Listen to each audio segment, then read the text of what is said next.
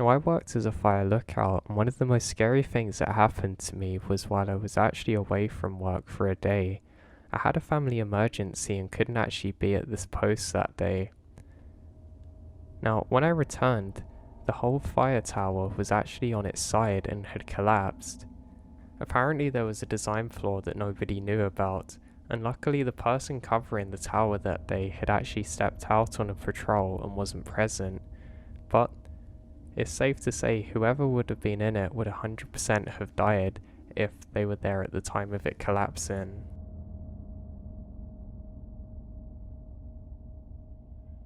I work as a park ranger, so I got pretty used to hearing the sounds of the forest on my own at times.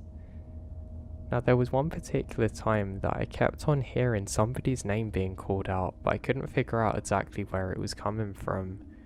I thought this was bizarre because usually you can at least triangulate where something is, but this time I had no clue. I then realised that it was calling out my name constantly, and it kind of worried me a bit. I then headed over and finally found out where the source of the sound was coming from, and just on the ground I can see a walkie-talkie that's been smashed up.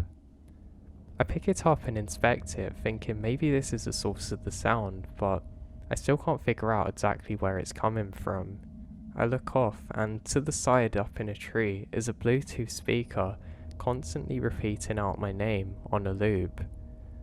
It's needless to say I noped out of there and quickly radioed in what happened, and we got the police involved. They eventually get the speaker down, we do a thorough search of the area and can't find anyone. And that's what haunts me. We still have no idea who did it to this day, and whoever put it up there did a good job because there was no fingerprints whatsoever. I ended up leaving that job soon after, and I'm still a ranger, just in a complete different area.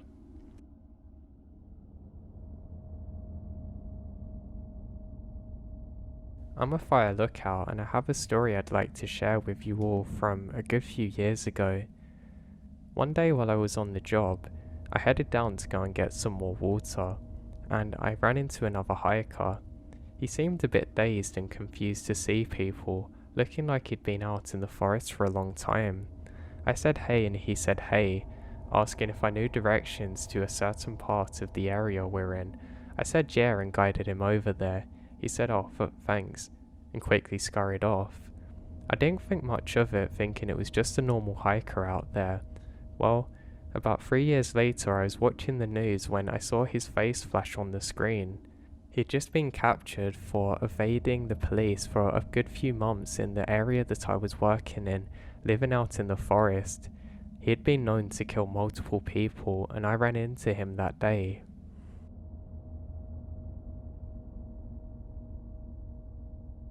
So I was working as a prospector assistant in central Manitoba one summer. We were doing a helicopter-assisted magnetic anomaly investigation, really the best summer ever. There's nothing like the ringing in your ears dissipating after the helicopter has dropped you off and the slow increase in a volume of bugs taking its place.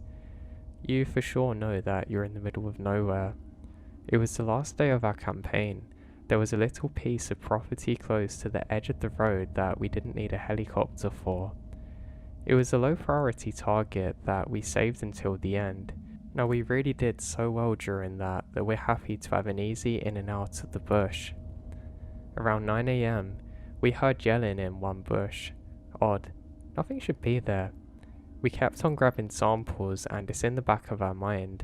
Around 11 AM we hear it again, this time closer.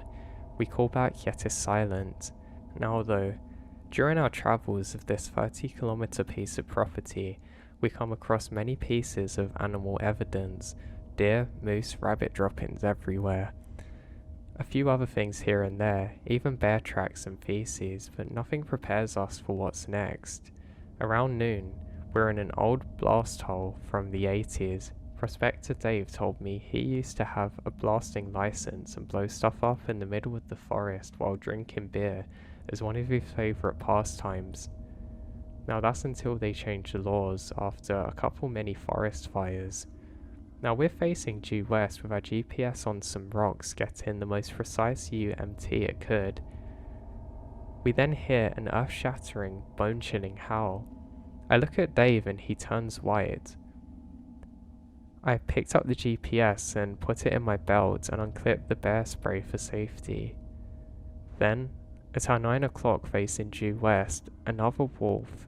Then, at our 10 o'clock, another, and another, all the way towards the 4 o'clock position.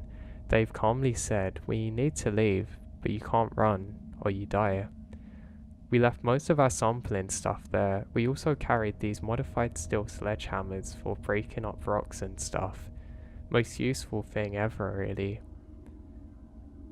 It's at the ready along with the bear spray as we walk. Now it was the longest walk of my life and we didn't say a word. I didn't hear anything, but I'm positive they followed us back to the road and into the truck almost. We drove back to the next town and then drank thoroughly.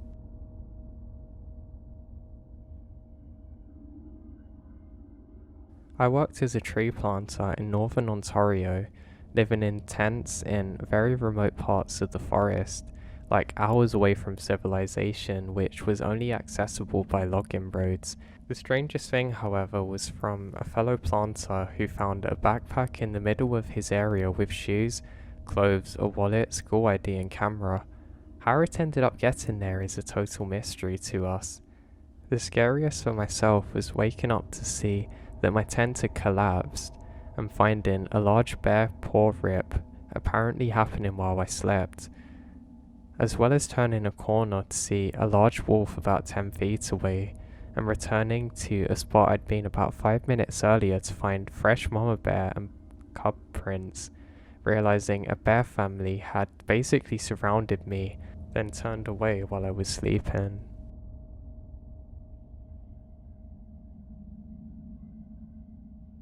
I was hiking in a national forest with my wife and my dog. The first couple of miles of the trail led to a waterfall and swimming hole. It was fairly well populated with people. We decided to hike past the waterfall, which involved a bit of a climb. Enough at least to keep most people from going past the waterfall. We hike another mile or two without seeing somebody. The whole time my dog was having a great time, happy to be in the woods and happy to walk for 30 minutes if we let her. Suddenly, in a particularly dense part of the trail, she stopped and refused to go ahead. She absolutely would not let us move another inch forward. We stopped and listened and couldn't hear or see anything. The dog though started whining and trying to pull all of us to go backwards towards the swimming hole. I never saw her like that before or since, and I was certain she was legitimately afraid. Maybe there was a bear on the trail or coyote or serial killer hiding in the woods. I'll never know because we listened to our dog and decided to get out of there as quick as possible and maybe avoided some kind of gruesome death out there.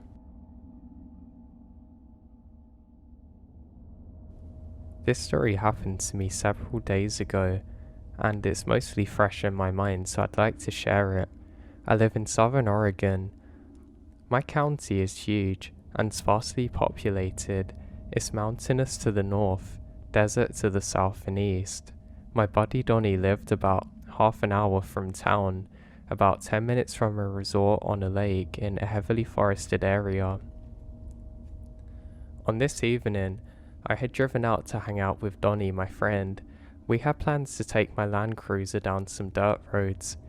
He said he knew of a Forest Service road off the highway that went up to the mountains and ended at a fire watchtower. It's fairly late in the afternoon when we took off, and the sun was already behind the mountains, so the lights fade in now. We left Donnie's house and hit the highway. After a short drive, we turned around onto the Forest Service road and started to head uphill. After a few miles, we were forced to stop abruptly due to a cat front-end loader sitting parked across the road. The equipment had been purposely parked in order to block the road. It was perpendicular to the road. The logs had been dragged onto the road to block off the shoulders. My friend Donnie said to me, "This wasn't here the other day, let's try another way round." We get out of the cruiser and the woods were nearly dark and silent, except for the wind in the pine trees. There was no easy way around the loader, nothing that wouldn't involve beating up the Land Cruiser. We decided that we're gonna head back down the road and find a different road up the mountain. After a short trip down the gravel road, we found a promising trail that would put us around the loader, up the mountain once more. So we take the trail, and after a short drive uphill, we saw the loader through the trees. Feeling satisfied, we continued on our way to the fire towers. Now we hadn't gone far. However, we noticed another odd thing, a shipping container which is really sitting just off the road to the woods, back in the trees. That definitely wasn't here, Donnie says, stating it certainly wasn't there the other day too. At this point, I started to feel uneasy. The woods were unnaturally still, even for evening. The weather had been nice, birds and small animals should still be moving around, right? Well, we decided to investigate the shipping container. I drove the cruiser through the brush and up to the container. It was like a dark colour, almost tanned but with no markings. The doors were actually padlocked shut, and we sat there uneasy, on edge for several minutes. The woods are growing darker, and we finally made the decision to leave. I turned the cruise back to the road and start heading downhill. "Oh dude, there's some guys in the brush," Donnie yelled. Now this makes me back out of my thoughts. Sure enough, out of nowhere seemingly, 3 guys were uphill, and they're coming towards us on the road. I quickly yanked the wheel and pulled the cruiser onto a side road, heart pounding. "Who are they? What are they doing?" I yelled. I felt my stomach drop when I realized that the road is on a loop and was bringing us right back to where we had just been. As the truck shot out of the side trail back onto the main gravel road, I realized that one of the guys was less than 10 feet from the cruiser.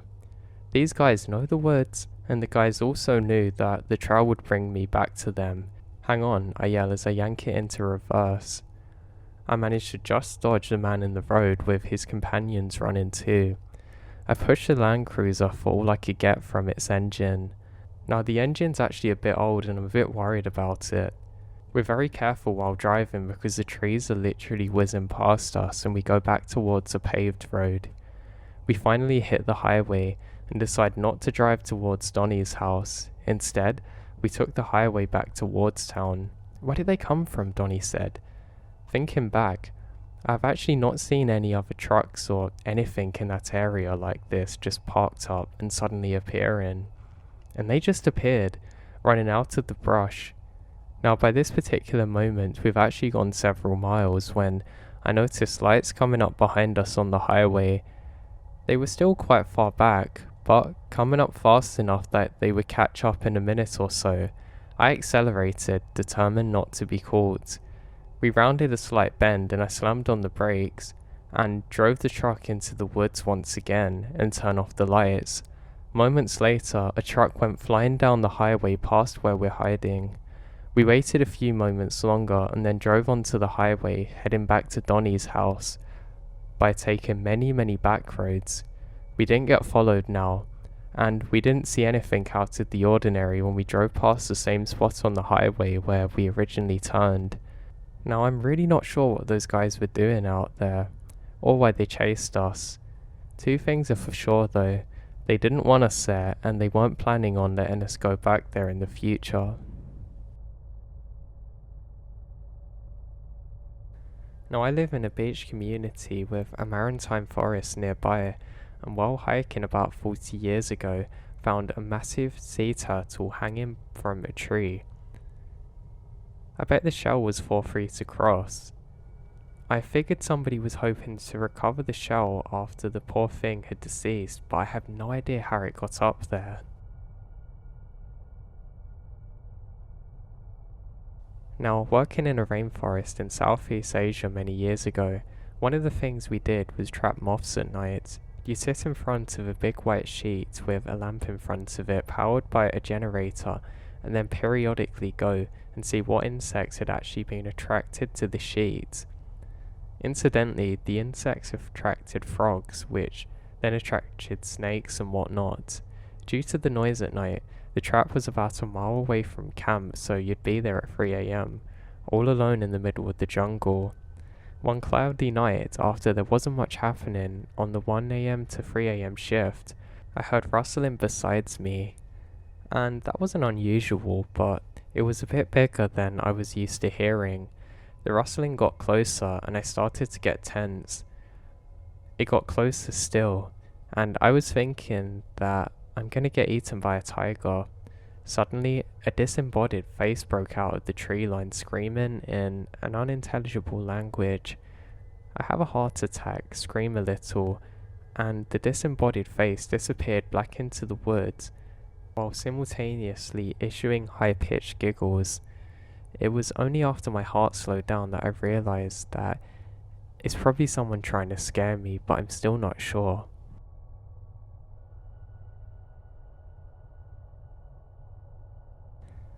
Now, I didn't see but heard, so my husband and I were hiking in a state park on the east coast. It was midday during the week, so we maybe encountered 2 other people the 3 hours we're out and about. The only sounds we heard are from ourselves, our dog, and some animals and birds, when all of a sudden, I started hearing mild chanting. I tell my husband if he heard it too, and he nods and tells me be quiet. My dog's ears were at full alert, and the hair on the back of my neck was standing up. We continued walking, and the noise turned into full-blown monk chanting. Think Halo Georgian chants. It was as clear as day, like standing next to a speaker. To make myself feel better, I convinced myself it was some teens hiding down playing it on their phones. And after 5 minutes of hearing it, it disappeared, and we barely spoke a word for the last 3 miles back.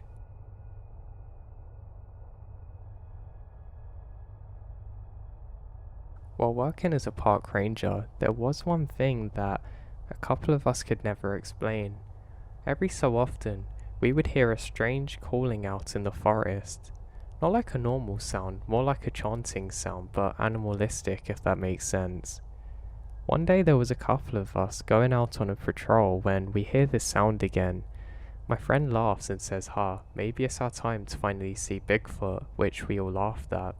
Then, crashing from a tree behind where we're standing, we see a figure that's roughly 7 feet tall, smashing through the trees, almost knocking them over while it moves, and there was an absolutely disgusting stench to accompany this. Its face almost looks like a wolf face, but it's pretty hard to see because it's so hairy. We all looked at each other in disbelief for a second, then glanced back as this thing quickly went off deeper into the forest. Now, one of my friends was convinced it was someone in a bear suit playing tricks on us, but the way it knocked the trees over was unbelievable, and it stank in this area for literally days afterwards. We did a big investigation, but couldn't find anything.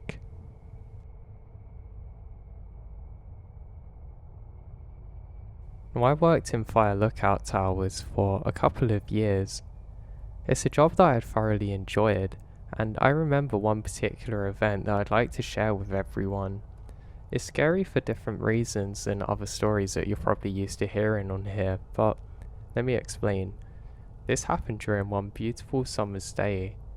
I'd been up in the tower for a couple of days and I was really enjoying my time. I was reading a couple of books and having a really good time. I actually like to write in my spare time, and I guess just English and writing is my passion in general. So the day started like any other. I'd woke up and made myself a coffee and checked in on the radio station to make sure that I was doing okay and if there was any particular instructions. Also, I needed a weather forecast. I ended up talking to my other friend who wasn't too far away on another radio, and we just had a good conversation. After our conversation, I finished another coffee.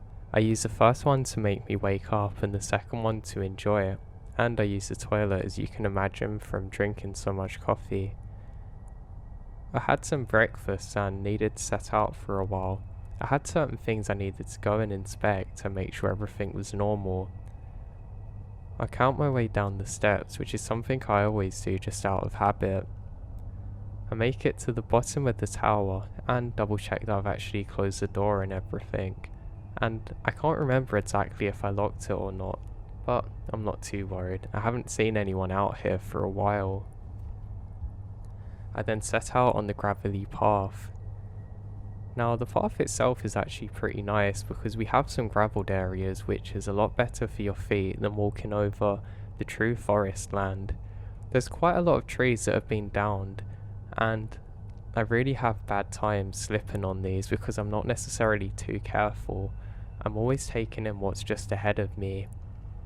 I continue walking on my gravelly path and I can see the trees ahead of me are roughly 100 feet tall. They're really beautiful. I continue going forwards and make my way onto a small bridge. The bridge has been there for a while and it's made out of wood, and I know that might scare some people, but I think it's actually really cool. What's nice about the bridge is that you can see some fish in the water nearby it, with parts of a river that's running past where I am. The reason I like to walk this way too is I get to see parts of nature that I can't see up in the towers. Because of course, if you're constantly scanning the horizon, you don't necessarily get a chance to see what's actually going on directly underneath you. So I head over the bridge and everything's fine. I'm actually running a relative inspection on the bridge as something that I have to do, which is one of my duties. I continue walking along the stream now, which is really beautiful and picturesque, and everything's normal.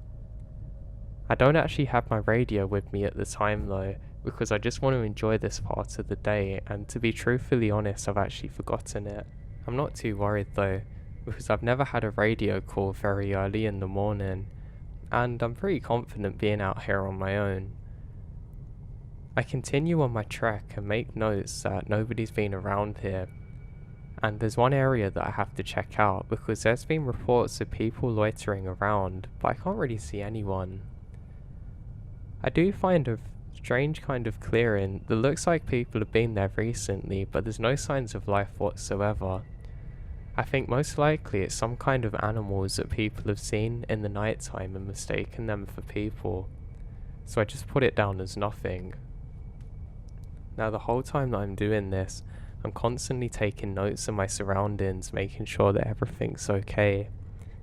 The thing is, when you're a fire ranger, you have to remember that a fire can start at literally any time, and you're responsible for the safety of everyone in your area and the surrounding areas. It's a job that I took very seriously, so I was always on point with things like this.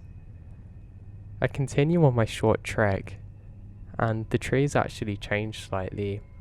They're a little bit more skinny now, and there's not really much of a path for me to follow, and there's lots of large rocks around. Now one good thing I noticed is there's lots of moss type things on the ground, which is very important because it means the air's not too dry, and hopefully it stops any fires spreading if they would start. Now as I'm walking, I hear a very loud thud sound. It literally sounds like something really big has fell out of a tree. I stop for a moment and think maybe it's a tree that's just fallen, or maybe an animal has fell out of it like a bear or God knows what. I have a look, and for the life of me, I can't seem to locate where the sound comes from. It was either that or some kind of Bigfoot. I laugh and continue onwards, thinking it's probably just a fallen tree. I make it up to a hill, and I do some more surveying, and everything's as it should be.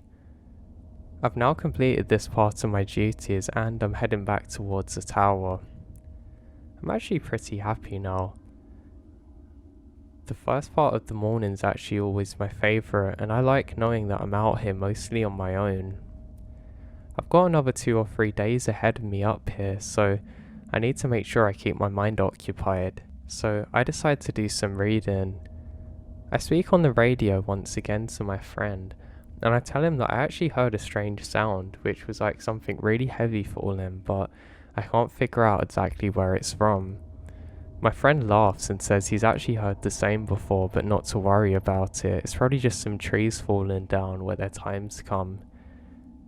I agree and stop what I'm doing.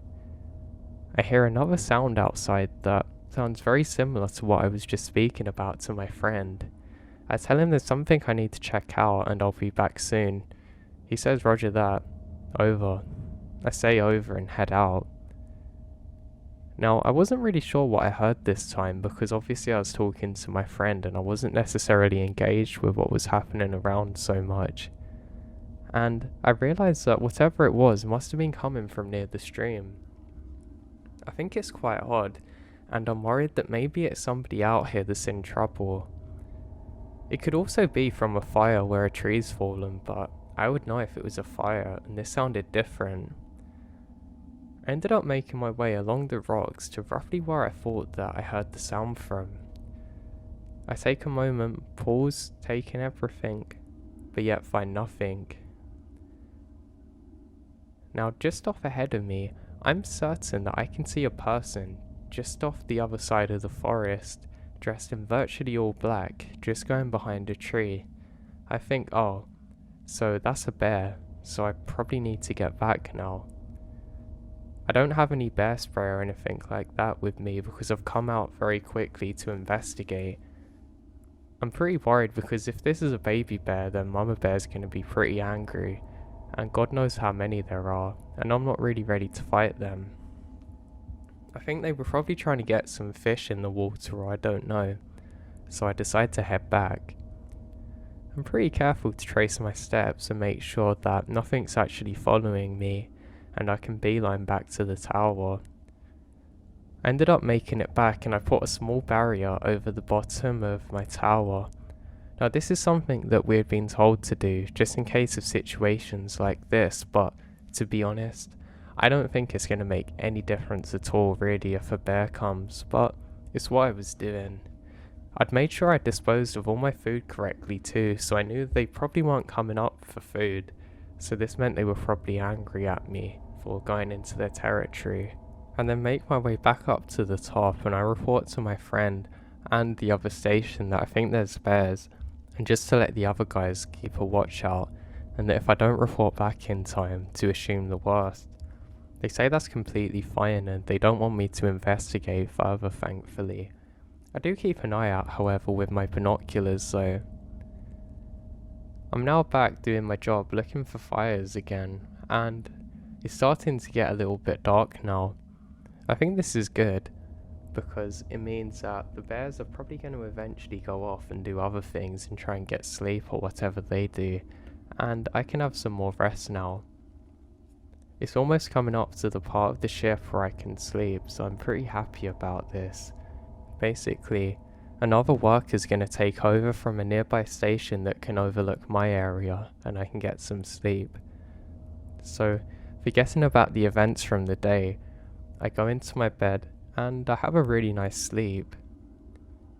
I wake up the next morning and I repeat my routine.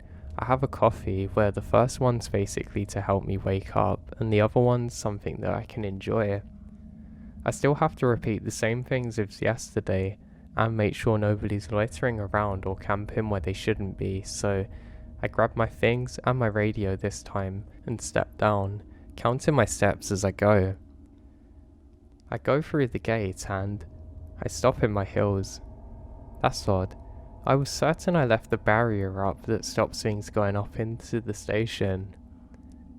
I look around and make sure nothing else is off and there's no people or animals, but there doesn't seem to be anything. I go and investigate. I look for any claw marks or anything that signals that maybe an animal did this, but strangely I can't see anything. Again, I think this is pretty bizarre because I've not really experienced this before, but I just put it down to myself being tired and probably not thinking much, though I do actually take note of it this time as being something very weird. Now I continue on like normal and actually have to set out a different way than before. This time I don't get to go over that beautiful stream again, and it's actually annoying because I have to go to where I'm sure I saw a bear the other day. I'm a lot more cautious now and I have a bear spray with me which is easily within reach.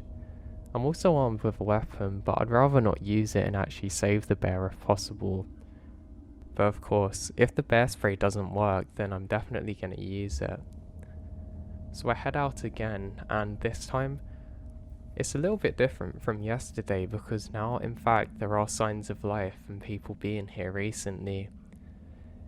There's the remnants of a campfire which has been put out recently and some other trash laid around. That explains why the bears were coming, and it's also quite dangerous because this could make a fire, and this is what my job is for, protecting against.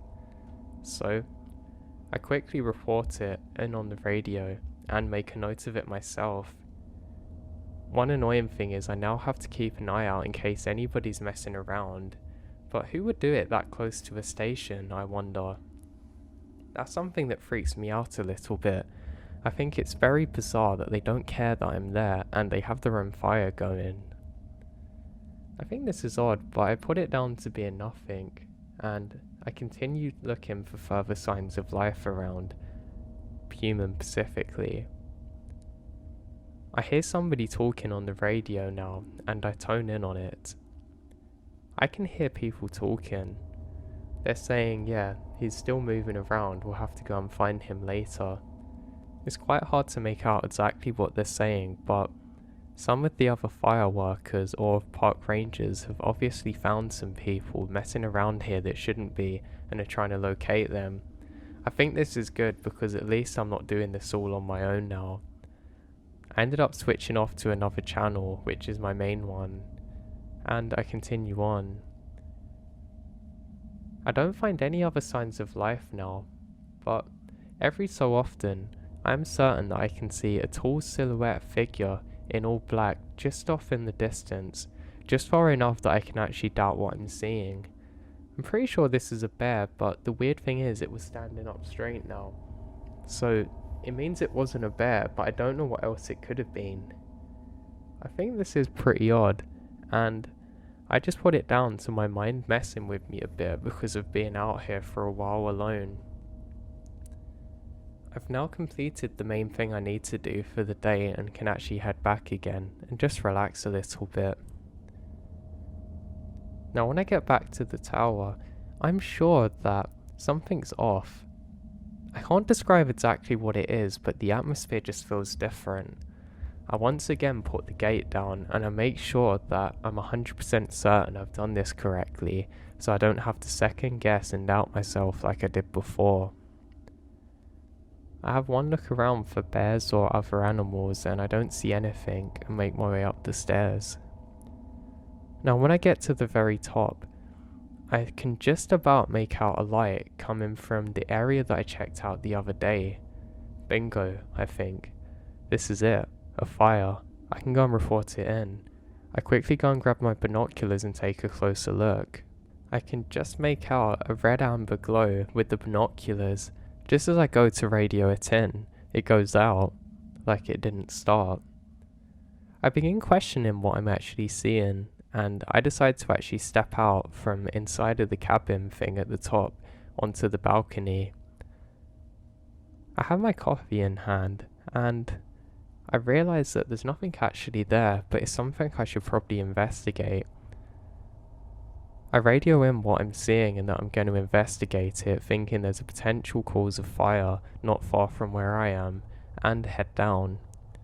I count my steps again like normal, and thankfully this time the barrier's still in place that I put there before. I quickly hopped over it to save time, and somewhat excitedly head out with my flashlight. I make it to the exact spot where I thought I could see the red glow, and there's nothing there. I think this is really odd. I have quite a powerful torch and I'm scanning it around everywhere, but there's no signs of anything. Not even a cigarette on the ground, nothing. I don't smell smoke or anything, so I know that it's probably nothing, but I think it's pretty odd. Maybe it was a firefly or God knows what kind of insect I don't know about, but I'm just relieved that there's not going to be a fire, and I should be able to get a good night's sleep. And then quickly go back up to the tower, jump over the barrier again, and now speak on the radio explaining that there's nothing out of the ordinary here. I then head outside and go to grab my coffee again, and I realise something odd. I must have left it indoors and not realised. I look inside and it's nowhere to be found. I head out again to check the whole balcony and there's literally nothing. I think this is extremely weird because I know for a fact I had it there, and you can still feel part of the wooden balcony is warm from where I rested my cup earlier. So again, I think this is really bizarre, but maybe I'm just tired and need some sleep, I put it down to. I'm a little bit paranoid now, and I actually try and barricade the door a bit with the end of my bed. I close all of the blinds and radio in that it's my turn to switch off for the night, and someone else is going to take over the search for fire, and I gladly fall asleep. I wake up and I'm excited because it's only 2 days left and I get to go home relatively soon. Usually being out in the wilderness like that is something that I thoroughly enjoy, but not this time. Something was just off and I couldn't describe exactly what it was. I wake up and have my morning coffee, and I head out to just peer over the balcony and see how everything is and take in the nature. I'm leaning on the balcony and I put my cup down, and I have a double take moment. There's another cup of coffee sitting there. It's very cold and has clearly been there overnight and it's half drank. I realise then that this is a cup of coffee that I left there from the other day. Now what's weird is it's in a complete different place from where I would usually leave my coffee. It's very close to the edge and I certainly didn't put it there. I'm very freaked out now and quickly throw it off to the side and take it inside with my new cup. I decided not to tell anybody about this just in case I was getting a bit tired and my mind was playing tricks on me from being lonely. And I report in that most things are normal and I'm gonna do my daily duties again. This time I take my coffee in a flask with me and I actually don't feel as safe in the tower as I usually do, and I'm quite happy to be getting away from it. I head down like normal and count my steps, and luckily nothing's disturbed my barrier. But this is odd now, because clearly something's been up there moving my cups around, maybe some animal, but there's no signs of anything. I have a look around and I can't see any claw marks or anything. Maybe it's a really small animal like a raccoon or God knows what up there, but that's really weird. How would it possibly know to move my cup and then put it back? And why would it have not just drank it and quickly gone off again? And why on earth would something want to crawl all the way up there? This was really weird now, but I decided that I should just get on with the day like normal and try and forget about everything that's been happening. I set off on my hike and begin. Now this day I have to head back over the beautiful bridge again, which is something I'm quite happy to do. I make my way onto the middle of it and I stop for a moment to take in the beauty of everything. I actually think about how lucky I am to have a job like this and how many great things I've actually had from working here. I met a lot of great friends and I've really found a true inner peace from being out in the nature, and I think I've learnt a lot about myself too, which is something I'm very happy about and still proud of to this day. Now while I'm standing there on the balcony, I hear a clapping sound, which I think's really odd.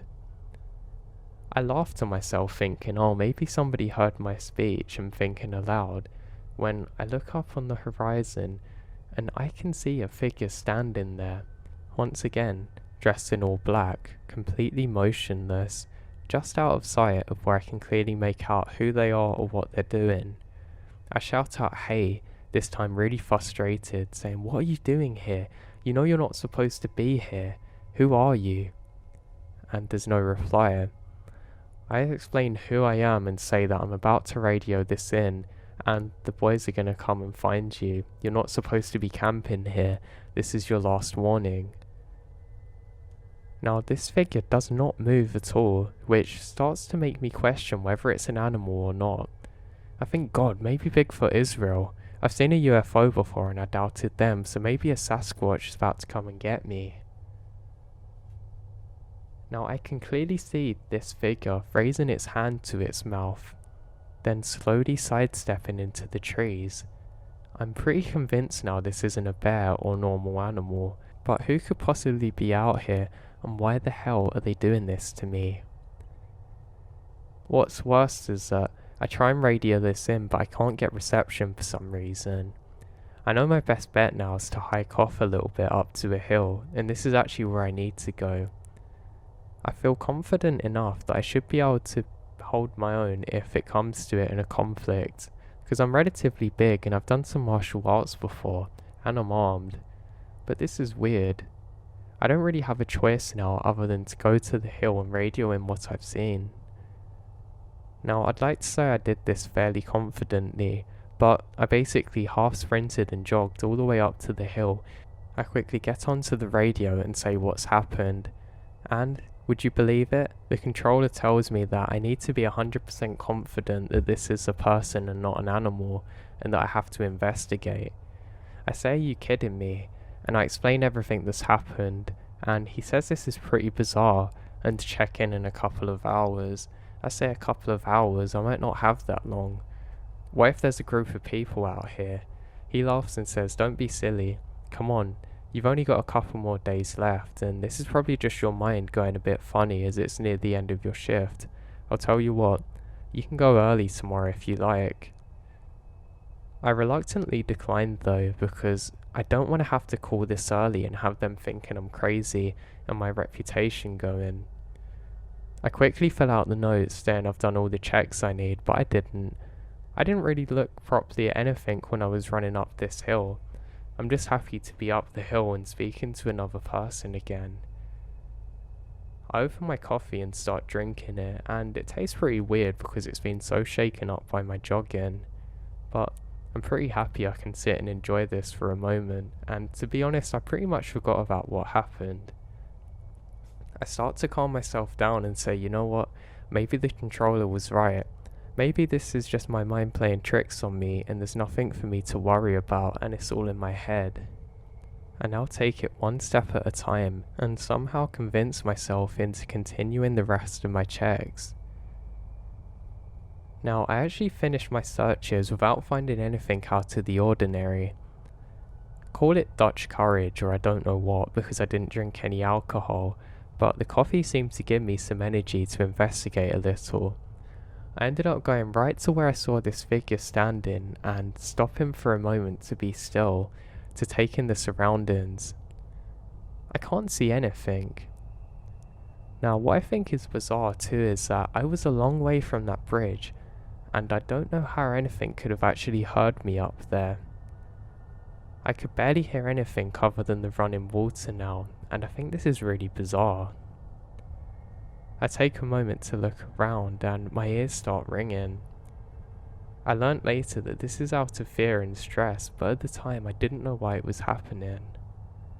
I can't stop the ringing from happening, and I realise that I probably need to get back into the station. What's more annoying is I still have more to do this day. Just as I start heading up the stairs, I take a moment to look behind me, and I'm sure for a second I can see another figure. I look to my left and right, but when I look again it's gone. I tell myself, calm down, everything's okay, you're gonna be fine. I still need to get into the tower and actually tell them that I'm okay and that I've investigated. To be honest, I only really investigated subconsciously. I don't really think it was a conscious decision, but I quickly hop onto the radio and explain everything. The controller says, see, everything's fine. Don't worry, we'll get the night watch to keep an eye on it for you. I say, oh yeah, thanks, great, that makes me feel better. He says just relax. If you're 100% sure and can positively identify that there's some people out here that shouldn't be, we'll send in the cavalry. And with that, I know all I can do now is say Roger and over, and he says the same, and to keep careful out there. Now, I decided to arm myself with both the bear spray and my weapon at the same time, which is something I didn't usually do, because I wanted to have every situation planned for in case anything else happened to me. Now, I actually ended up reading for a little while just to try and take my mind off of things. I felt extremely tired and was trying to keep myself awake. I decided to make another coffee and go out onto the balcony. It wasn't too far from sunset, and I actually had a little bit of time left before I needed to go to sleep and call into the other tower to let them know that it was their turn to take over and that I was going to get some shut-eye. Now, I actually decided to call in a bit earlier this time and explain everything that had happened to the other worker who was going to be watching over me. I wanted him to know what the dangers were and that if anything were to happen to me, then he knew roughly what had happened. Thankfully, he completely understood and said that was crazy, and that some of the other guys had actually seen similar things before but equally had it brushed off in the same area that I worked in, apparently as recently as a couple of months ago. I said, great, why did nobody tell me that before? And he said we didn't really want to worry anybody out here, but we wanted to get live feedback too to know whether this was actually accurate or not. He recommended that I slept with the barrier down and that I also barricaded myself in and had my weapon ready next to my pillow, and this was exactly what I was going to do.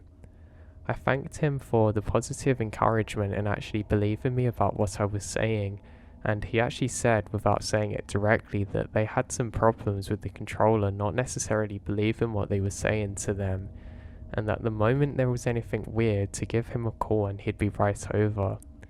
I actually felt fairly nice now hearing this, and I was actually able to fall off to sleep relatively easily. Now at one point I did wake up in the night and heard a banging sound, but I'm not sure whether this was just me, because I accidentally knocked my torch off my bed at around the same time, so I ended up falling asleep again.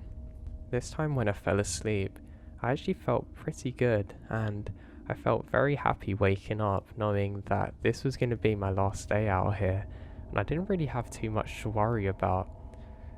I call in quickly to the tower and let them know that everything's okay, and I then thank my friend for doing his part and making sure I was okay. He says roger that, I'll speak to you in a couple of hours, over. I repeat affirmative, over, and start my day. Now this time everything seems normal and I'm actually a lot more happy than I was the last few days. I think the simple fact of speaking to somebody who actually believed in me made all the difference, and I actually felt a lot more confident now. I ended up heading out to the exact same area that I thought I saw something the other day, because I had to pass this way to get to the area that I needed to inspect, and I didn't really think anything of it, and nothing seems out of the ordinary. I even passed by the original campsite that I had saw, and I realised that nothing had been there since the time I last inspected it. The fire had gone long ago, and it made me feel a lot more confident. During my lunch break, I decided that I want to go back to the same bridge to just sit in the middle and relax. Now the biggest thing I was scared of now was maybe the bridge giving way, but I knew that was extremely unlikely. I ate my food there and just relaxed. I ended up laying on the floor, just with my hat down, looking towards some of the clouds. I can only do this every so often because it actually hurts my eyes, but tinting the hat down was really a beautiful thing. I start thinking about how lucky I am to be out here with the nature and animals, and that the animals seem to accept me here, and it's almost like they can sense that I'm not necessarily dangerous for them. I could be wrong, but I think some animals can actually sense whether people are nice or not, and this puts a smile on my face. While I'm laying here, I actually consider about making a novel maybe, and writing a bit about my stories, but I decide that's for another day, and that I have a long career ahead of me. I get up and everything's normal, and I make my way back down the gravel path. I like the sound of the gravel under my shoes, and I like all of the birds and whatnot in the trees. I make my way back towards the base of the tower, and everything's as it should be. I start to think maybe the controller was right and there was nothing for me to be worried about, and I head up, but I'm still not completely out of the clear. I still have to survive another night here, so I put the barrier down once again and make my way back up the tower, counting my steps like usual. I think this is just a habit I picked up that makes me feel better and more reassured in my situation, and that I haven't got to worry about anything. I get back to the top and I radio in that my shift's come to an end and I'm gonna call it in for the night, and in the morning I'll be returning back home. The controller says, "Well done, buddy. I told you there's nothing to worry about," and I thank him and sign off. I then call into the next tower over and say everything's fine, as he's about to watch my area for me.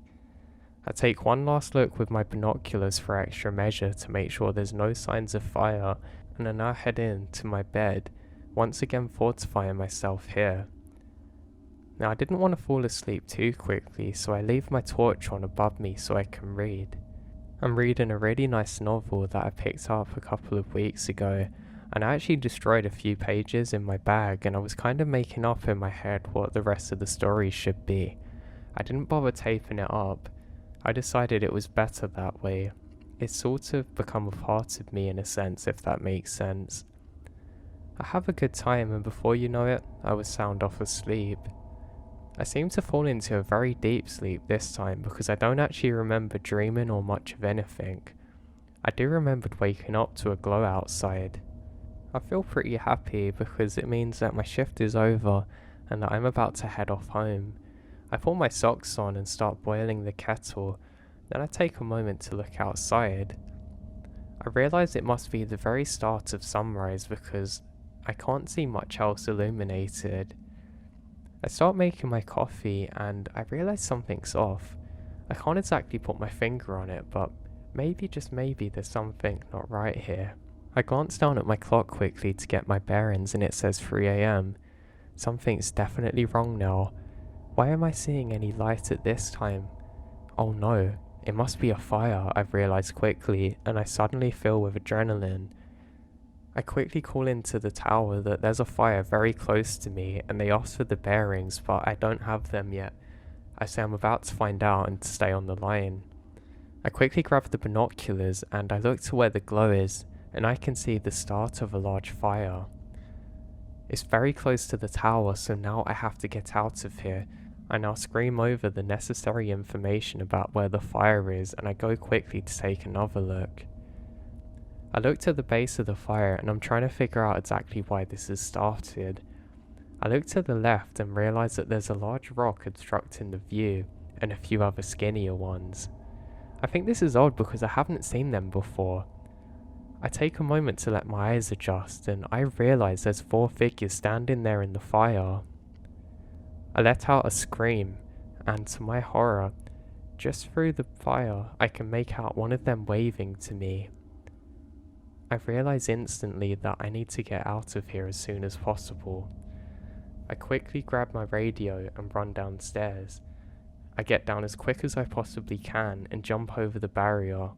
Annoyingly, I left most of my belongings at the time, but I didn't care now. What's worse is I don't have a torch. I realise, God, I didn't call in on the radio I was about to abandon post, but at the time I truly didn't care. Luckily I still had my small radio with me, so I quickly scream over to my friend what's happening at the other tower.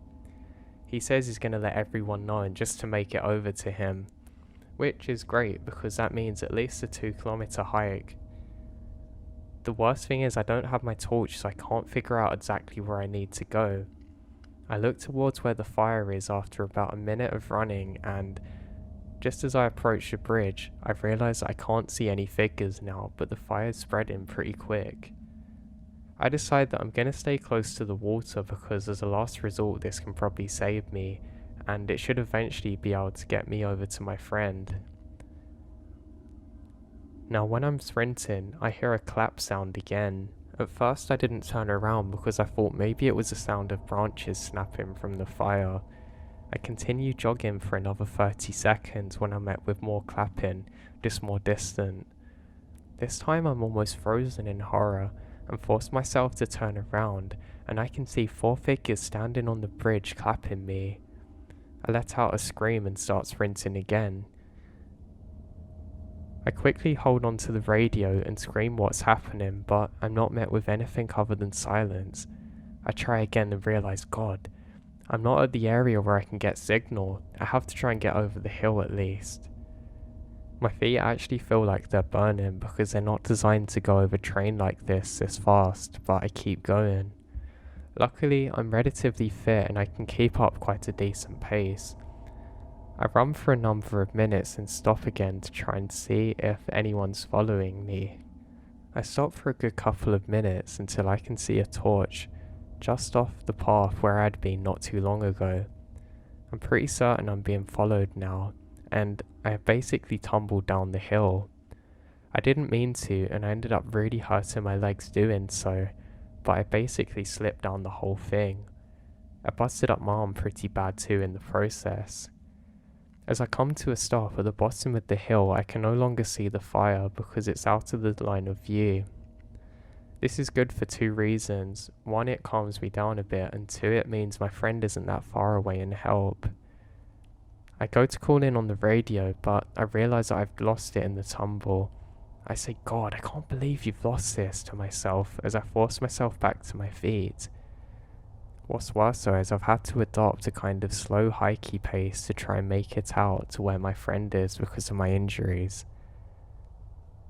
What's worse is where I have to jog now, I'm not really going to be able to see much further ahead until I'm basically at the base of his tower, which isn't really great because I could be going in the wrong direction now. And that's just what happened. For the first 2 minutes, I'm certainly going in the wrong direction. I stop for a moment to catch my breath and hide underneath a tree. Just as I do so, and I'm able to calm my thoughts and slow my breathing down, I'm met by a running water sound. I do a small prayer and thank God for leading me in the right direction. I now head very close to the stream, and I know this is going to lead me to my friend. I ended up wading through the water a little bit by accident because it's quite dark out now. I can feel blood on my arm, and I'm a little bit worried about it getting infected, but that's a later issue. I decide I'm okay to walk a little bit now, and I continue onwards. I need to walk just to gather my breath and not make my injuries worse when I see more lights ahead of me. Oh no, they must have followed me when I slowed down and saw where I headed, I think, and I quickly ducked down in the water. I'm just off on the side of a bank and trying to hide myself amongst rocks. I don't know what to do at this point. If these people are ahead of me, I have no option but to hide. I decide the best thing to do is to get a visual, and I quickly peer over the bank. I see the lights again to my horror, but then after a moment I realise they're blue flashy lights. These are police, and there seems to be a few of them. I feel a wave of relief wash over my body, one that I've never felt before, as I re-emerge from the embankment. I head up the hill, and I go to shout out for help, but I stop myself, realising I'm not entirely out of the danger yet. I continue walking along the edge of the bank, and I eventually make it over to the path that leads to the tower. I have to be careful now because I don't want to make them jump and they attack me by accident. So I instead decide that I should call out the name of the other worker that's my friend. He then screams back to me, "Mark, Mark, I knew you were there, Mark." I say, "Quick, go help him. Where are you, Mark?" And quickly 2 police officers rush over to me.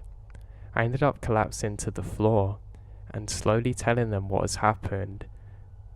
This is at the same time they're starting to patch me up for my injuries. I say there's a group of people out there that have just set fire to next to the tower that were trying to hunt me down.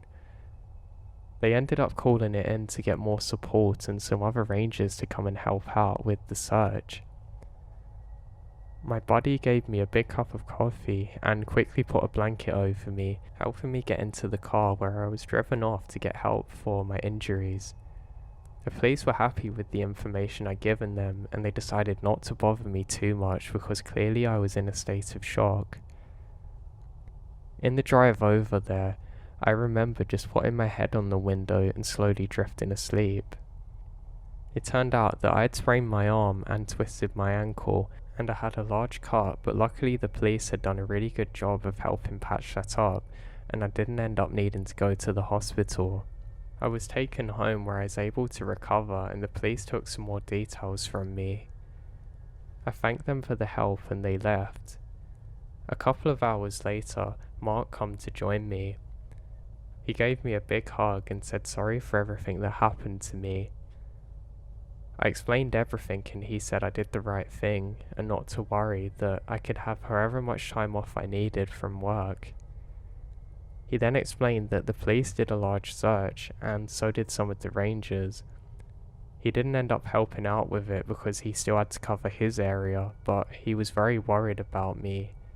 He told me that the police didn't find anything initially, but they were going to continue searching and that they'd update me after what had happened, and that they were definitely going to press for criminal charges as soon as they captured him. He then said he really hoped he could get his hands on them first. Now the following weeks and months after that was a blur. The following few months and weeks after that were actually a blur. I still struggle to remember much of it even to this day. I ended up leaving that job and working a similar one in a different area. I'd never had anything like it happen to me since, and as you can imagine, it still traumatizes me a bit to this day. I made contact with Mark a few times since and we're actually really good friends still. He actually quit his job there too the following day, and he does something completely different now, working in a wood shop. The annoying part about this is I never actually found out what come with the investigation, or whether these people were actually found or not. I just hate the not knowing part. I tried to make contact with the police, but they wouldn't give me much information about it, but I think it's important for people's safety. I still don't really know what to think of the whole situation. One thing I do know, however, is that it's extremely important for you to trust your guts and your instincts. You can easily play things off as being tired and maybe you've just been out on your own for too long, but don't. Some of this is a survival instinct that was adopted and adapted years before we existed by our ancestors, and they were there for a reason.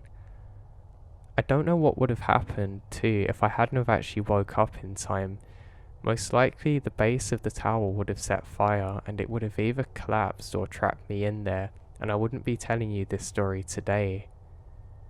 What's worse is I'll never know exactly why these people were stalking me and tried to get me like that. I haven't really done anything wrong to anyone, and that kind of haunts me a bit, that there's truly evil like this in this world. But I can tell you one thing, I'm never going to sleep as easy as I used to, and I'm never going to go back to that part of the country again. I just can't. Just the thought of it kills me. I've not been able to go camping since, or many of the other things that I enjoy. Even if I'm with a good group of people, I still feel terrified. I really hate thinking of what would have happened if I hadn't have woken up then, but I guess I can tell you that it's not worth thinking about, and that might be a story for another day, but thankfully it's not one that I have to share with anyone. So please, whoever's listening to this story, remember, trust your instincts, and never doubt that something bad could be out there. Always be well prepared for any situation and never rule out anything. I hope nobody ever has to experience anything like this, and I thank God that this didn't happen to someone who wasn't as experienced as I was. I think if I didn't have all my training and level of fitness, I again wouldn't have made it out of there alive. Thank you for listening to my story, it helps me getting this off my chest. My husband and I love to go driving. We prefer road trips, but on the weekends or nights, we have nothing better to do than to go around cruising and just drive around. We prefer smooth and not busy roads. On this particular night, we are bored and decide to go cruising. We went up north to a small town, about half an hour from the city, where the roads are curvy and smooth. This town is close to the mountains, and if you follow this particular path to the main street all the way up north, it starts driving up a mountain. It's about 9 PM, and there are very few cars in the road already since it's a little cute town. But we kept going north anyway, from the houses and stores, and eventually to where the roads start curving uphill. We drive up for about 15 minutes more, and it's pitch black when we see some blinking lights. As we get closer, we see a truck that's on the side of the road facing us. I'm getting the chills thinking about being all the way up there in the middle of nowhere, and a stranded truck on the side of the road appears. As we slowly approach, I tell my husband it's probably best to turn back. I have a bad feeling, but at this point, we're pretty much at the truck. He pulls up next to us. We see that there's a young blonde guy, probably in his late 20s, who gets up to our window. I get such a bad vibe by this and tell my husband not to put his window down. I think he also gets a weird vibe and actually listens to me. He kinda just loudly asks what's wrong, and the guy just says something happened to his truck and he needs a hand. His phone is dead. Now my husband asks what happened, but this guy insists on showing him and to take a look. He says it's very friendly and even calls him bro, and he's glad we pulled up. My husband says, you know what, I won't be much help because I know nothing about cars, but I can call help for you. My friend knows a lot about cars. The guy's insisting and gets upset. I'm now looking back at the truck, and I thought I caught movement inside the truck. I tell my husband I think we should go. Now, he probably saw the look of fear on my face because he puts the car in reverse, but as he did, the guy is now behind our car, so my husband decides to go forward instead. We drive up for maybe 2 minutes, trying to find a place to turn around since the road is so narrow. The road turns to a dirt road, and there's a little more space on the side, so he's able to turn the car around. I am dreading going back that way now, and our phones have no signal at all. In my mind, I know this could all be someone with genuine problems, but this doesn't make sense. I cannot help the feeling in my gut. We soon reach the area where the truck had been, and there's no truck at all. We drive maybe another 5 minutes, no trace of one whatsoever, and we're sure we've passed the place that he said. We didn't drive up too far to begin with. I am both relieved and terrified that the truck's no longer there though. If it had really broke down, how did it get help working again in such a short amount of time? Calming myself down, I'm telling my husband, hey, maybe they really did get it to work. Maybe it turned on all of a sudden and they drove off. Suspicious, yeah, but not impossible. As we keep driving through, the roads begin to straighten out. We notice far off the truck with all the lights off, and park to the side again and notice movement in the truck. I say out loud, why did they turn out all the lights? I think they were thinking we're still far enough away from them, but we see 2 figures get on the other side of the truck and crouch down as if hiding. We get closer and my husband floors it. As we drive past, the 2 men get up. One of them is the guy that we had spoken to earlier, and the other's massive. With a very surprised look in their faces, one of them turns and runs behind us trying to catch us. I kept looking back, but it's so dark. Now all of a sudden, I see the headlights in their truck, and they start driving in our direction very fast. My husband keeps going, and eventually, we lose the headlights. I kept looking back the rest of the way, so scared that they're somehow still following us. Maybe they turned off their lights again and I can't see them. Anyway, after driving for a very long time back to the city, we're convinced no one's following us now. We do call the non-emergency line given a description, but we don't get the plates, so it's pretty much futile doing so, just given a description of the guys we saw. I realise all this could be rationalised, but it makes no sense why one guy was hiding and how they tried desperately to follow us. I hate the fact that they're still out there. I just pray we never encounter them again.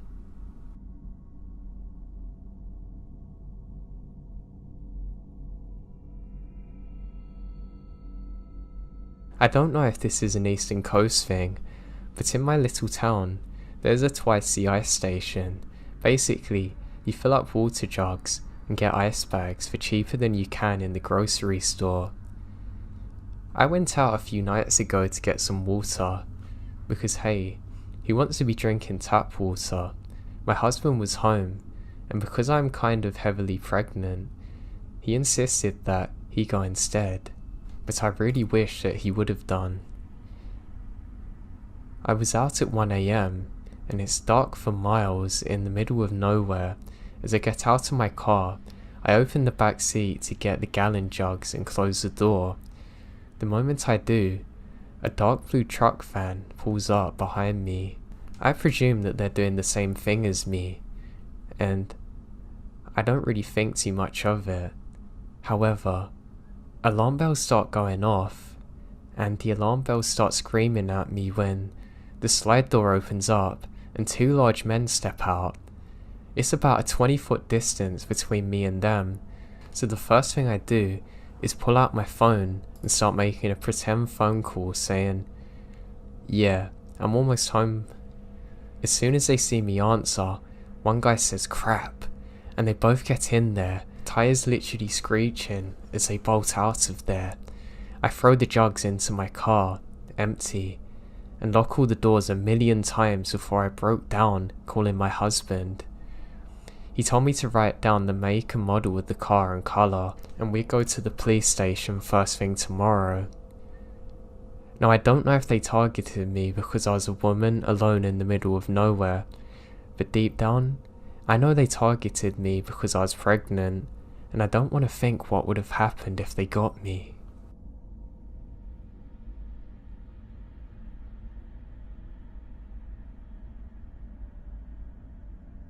When I was 16, some friends and I went to an outdoor centre concert thing.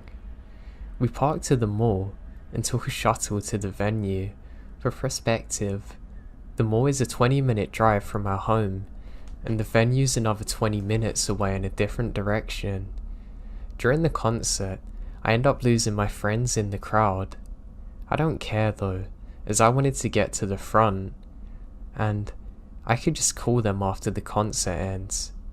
Well, of course I lost my phone somewhere in the crowd of people, and don't even notice until the last show wraps up. I search the ground as the people dissipate with no luck. Reluctantly, I just hop on the bus heading back to the mall, hoping to meet them at the car.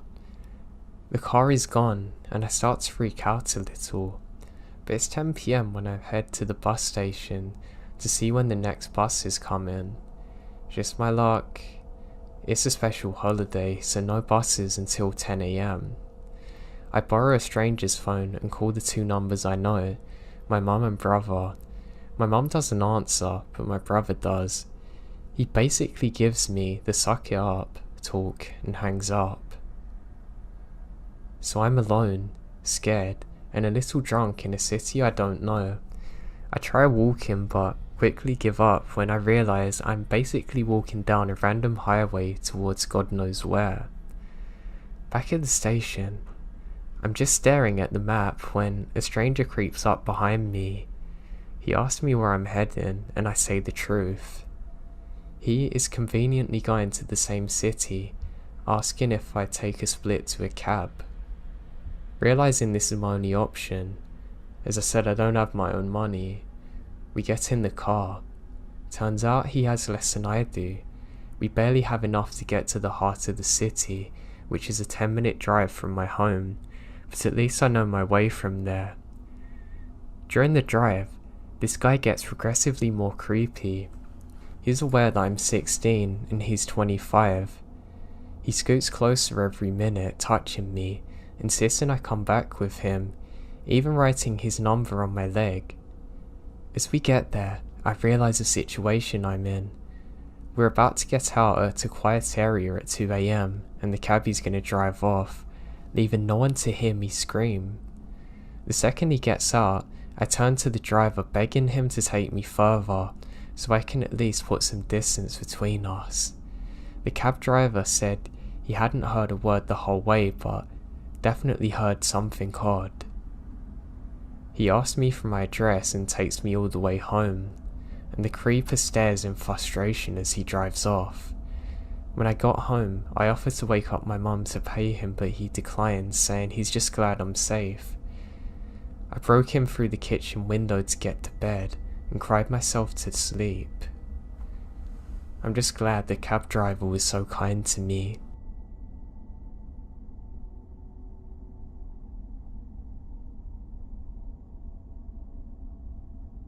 I really enjoy going camping. I'm truly an outdoorsy kind of person. It's very rare that I ever have a bad experience while camping, but I did have one that stood out to me, and is one that I can't explain. So let me start off by saying this was a good few years ago, and everything seemed normal on the day. In fact, I was having a really good day, so I arrived for my 4-day planned hike and camp in the evening. I had a really easy to set up tent, so it didn't really matter what time I got there. No, I wanted to sleep on the first day, because I was tired from driving. So I park my car up, and I realise I'm the only person in the parking area. I get out and hear some voices, but they immediately stop when I get outside. I look and realise that I've accidentally left the radio on, so I just turn it off, get my camping gear out and head out. Now everything feels normal. The sun's setting, so I can still see where I'm going, and honestly, the forest and area that I'm in looks truly beautiful. I'm not gonna lie, it's probably the nicest sunset I've ever seen. There was sort of a mist above the trees. I took a couple photos on my phone, and I was really glad I did. I actually still use one as a screensaver, but that's not the point.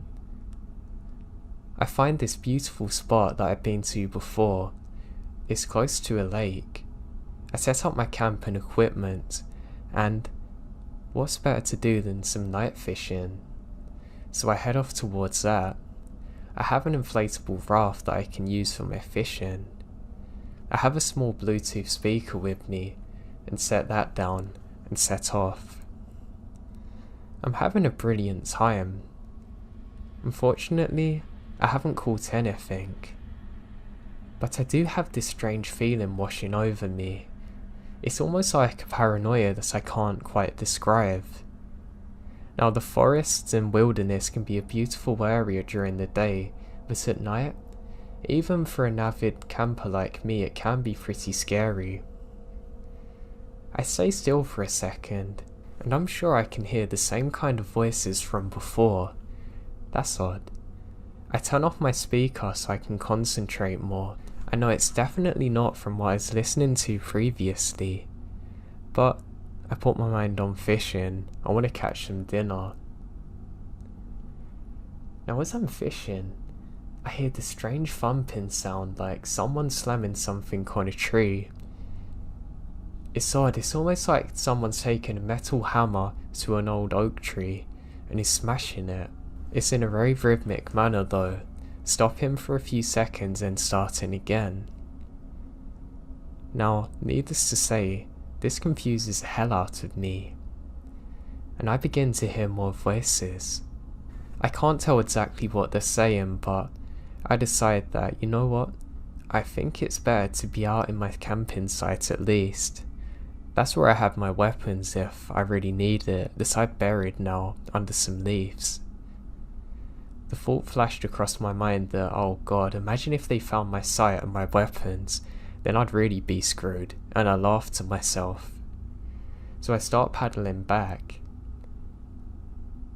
As I do, I've realised that the sound has now stopped, but also that it's coming from the opposite side of the lake. I have a horrible feeling about this. I don't know of any other campers in the area, but hey, it's not the first time I've encountered anyone out there, and I make it back to the shore.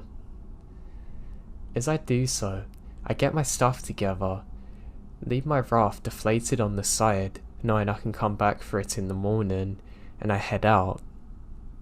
As I do, the thumping starts again. This time it's louder and closer than it was before. Okay, that's really odd. and I've now picked up the pace. I'm thinking about calling out, but I realise it's not a good idea in case these are actually bad people.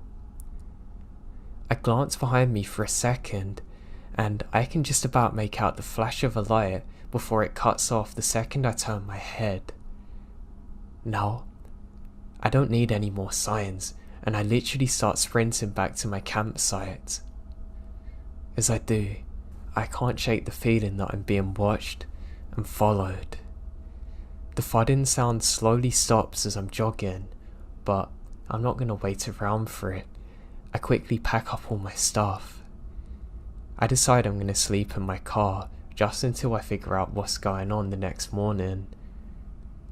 I look and thankfully find my gun, exactly where I left it. I feel a lot more safe now. I start sprinting towards my car, and as I do, I can hear rustling around me. I'm now terrified. I call out, "Whoever's there, I have a gun and I'm not afraid to use it." What's wild is this doesn't even deter them. I start to think maybe it's a group of animals stalking me like coyotes or something. The last thing I need. As I'm running, I can see the figure of a person near my car. I shine my torch and I can see the reflection of animal eyes. I don't really get a lot of time to figure out exactly what animal it is, but it gives me some relief, knowing it's not a person. As I get closer, there's this disgusting smell. Just as I reach for the door, I can see that this isn't actually an animal. It's just an animal's head that's been freshly cut on the roof of my car.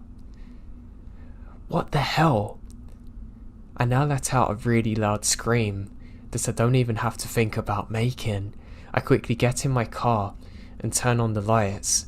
I can see the silhouette of a person in front of me now, who quickly ducks down. I instantly slam it into reverse, but I realise I'm having a really bad panic attack, and I need to wait at least 3 seconds or so before I start driving, before it gets any worse. Just as I'm doing so, I can see the flashes of more torches behind me. I instantly snap out of it, and immediately step on the accelerator and speed the hell out of there. I then instantly call the police to report what's happened. I can't believe that this actually happened to me. How could a nice relaxing getaway turn into this? How the hell did that animal head get there? Who were them people? The police agreed to meet me further up the road, and I agreed to help go back to figure out exactly what's happened. I'm literally shaking, but I feel a lot safer with the police officer there. He says he's never heard of anything like it before happening. When we get there, there's no longer a feeling of being watched. Disgustingly enough, the animal head's still on the floor, close to the exit where it rolled off my car. The officer says that someone must have done this very recently because of the way it sat and the blood around it.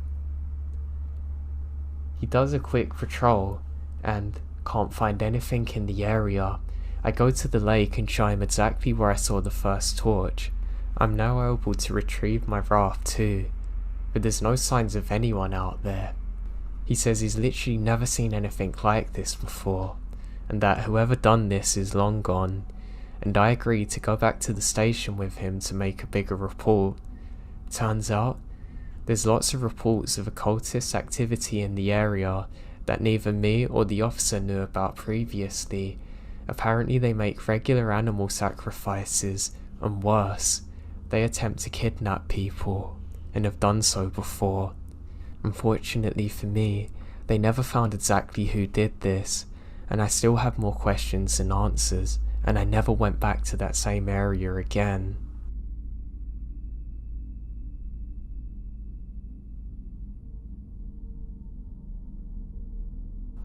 We live in Oregon, and we drove down to the coast of Northern California.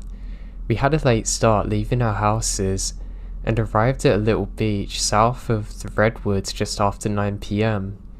It's pouring rain and dark out, so we park on a dirt road that had access to the beach, and decided against walking down on the sand to set up my camp. My friend drives an old Toyota pickup with a camper shell covering the bed, which has a mattress in the back, so we decide just to sleep on here. The beach area where we were is very secluded and belonging to a local Native American tribe. They didn't mind us visiting, as long as we're respectful.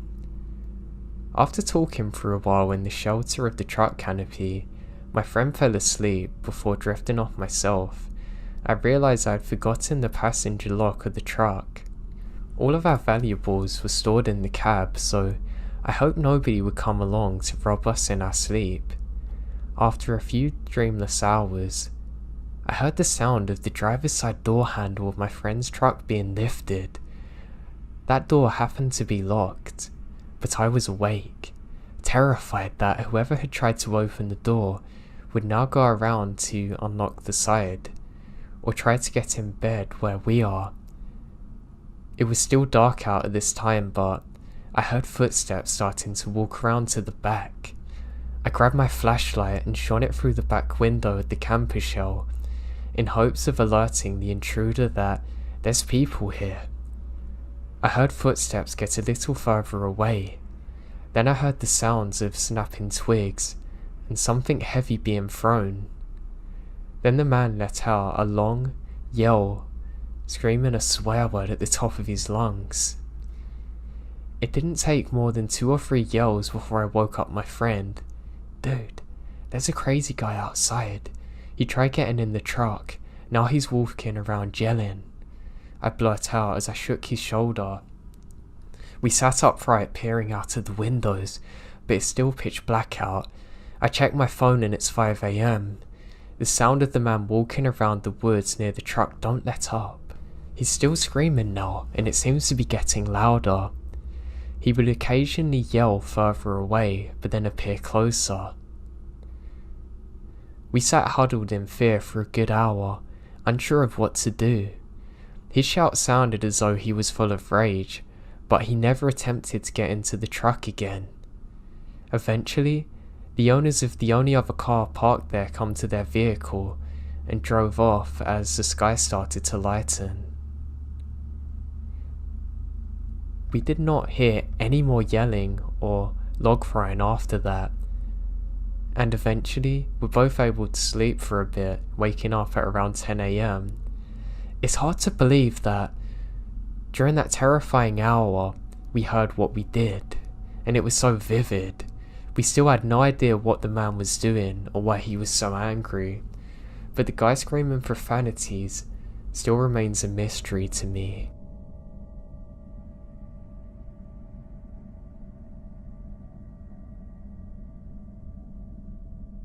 This happened when I was probably 7 or 8. When I was a kid, I lived in a pretty sketchy neighbourhood. We lived in those long apartments. Ones are attached to the sides rather than stacked on top of each other. The front of the apartment faced a main road, and there's a little street to access the park and woods and back area of the apartment. Behind the apartment is a massive field and a forest. Me and my friends and I used to go there to build hobbit holes in the grass. My mum hated it when we went out there because there were some rough people that lived in the neighbourhood. She didn't like the idea of 7-year-olds playing out there in the same place where people do drugs. I'm adding some more details so you can get a picture. Now one day, I was out in the woods by myself, just exploring and pretending to be Indiana Jones or something, and I was coming out of the tall grass. I could see the little back alley in between the parking area and the woods, and I saw something lying in the grass. I believe it's a deer. I think it's just sleeping, so I creep up on it, trying to not scare it. I know, cool. That was quite funny. When I got there, I knew something was off. The deer was too still and smelled horrible. I couldn't see its face, and its back was facing me, but when I got up to it, I nearly had a heart attack when I saw its entire stomach is ripped open. I wasn't a smart kid, but I knew this was messed up. When I turned to run back home to tell my mom, I saw another deer nailed to a tree next to the first. I don't know how I didn't notice this before, but its two front hooves are literally nailed to it. It's a disgusting scene, as you can imagine. As I stood there, staring at it, a car drove past a little alley. I remember it's a white car with tinted windows driving really slowly. I mean, everyone drove slowly on this alley because it's a residential street, but these people were barely moving. I can't see inside, but I got the sinking feeling that they were watching me. Obviously, I can't be sure that they are, but I'm 99% sure it was them. Once they were gone, I booked it home and told my mum the whole thing. She told me not to go in the field again, and I agree. I really hated what I saw. For the next month or so, I saw that car drive everywhere. It would drive up and down the main road I was on while I was playing in the front yard. It would drive down and back towards the alley when I would be back in the yard. I even remembered seeing it at a grocery store once, but they were definitely staking the house out. It was always the white car, tinted windows, maybe they're following me, and always driving way too slowly to be normal. I tell my mum about it, but she chalks it up to a neighbour just going down the road. So one day, my mum was out mowing the lawn. Because of the way the apartment is, she had to push the lawnmower all the way around the apartments to get to our backyard. Being the helpful kid I was going to meet my mum out the back to open the gate so she can put the lawnmower in the shed. As I'm walking out the gate, I see the car come along the back alley. Normally, the car goes slow. As soon as it turns a corner, however, the driver steps on the gas, zooming up behind me. The back door closest to me opens and someone gets out and starts running towards me. I don't remember what he looked like or even if it was a he. I just remembered getting back home as quick as I can, terrified. After that, my dad yelled at me for peeing myself, and neither he nor my mum believed me about the guy in the car, and I never saw him again, and we moved a few months later. That sounds really harsh, Jesus. My parents still think I made up the whole thing, even though they thought how sketchy the neighbourhood was. I don't remember anyone going missing at that time in my town, but I never really looked it up. All I know is it was really messed up, and I have no idea who those people were and why they did that to the deer or what they planned for me. I just hope they never done anything to anyone else.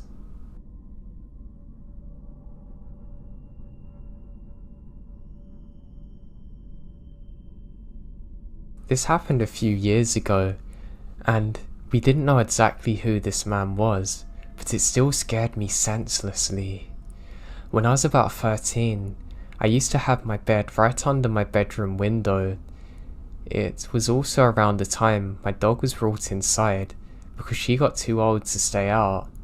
At the time, we didn't have screens covering the doors like we do now, or the windows, so the windows could easily be opened and there's no barrier. I always left my window open during the day to let in fresh air, then close and lock it when it starts getting dark. The house is surrounded by forest, not very thick, but still thick enough that you can't clearly see through it. It's completely normal to hear strange noises at night, because things like bears or stray dogs or even former neighbours' chickens would roam around through our backyard. So when I heard something shuffling around my window, I didn't think much of it, and continued playing video games. Not even 10 minutes later, I heard something hit against it. It may have just been a large June bug. When they hit a window, it sounds like rocks being thrown, so I literally ignore it.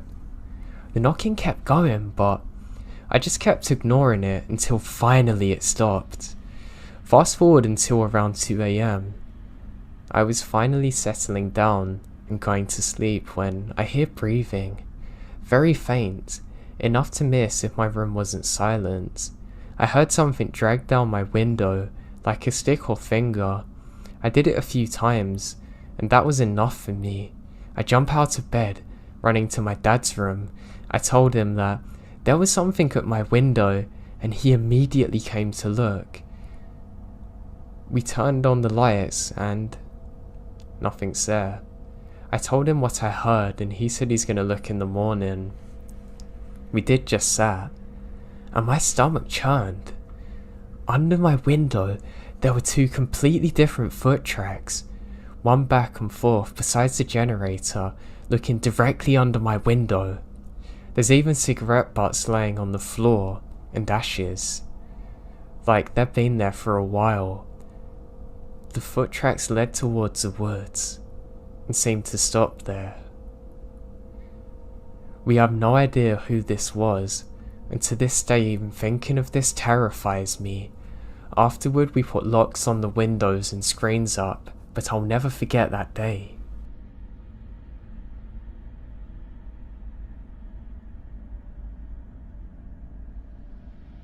Okay, so this was a normal rainy evening when I was 14.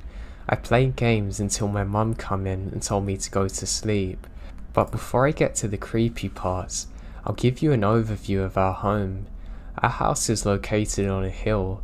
The closest neighbours are literally 100 meters further at the road. This road leads to nowhere, so there are rarely people going past our home. Behind the house is a little forest area that I used to play in as a child. And also, the house has 2 floors. My room is at the second upper floor. Yeah, I gotta admit it's a lonely house, with rain, darkness, and a forest that could keep me a little bit worried if I didn't know what was in there.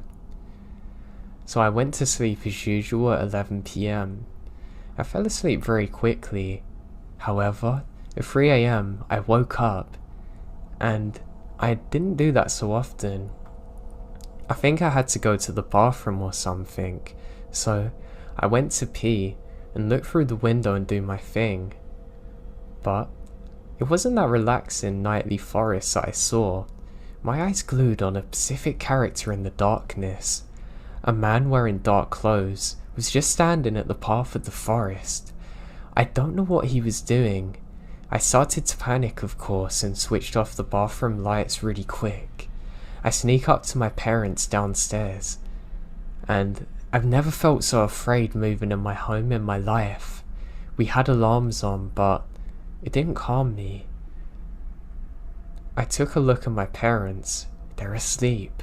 My sister's not up either. I went to the kitchen and peeked through the window. There he was, still standing at the pathway, closer now. And now I can see his body. I can't figure out his face. He looks huge. I just sat at the window, scared and almost falling to tears. Little rain poured to the ceiling and made naturally chill sounds. That didn't help.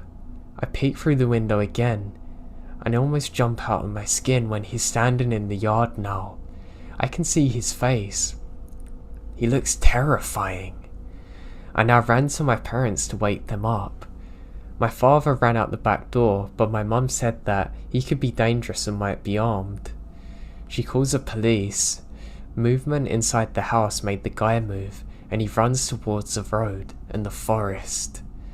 My father swore that he couldn't go after him, but was mad that he couldn't. Now we wait for the cops to show up. Eventually they show up and ask questions and check out the forest with my dad. At this point, I went to sleep again with my mum, terrified but managed to sleep. I still have nightmares about this today.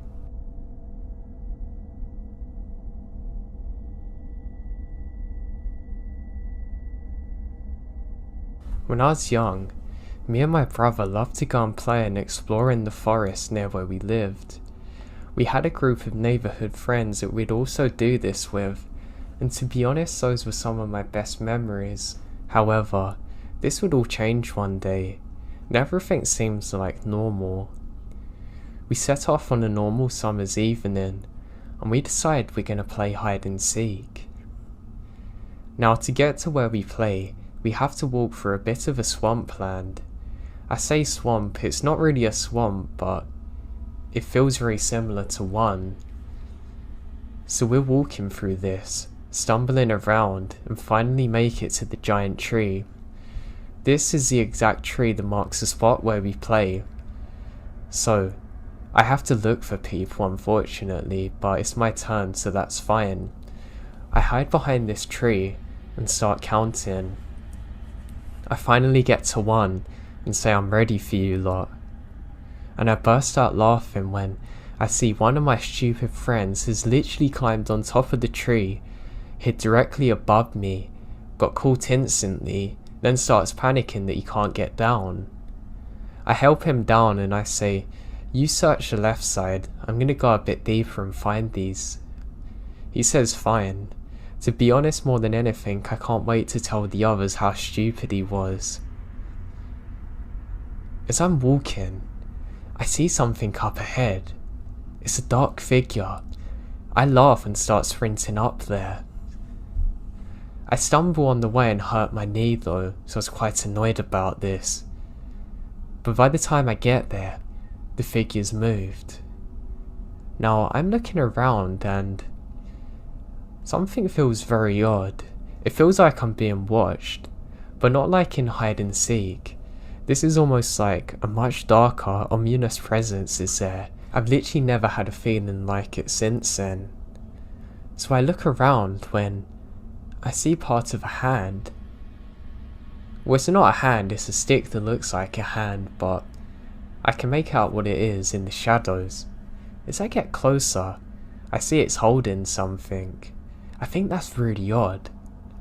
I get a bit closer and realise that it's a skeleton hand. One that looks slightly degraded, like it's been there for some time. Halloween's around the corner, so I'm sure it's a Halloween prop. I hold up the piece of paper and look inside. It says run. It's not in any of my friend's handwriting. And then, to my horror, I see a shadow appear behind me. I glance back for a second, and there's 2 giants of men standing there in full camo gear, with smirks on their faces. I drop the paper and let out this blood-curdling scream, and I begin to sprint my way back. I end up going all the way to the tree, and to my horror, I'm met by all of my friends there, who can see how scared I am, and we all sprint all the way back home. When I get there I explain what's happened, and my brother's so scared he starts crying, where he's younger than me. We're more scared of getting in trouble with our parents, don't even bother telling them. But looking back on it now, I really wish I'd done something more at the time, like told the authorities or something. I hate the thought that there's some twisted, mental people out there that would do something like this. God knows what their intentions were, but I can guarantee you that they weren't good.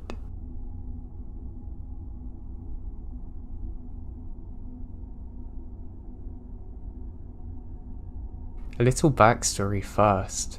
I grew up in upstate New York, about 30 minutes north of Syracuse to be exact. It only made sense that I would return to my quiet little part of the world after I got out of the Marines in 2007. The only problem is that I didn't have much money. The good news is that my grandfather had an old pool behind camper that he told me I could have until I got on my own feet.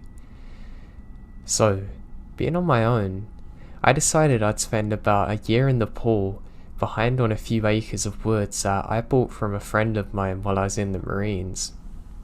Now all my taxes had been paid for the year, so the only thing I had to do was pay for gas and propane.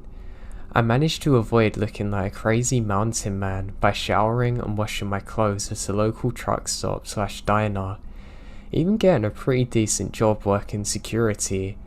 I filled the rest of my time working odd jobs for extra cash. Alright, so for the main story. It was mid-April. I was sitting next to a nice low fire while listening to my battery-powered radio, watching nightfall in the woods. I had gotten a nice dinner at the diner down the road, so I didn't have any work for the next few days. Generally, I don't see anyone in the woods for weeks at a time, so I wasn't expecting it when I hear a scream to break the silence. I shot up, grab my shotgun, and get out of the camper and check the chamber to make sure it's loaded. I stood on the edge of a small clearing, strained my ears to listen for any sounds. It's generally hard to pinpoint sounds in the dead of night in the woods, but luckily I hear some shouting and car doors slamming, so I knew that the sounds had to be coming from the main vehicle trail a short distance from my campsite. I made my way to the trail as fast as I could in the low light, and before I get halfway there, I heard another clipped scream to my left. I could hear a rustling in the brush.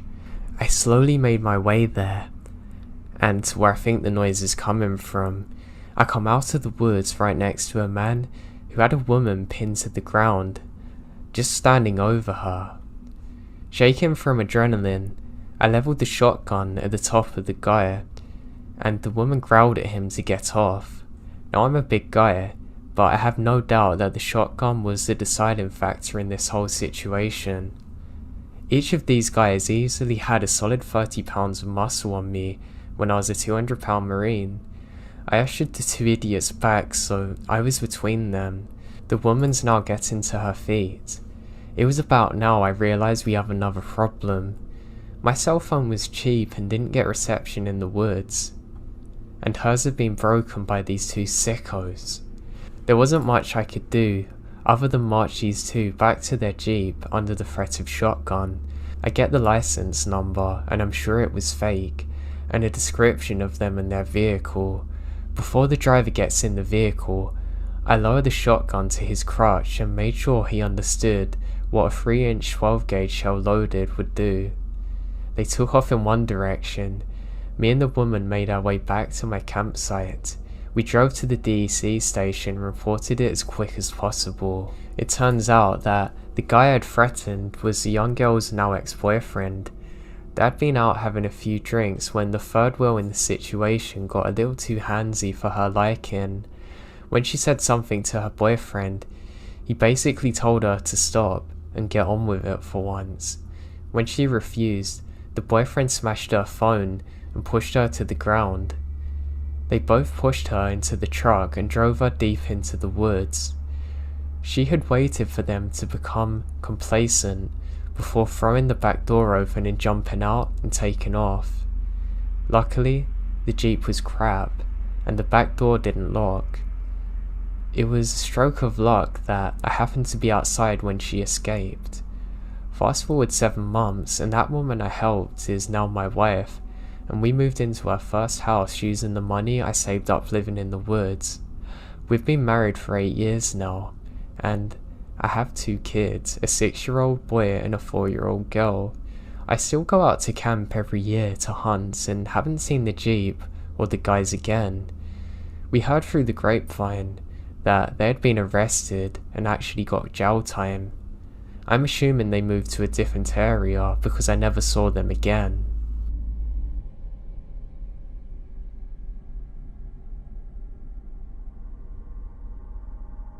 I live in a suburban part of a small rural town in eastern Missouri, in a pretty quiet neighborhood. We've had one crime here in the past 3 years, and it was me who committed it. A jaywalker. Comprised mostly of elderly women and single mothers. We own 4 vehicles: my car, my mum's van, my stepdad's car, and my mum's old truck that's illegal to drive now. So I was home alone about a week after my graduation while my stepdad's at work. My mum was talking to my youngest brothers and they had to go to the doctor's office, so they left. And my 2 middle brothers were at their friend's house, so I was lounging on the couch in my fuzzy robe and underwear playing Fallout. Good game. My stepdad is a professional chef and does 80% of our cooking at home. I have terrible anxiety and an addiction to investigation discovery. So whenever I'm home alone, I keep the longest, sharpest knife on myself or within an arm's reach at all time. It may have saved my life, or something. This is confusing. There's a knock at the door, and it's not too suspicious. We frequently get solicitors and Mormons in the neighborhood, so I wasn't worried. Being a cautious person, I peek out through the curtains just a bit to see who it was. I'd seen this guy around the neighborhood before, walking around, and I don't feel threatened by him, since if it got physical, I had at least 5 inches on him and a knife. Anyway, I want to open the door, and I do so, figuring that at worst, I can politely turn him away, tell him I wasn't interested and go on with my life. At best, well, not gonna lie, he's cute in a generic way. So, I open the door, resting my hand on the back of the couch, where I've hidden the knife under a blanket, just in case. As soon as I opened the door, I knew there's something off. I've got a blunted effect due to a combination of depression, PTSD from abuse, and schizophrenic type personality disorder. So, I'm grown up, and I'm used to using fake facial expressions to fit in. I thought maybe he had similar problems because his face was not normal. He had a big friendly smile, right below a pair of absolutely dead eyes. "Hey beautiful, day out. Mind if I come in for a moment?" he said awkwardly. I kinda smile awkwardly and say, no, my mum don't like having strangers in. "Oh," his smile gets bigger. "What are you doing?" At this point, I'm starting to feel nervous. I shrug. Can't complain, I guess. "Are you here to sell something or tell me about God?" He shrugged back. "Oh, you know? Can I come in? Maybe talk to your mum?" I'll go get her. She's in the backyard." I moved to close the door and step back, not turning my back to the dude. Before I closed the doorway, he reached out and stops the door. His fake smile is gone. His face is dead. Not angry, just dead. "You're home alone. Your mum isn't in the backyard." I pause and swallow hard. Then I push the door again. "What do you want, man?" "To come in.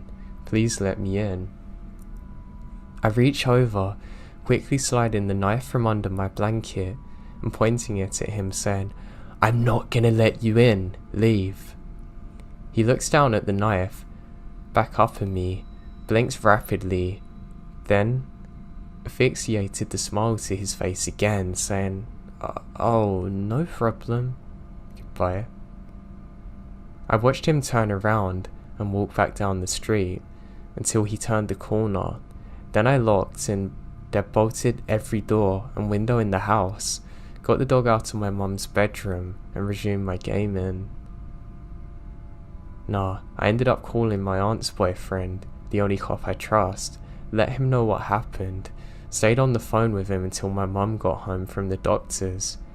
She called around town, found a couple of other people had seen him walking and driving around, but none of them knew who he was. So we were on high alert for about a week. It's been over a month now, and nobody in town's seen him.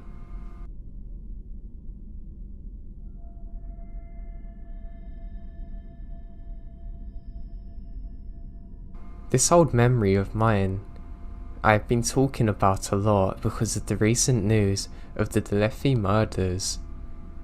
As the man I'm talking about looks similar to the first sketch, but this is 20 years ago and the sketch is now irrelevant. But anyway, when I was 12, I lived in Flagstaff, Arizona. If you're not familiar with this part of Arizona, it's not what you think of when you think of Arizona. It's a pondus or a pine forest with mountains, and it snows in the winter. Anyway, across the street from my home was an entrance to some woods with paths. As my parents worked, and I was the first one home after school, it was my responsibility to walk the dog. Usually, I would take him just inside the woods entrance so I wouldn't have to pick up his crap from under the rocks that would usually be in sight. Now, usually, I was too afraid to go into the actual woods, even with my dog, because he was stronger than me and didn't listen to me well when we were outside. The other reason I didn't like it is the wolves, packs of wild dogs, sometimes cattle, seriously, and of course, anything lurking. But this day, I felt adventurous, I guess, and took him over there. We went pretty deep that day, and I didn't see another soul because it's about 3 PM and the people are at work. None of the neighborhood kids really hang out there either. Now my dog was excited by anything that moved and always wanted to greet another person, cat or dog. But this day, on the way back, I remembered him being steadfast, still pulling, walking me along on the way back home, ignoring squirrels and trees blowing in the wind. Then, out of nowhere, a man appeared on the trail in front of me. Now when I say out of nowhere, that's exactly what I mean. The woods are not dense, and usually you can see people from a mile away, as long as they don't surprise you. The man was dressed head to toe in brown and tan colours and gave a weak "hey" and doesn't make eye contact. The way he dressed stuck out to me, as everything but the treetops was brown, as there's actually a drought going on at the time. Even the picture I linked is more greener than it was then. As he passed me, I took a few more steps and turned around because he made uneasy and steady pace behind me, but he was gone. I could see probably 50 feet of the trail behind me. There's no reason I shouldn't be able to see him still. My kid brain starts going, maybe it's a ghost. No, he must be hiding. There's no way I wouldn't be able to see him immediately after passing each other. Maybe he was hiding in front of me, before he came out of nowhere. Maybe that's why he's got all brown on, trying to blend in. The dog didn't want to greet him anyway. It didn't make sense. It didn't take long for my dog and I to take off running all the way home. Thank God I had my goofy dog on me, because he was pretty aloft, but also protective.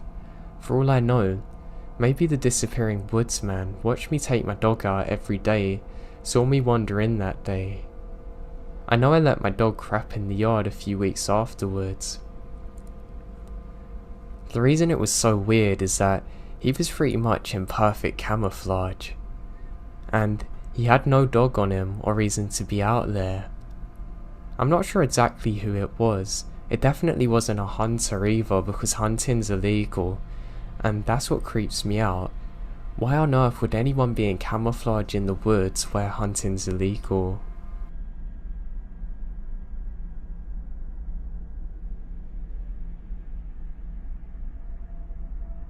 My boyfriend and I went backpacking in the mountains. I'd been camping before, but only camping in a car, so never had to carry a bag on me for a long period of time. So this is my first time actually backpacking.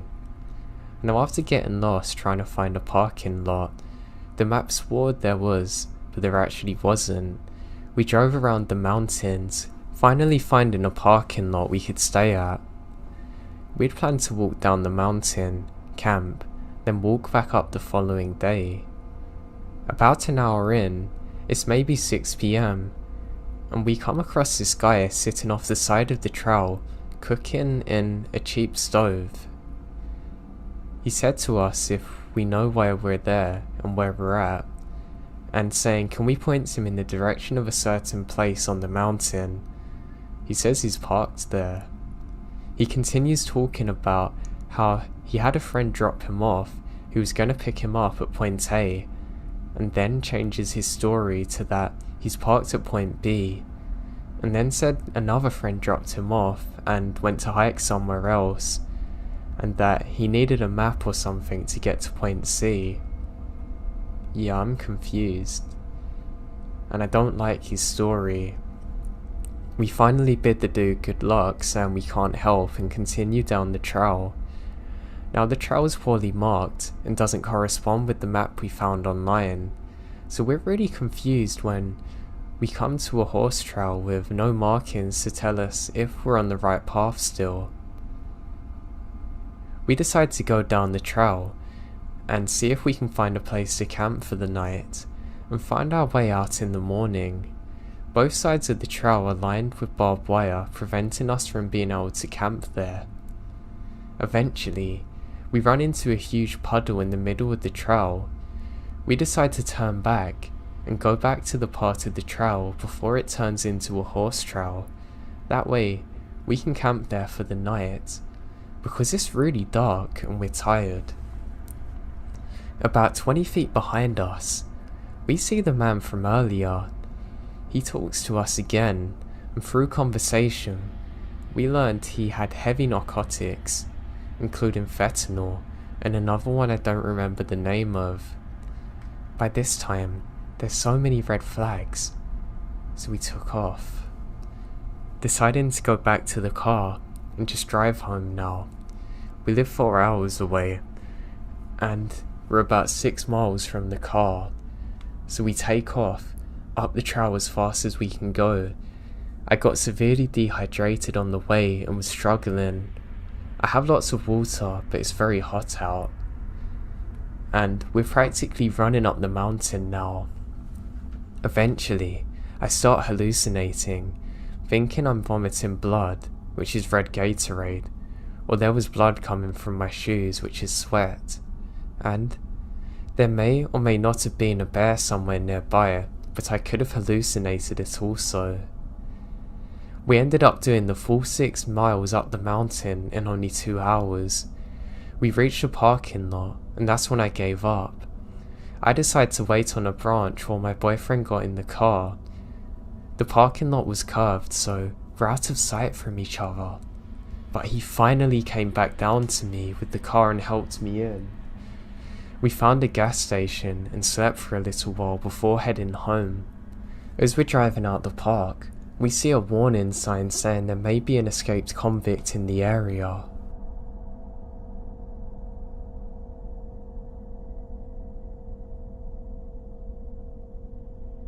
This is a true story that happened to me. Back in the 80s, I was a camper at this place in the Adirondacks, a 6 million acre state park in upstate New York. All camps have their own customs, and I'm not sure if this occurred elsewhere, but if sitting around a campfire and smoke was blowing in your face, we would utter the phrase, "I hate white rabbits," and I swear this worked. The smoke would immediately move towards another direction. And no, it wasn't the breathiness of speaking the words that made the smoke move. It was rumoured to be a voodoo chant though. So things are different in the 80s. Things we did back then might have gotten you kicked out of camp if you got caught, but to be honest with you, these days, you would probably catch a court case and get jail time. Like the time my counsellor locked me in his room with a 6-pack of Budweiser, tall boys, and told me I can't come out until I finished. But that's a separate story. This camp was right on a very large and pristine lake, and periodically, there would be hikes and canoe trips to some of the islands on the lake. You choose your adventure, basically. So we're on this canoe hike to a large, huge, massive island that's not too far from camp at all. We're all slackers, smokers and stoners on this hike. My kind of people. The island was so big, it had a pretty wide running trail that went around the perimeter of the island, wide enough to comfortably ride a 4-wheeler around. Were they allowed? Wider than I was tall at the time, wide. So I mentioned this is in the 80s, right? That first night, some of us campers were partying with the cancellors. Beers were being drunk. Now at the time we're sitting around a fire, of course, and when the smoke blew into someone's face, they said the phrase, "I hate white rabbits," and the smoke moved. The next reciprocate of the smoke said the same words, and so on. And the smoke was being moved around fast from person to person. At the height of the frenzied chanting, the smoke almost looks like a vortex. The next morning, I opened my tent to see lying on the ground, spanning the width of the running trail, the biggest dead rabbit I've ever seen in my life. It was dead. It had eyes that were glazed over blue and white. I've really never seen anything like this before. I know it could have just been coincidence, but it was crazy.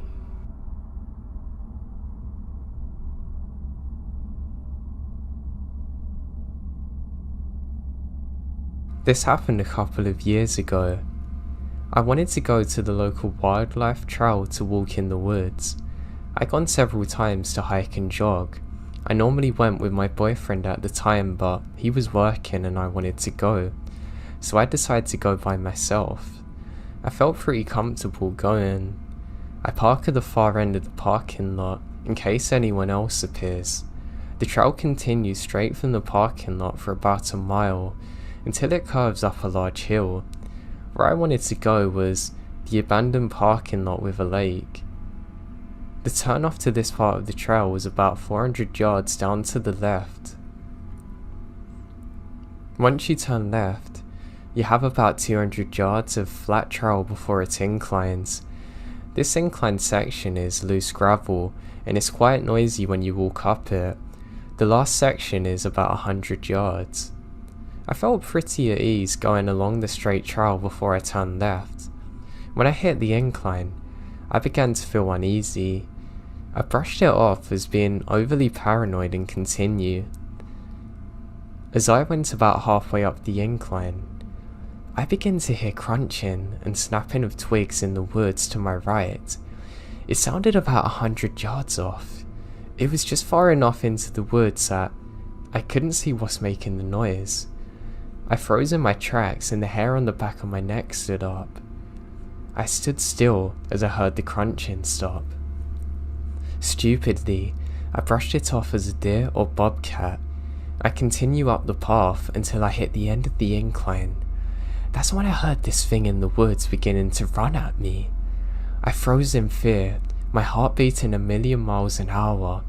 Every hair on my body stood up. I was rooted in place. That's when I saw him. A man was running straight for me while holding something in his hand. I began to run down the incline back to the main trail. I was slipping and sliding down the gravel. I looked behind me and noticed how that he's at the top of the incline already.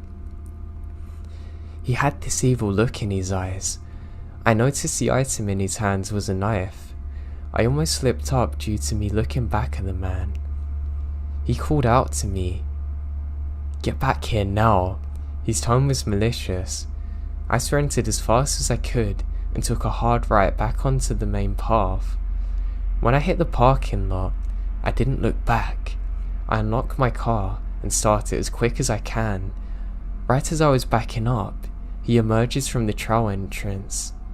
He just stands there, partially covered in the shade of the trees. As I tear through the parking lot and onto the highway, he just stares at me. The biggest, creepiest smile comes across his face as he slowly waves at me as I get onto the highway. I never went back to that trail. This encounter has scarred me for the rest of my life. I hate walking through the woods now.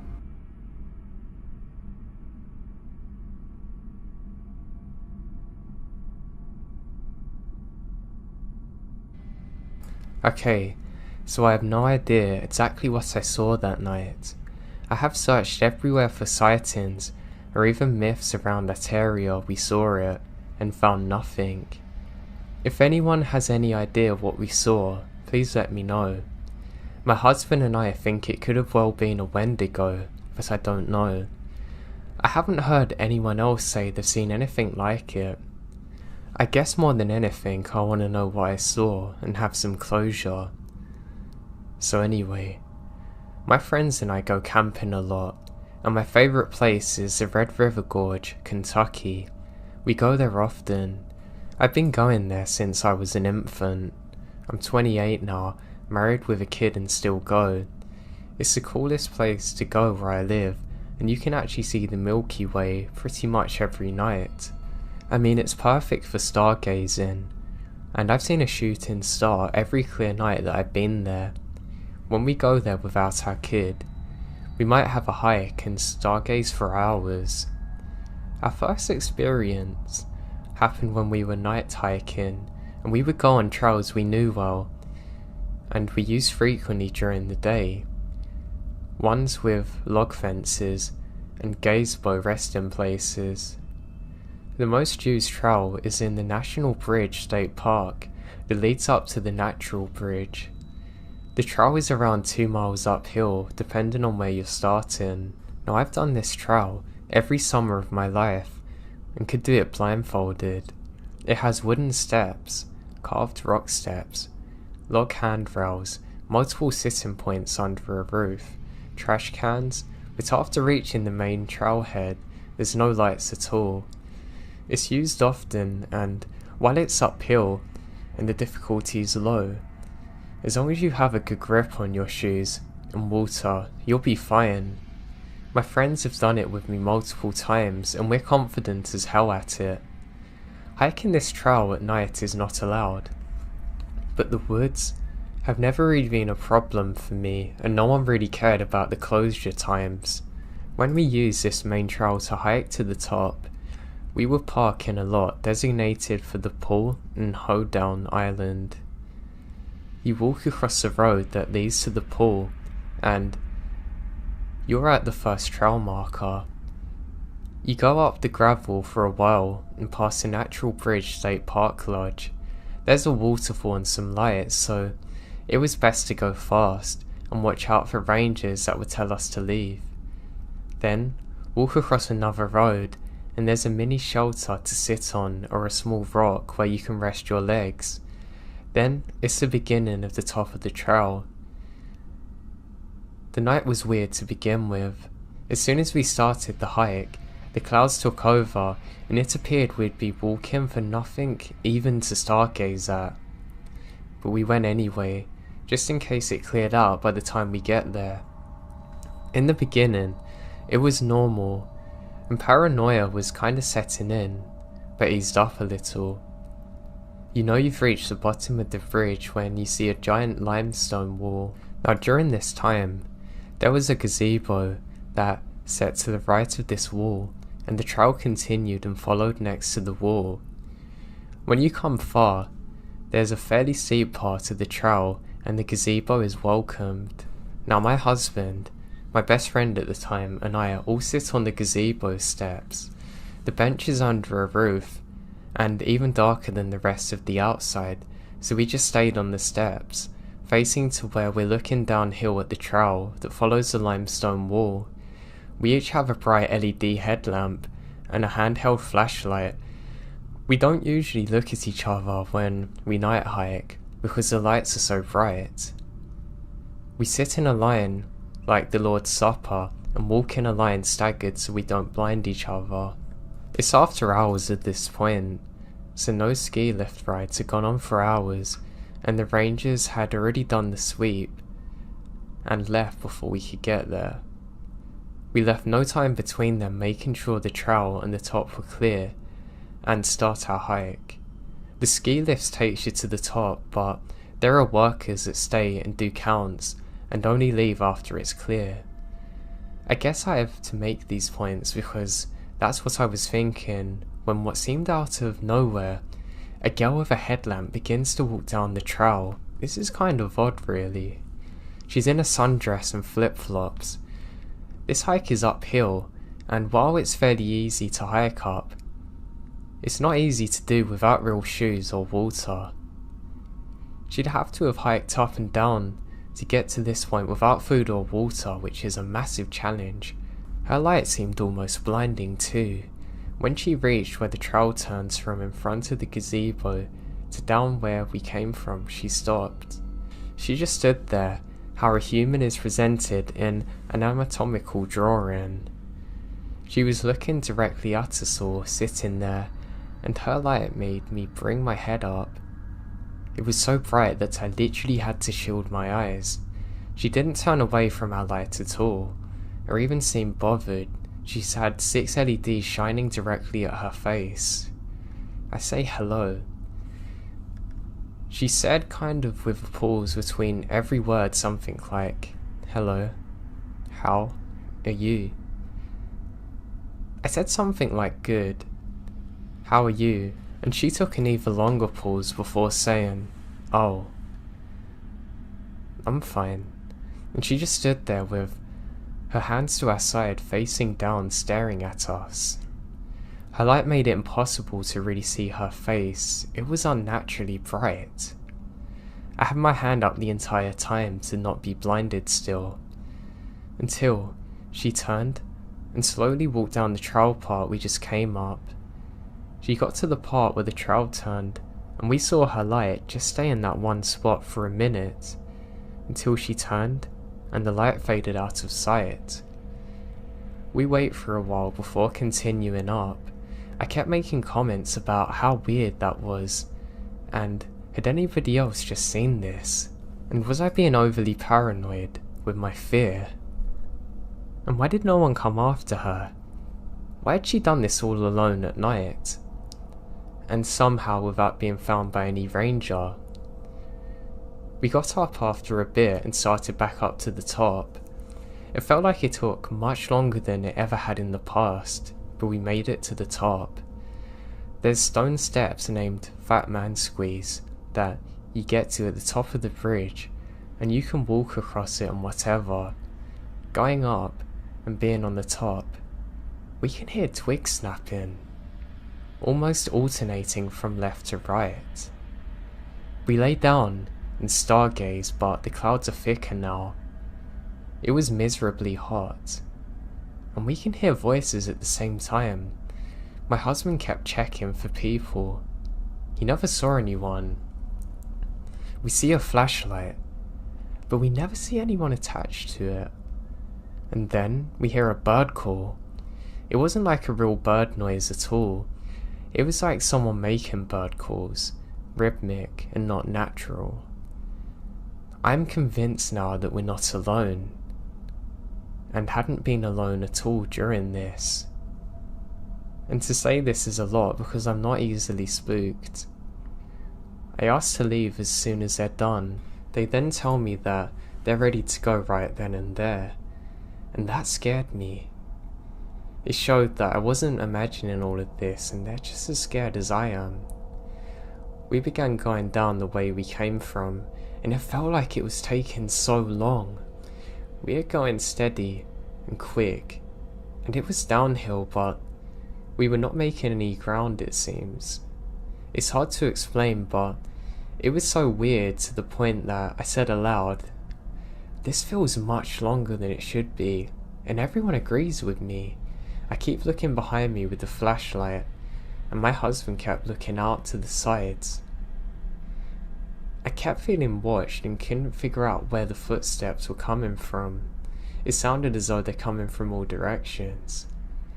I would turn my head in the direction of a sound and not see anything. When my husband was walking, he kept saying he was catching eyes in the flashlight.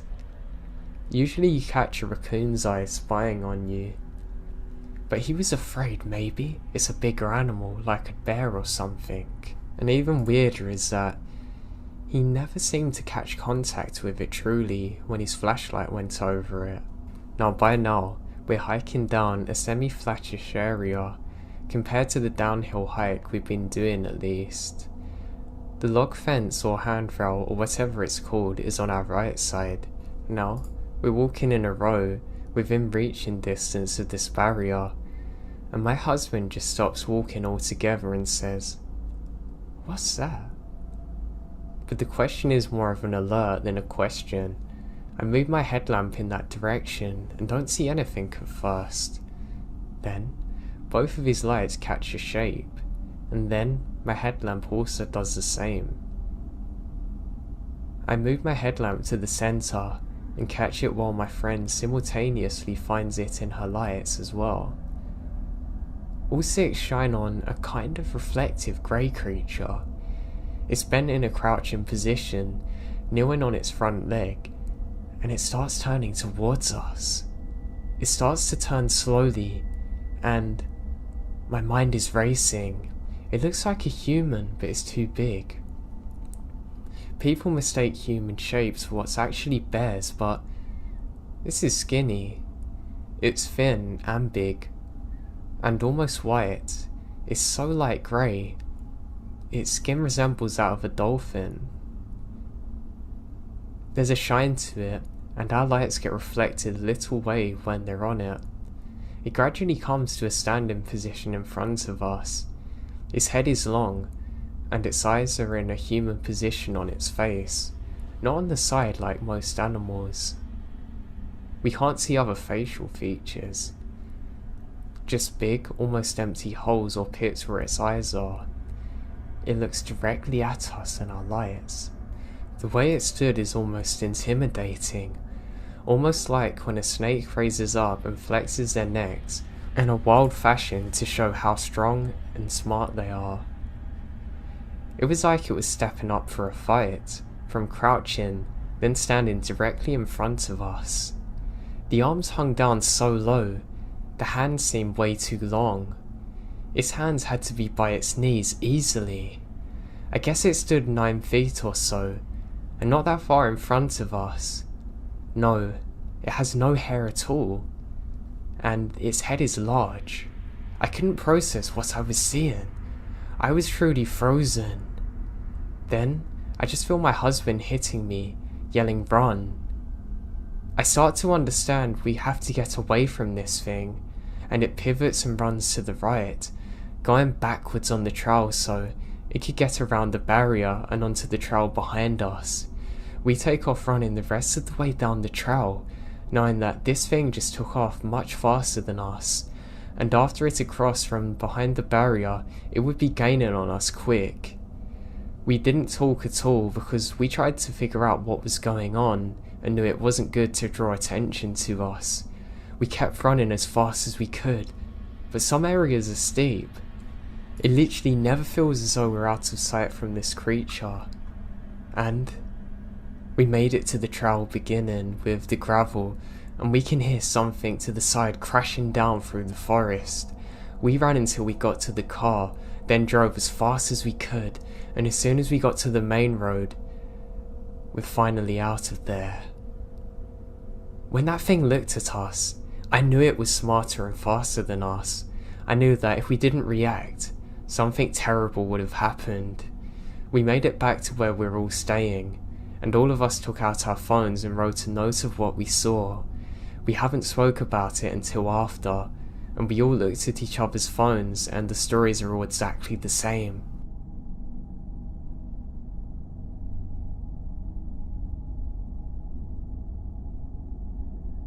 When I was 12, me and a group of my friends would play hide and seek in those woods where we're on the edge of our neighbourhood.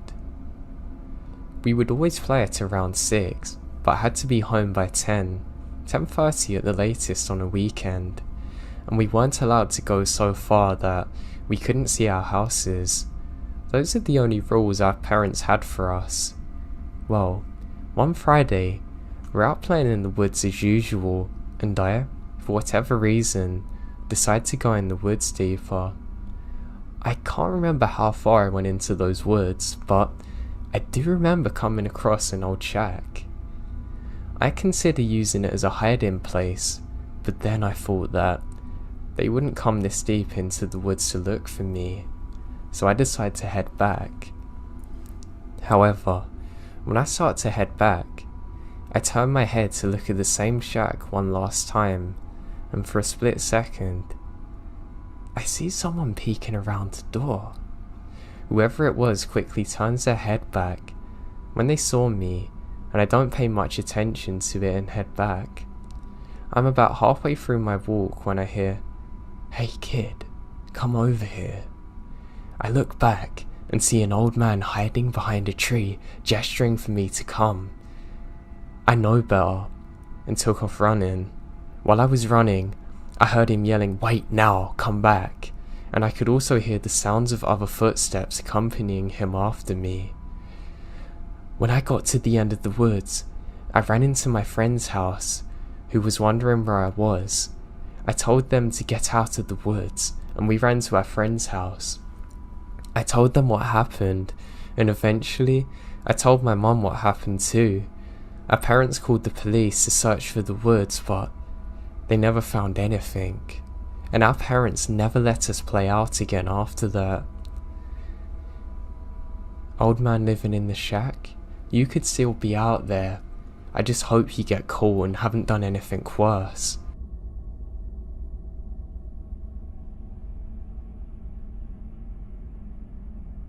My old man was an avid outdoorsman in the Colorado Rockies in the late 80s.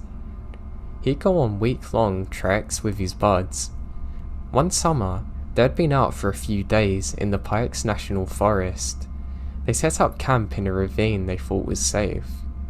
That night, my dad unzipped the tent to take a leak in the dark, and outside stood a pair of bare pale feet. My dad screamed and zipped up the tent. Everyone else woke up and said, "What's wrong?" My dad said someone was barefoot out there, and they went out and flashed their flashlights for a bit, hollering. My dad swore that he saw the feet and described them in perfect detail. They were old blotchy feet, even having a lump on the ankle. Tony, his bud, asked what foot, left or right, and my dad said it was the right. Then Tony said they needed to move their camp immediately. My dad says why. Tony says he doesn't have time to explain. They all go along with it and pack up and move up to the hill. The next morning they woke up to find a flash flood had torn through the ravine that night. It would have surely killed them. Tony's grandfather had just died a month prior, and one of the last things he said to him was that he would always watch over him. The feet described reminded Tony of his grandfather's very feet. My dad is highly religious too. Supernatural or not, it's terrifying what happened to them.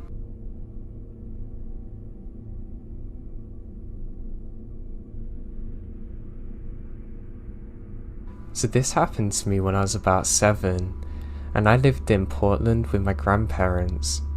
Now my grandma and I would always watch Lost together every night, and then the news would always come on afterwards. When we saw there was a sniper that was going around our area, in the woods somewhere, and they were looking for him and lost his location, it blew our minds. I remembered one day at school, the whole school had to go on lockdown because someone reported seeing him near the school, and so everyone had to go to the hall and wait out the entire situation to clear. I don't think we left school until 7 PM. The police caught him and took him in for questioning. Later on, we found out through the news that he was hiding out in these small woods that are behind our house, literally meters away. Now my grandma and I would go for bike rides and walks most evenings. The only reason we hadn't was because of the shooter. I refused to leave the house for a good week or so because I was scared that he'd still be out there, and I wouldn't let my grandparents leave either because I was so scared something bad would happen to them. To this day, I still have a mini panic attack every time I go near them woods. Just the thought that at some point in time, only meters away, there was a killer waiting in the woods in camouflage terrifies me.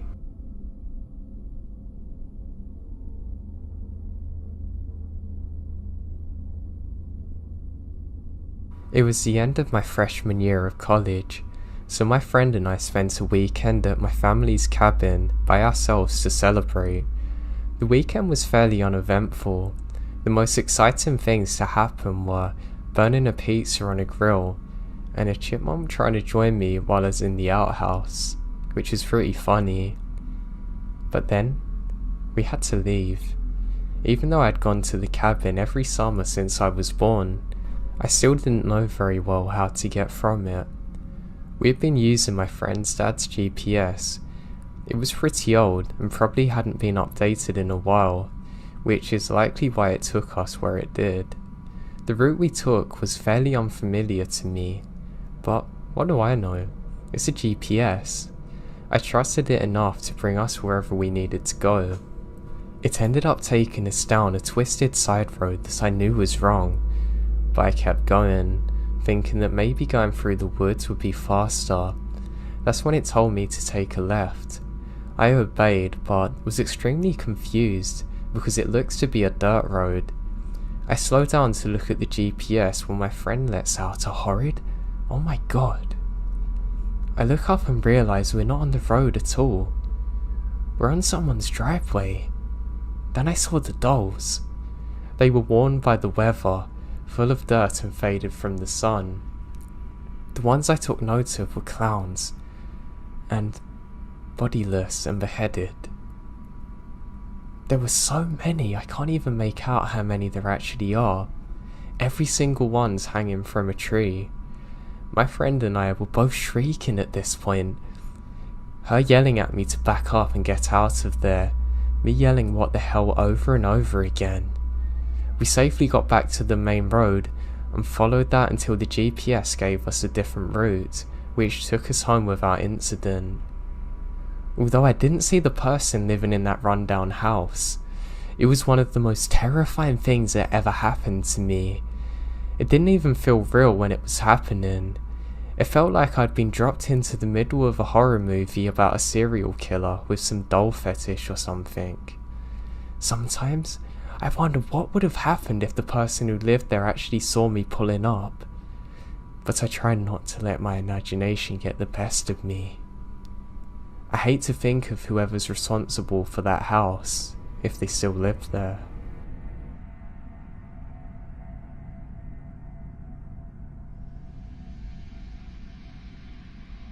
Red River Gorge is a beautiful and huge park full of wildlife, rock climbing, waterfalls and dense forests, gorges and beautiful views. The place feels truly isolated, disconnected from the rest of the world. One evening, my boyfriend D and I decided to go camping at the gorge. We went out and tried to find a campground that was as backwards as possible. Sites were spread far from each other. Our site, that was on the edge of a very steep drop-off. We arrived at sunset and quickly set up. By the time we'd fully set up, the sun had set and we began making a fire.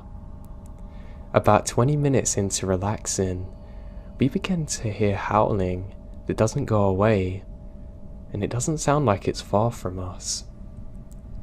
We're both freaked out by the realization that there were wolves nearby, but we tried to not overreact and continued to sit by our fire. 10 minutes later, I start hearing a faint yelling about 15 feet away past the cliff's edge.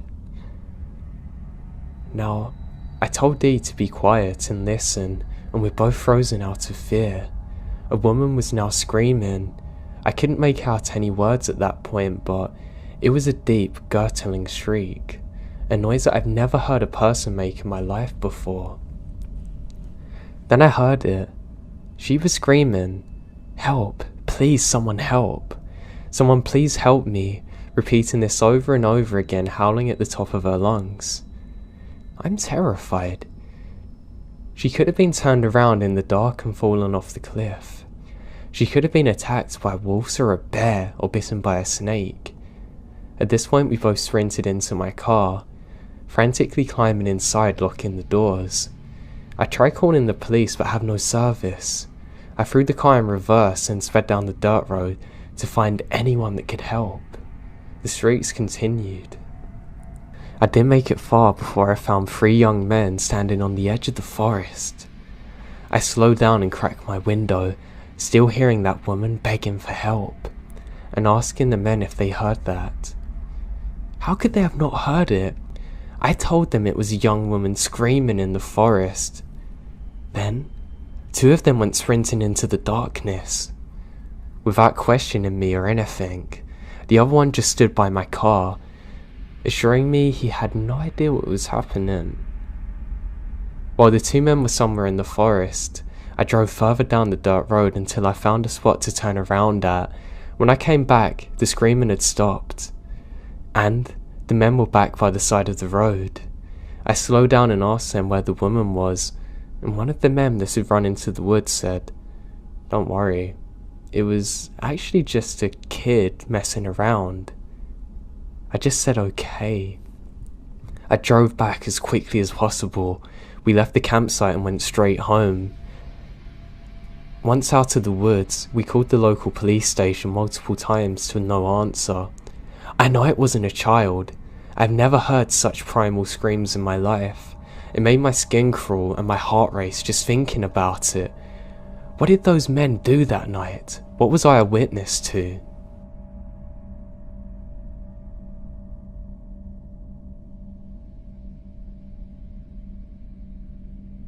I live just where farmland meets the edge of the suburbia, on an island off the coast of BC.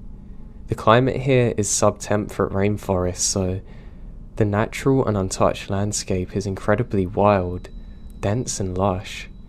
I'm keen on endurance cycling, and I take full advantage of the trail network in the forest surrounding my area.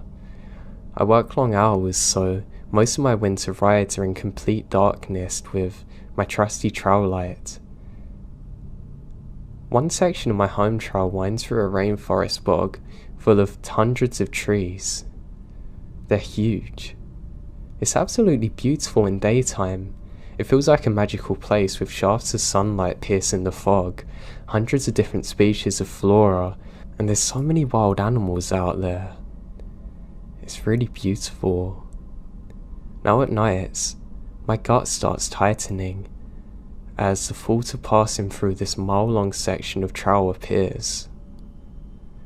One day about a year ago, I was lucky enough to get a chance to go for a ride through it, so I took it.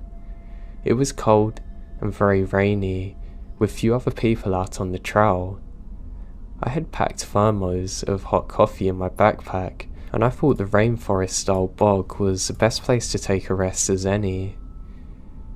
Now, I chill out. I have an interest in botany, so I was looking closely at the lynches growing off of the huge Douglas fir. But suddenly, I felt distinctly not alone. No biggie. Lots of people use the trail, although not many are out there that day because the weather's so wet and cold. And that's when I heard it. A meow. That's odd because this isn't a good place for a cat to be alone. We have cougars and bears, but I hear a meow again. Except this time, it was canned and robotic sounding, like somebody playing a bad audio file with a cat. My gut starts to clench.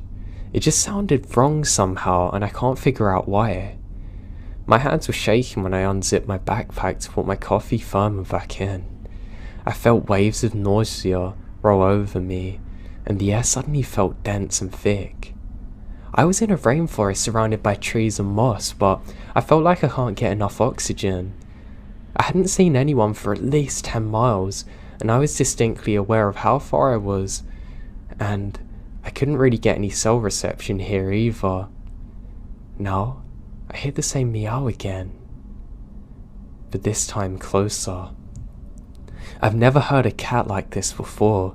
It sounded like an imitation of a cat or a person saying meow. It was so tiny, cold and robotic. I now know that without hesitation, it's time for me to go immediately. I was panicked on the inside, but can't show fear, so I casually slung my leg over my bike and start riding. As soon as I got out of the bog, I ride the rest of the way home like a bat out of hell, glancing over my shoulder every few minutes. I can't see anything. I will never forget this experience for as long as I live. I've had some pretty disturbing things happen on my night rides, but nothing ever like this. I hate the fact that clearly something was imitating a cat. and I'm sure it was a recording. God knows who was out that deep into the forest too. I just hope I don't encounter this again.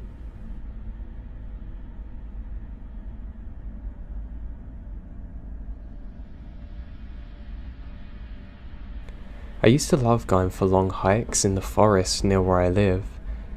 I usually did it on summer's evenings. Yeah, I know this probably isn't the safest thing to do, but I always had my hunting rifle on me anyway. I mean, I'd be stupid not to. All it takes is one wild animal to go for you, and if you're unarmed, good luck to you. So anyway, I set out one summer's evening. I had my iPod playing some really chill songs and I felt really good about myself. I can't really get cell phone signal where I go because the trees cover it, but I like listening to my music. Now I was a good 40 minutes into my hike. There was enough moonlight for me to see where I was going. That's how I normally planned my hikes, when the moon was out of its brightest on the most clear days, so I can see everything. I'm really enjoying myself this night. I found true tranquility. I decided to stop for a minute, take off my headphones, and just pour out some of the hot chocolate I had in my flask. Now the second I do this, I have the feeling that I'm not alone, and I can't describe this feeling.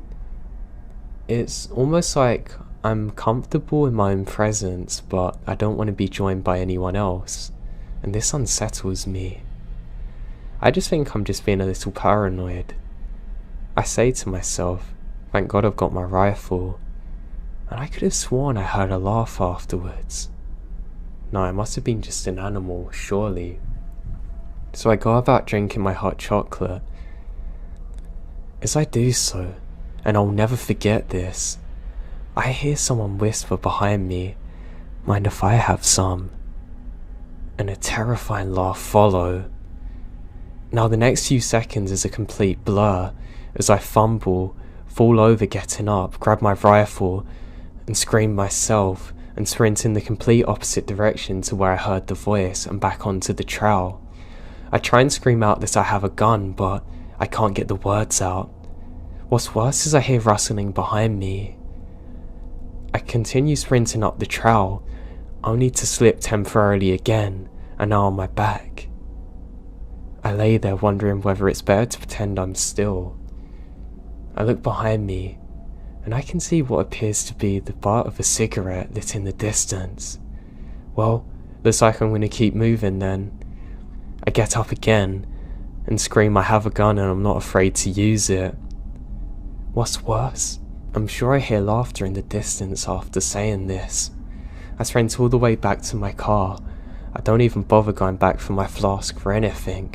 I immediately get on my radio and call it into the park rangers in the area, who say they're going to check it out and they want me to show them exactly where it is. I say you've got no chance and speed out of there. And the whole drive home, I can't stop thinking, who in their right mind was out there? How long were they stalking me for, and what on earth did they want? They clearly weren't mentally sane, whoever or whatever this was.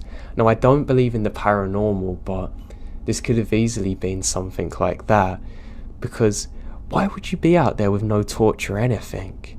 Maybe it is an insane person. All I know is that I never got to the bottom of it, and I never went out on my own in the woods at night again.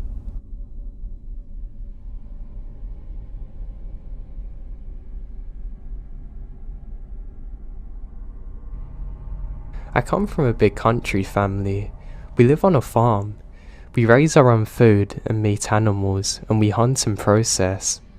My dad's first cousin is even a licensed taxidermist, so we get a lot of hunting in. For a bit of backstory, on the homestead I grew up on and that we still live in, it was my parents, my pop's first cousin and his wife, me and my 4 sisters, and my 4 female second cousins. So 4 adults and 9 kids. And sometimes my pop's brothers come to stay with us too, especially during the hunting season. So hunting season is on, and my pops and his brother and the cousins we live with are all getting ready to go hunting. Some of the kids decide to tag along with me, my sister and my cousin. We get permission from one of my uncle's friends to hunt his lands away, and it's basically on several hundreds of acres of forest. Now, an important fact, during the time we're setting up, my pops and uncles are quiet while the three of us kids talk, and my voice hasn't changed.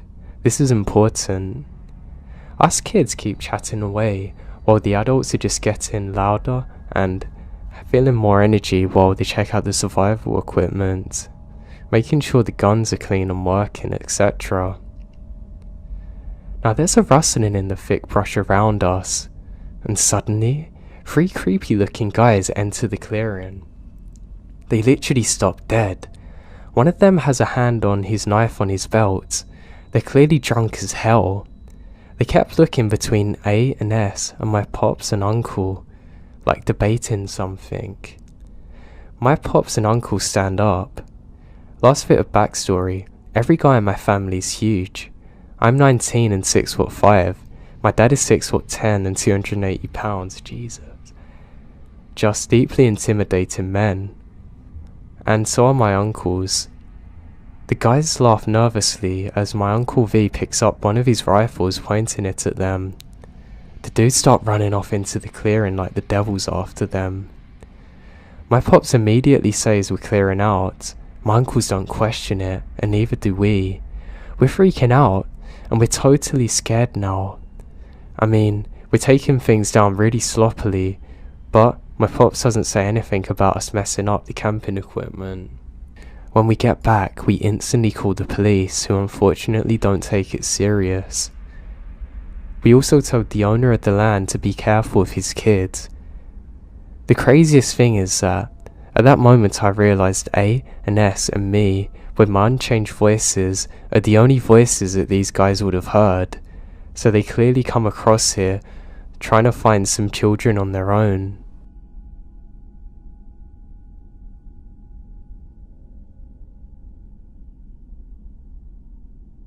Just down the road from where I lived a few years ago, in southeast Australia, is an opening into about 100 acres of woodlands and bush that I frequently went into when I was younger to do the usual things, riding and camping, etc. I was out driving at around 11:30 with my girlfriend, and as we're in the area, I decided to show her the woodlands while we sat in the area, as she enjoys everything to do with nature. And it's still summer, so it's an extremely warm night. I left my car with the light shining into the trees as we weren't going too far in, and it was pitch black inside, and the two of us just kind of sat around chatting and just relaxing. She was sitting on a sort of map of the area that had been used before, and there was some plastic around us. I kept getting this feeling like we're being watched though. Now I've read on here a few people have said that they felt like they're in danger, although nothing around them was off. Everything was fine, apart from the feeling I had, and I just can't explain it. After lighting another cigarette, my nerves are calmed. I scanned the tree line again and realised that it looked different than before. It was only after starting into the dark that I saw that there was now moonlight, lighting up all around us, and I can see a black shape blocking where we come from before. This I didn't see before. I've got goosebumps just typing this, but the only way to describe it is that all sound just ceased and everything went dead silent for a few seconds. I had this disgusting feeling of dread coming over me as I saw motion in the dark path, as something literally crawls towards us on all fours. Now I've seen nearly every animal in the outback here, and we don't have any large predators like in the US or Europe, but somehow I knew this thing was a predator, and it wasn't hiding from us, and it starts slowly coming towards us, clearly hunting. Now I don't know if my girlfriend saw it or not, as it was kind of dark, but I saw that thing get up on its 2 legs, just staring at us. Now I'm 6'4", and this thing was about another half meter larger than me, with arms that were far too long. I mean, they're literally reaching the ground. I'm terrified now.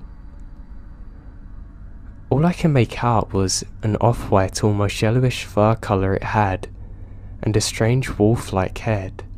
I wasn't able to move as it stared at me, but it's at this point that my girlfriend gasped, which seems to break the silence between us. I grab her arm, and we sprint to the car, slam into the doors. This thing is tearing after us too. We both screamed.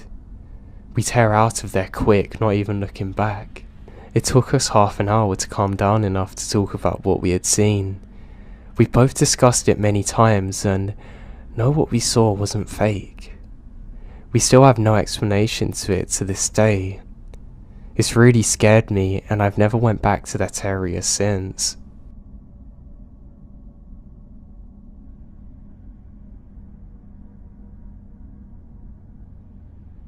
I always used to go camping a few years ago.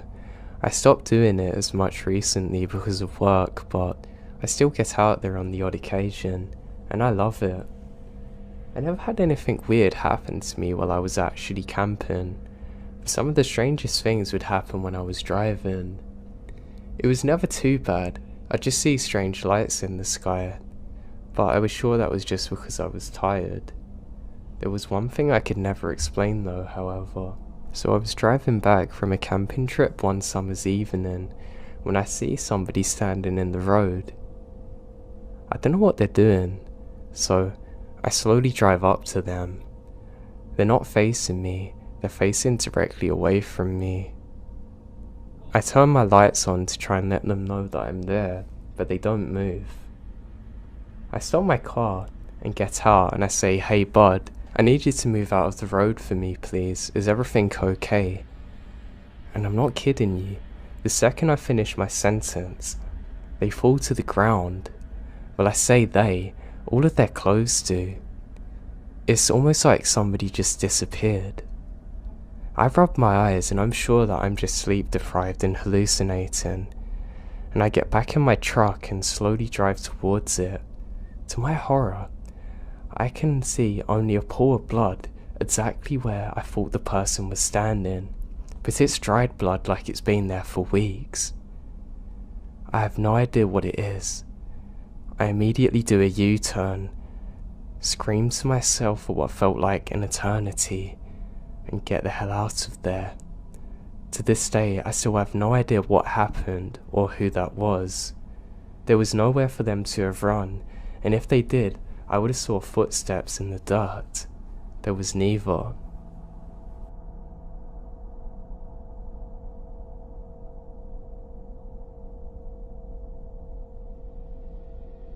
The drive home from work was always a long one for me.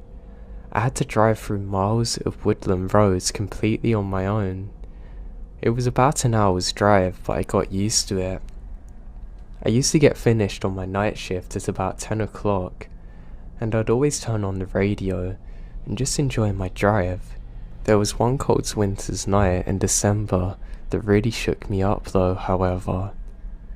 So I'm about 10 minutes into the drive, trying to demist my dashboard, when suddenly I have a feeling come over me like I'm being watched, and I can't shake it. It's a weird feeling, but it went away after a few minutes, and as I'm driving, I suddenly realise that I've lost my power steering.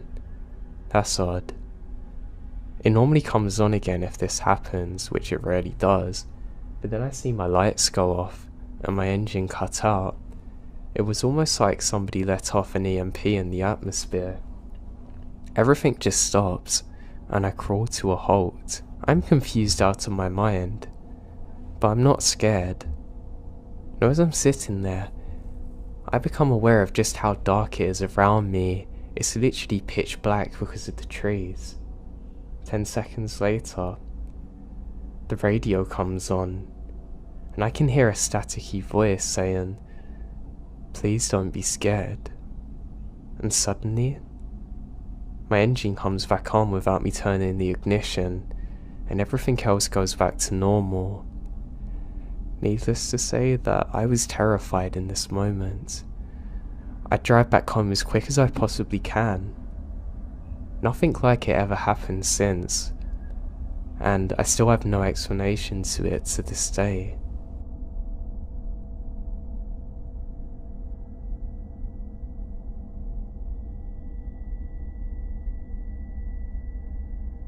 I grew up in the south.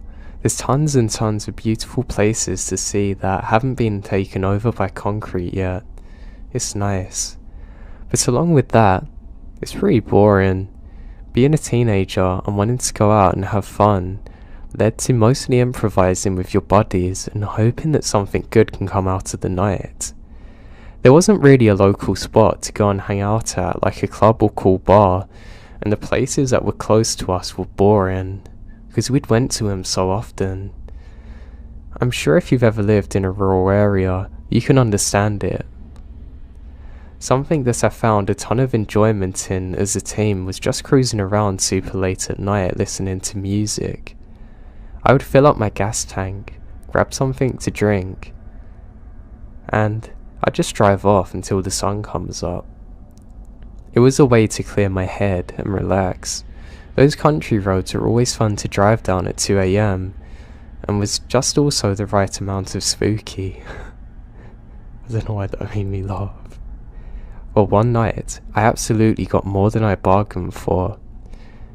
I can't remember what month it was exactly, but I knew for a fact it was in the summertime, because I was out of school, and I also remember it being a comforting, chilled night. So, if I was to guess, it was probably around July or August. I was cruising around like I always did, and was completely worry-free. I had music blaring, and I'm in my zone. I decided to head down and park just out of boredom. This particular park is at the end of a very long stretch of desolated country road, but 'tis a really pretty drive because of that. When I say desolate country road, I don't mean that it's some dirt road that goes through the woods or anything crazy. It's a normal paved road, but there really is nothing on it after a certain point. The entire road takes about 20 minutes to drive down, and to get to the park after about 10 minutes into the drive. That's where the houses start spreading out further and further before there's none, and just a road leading to a park.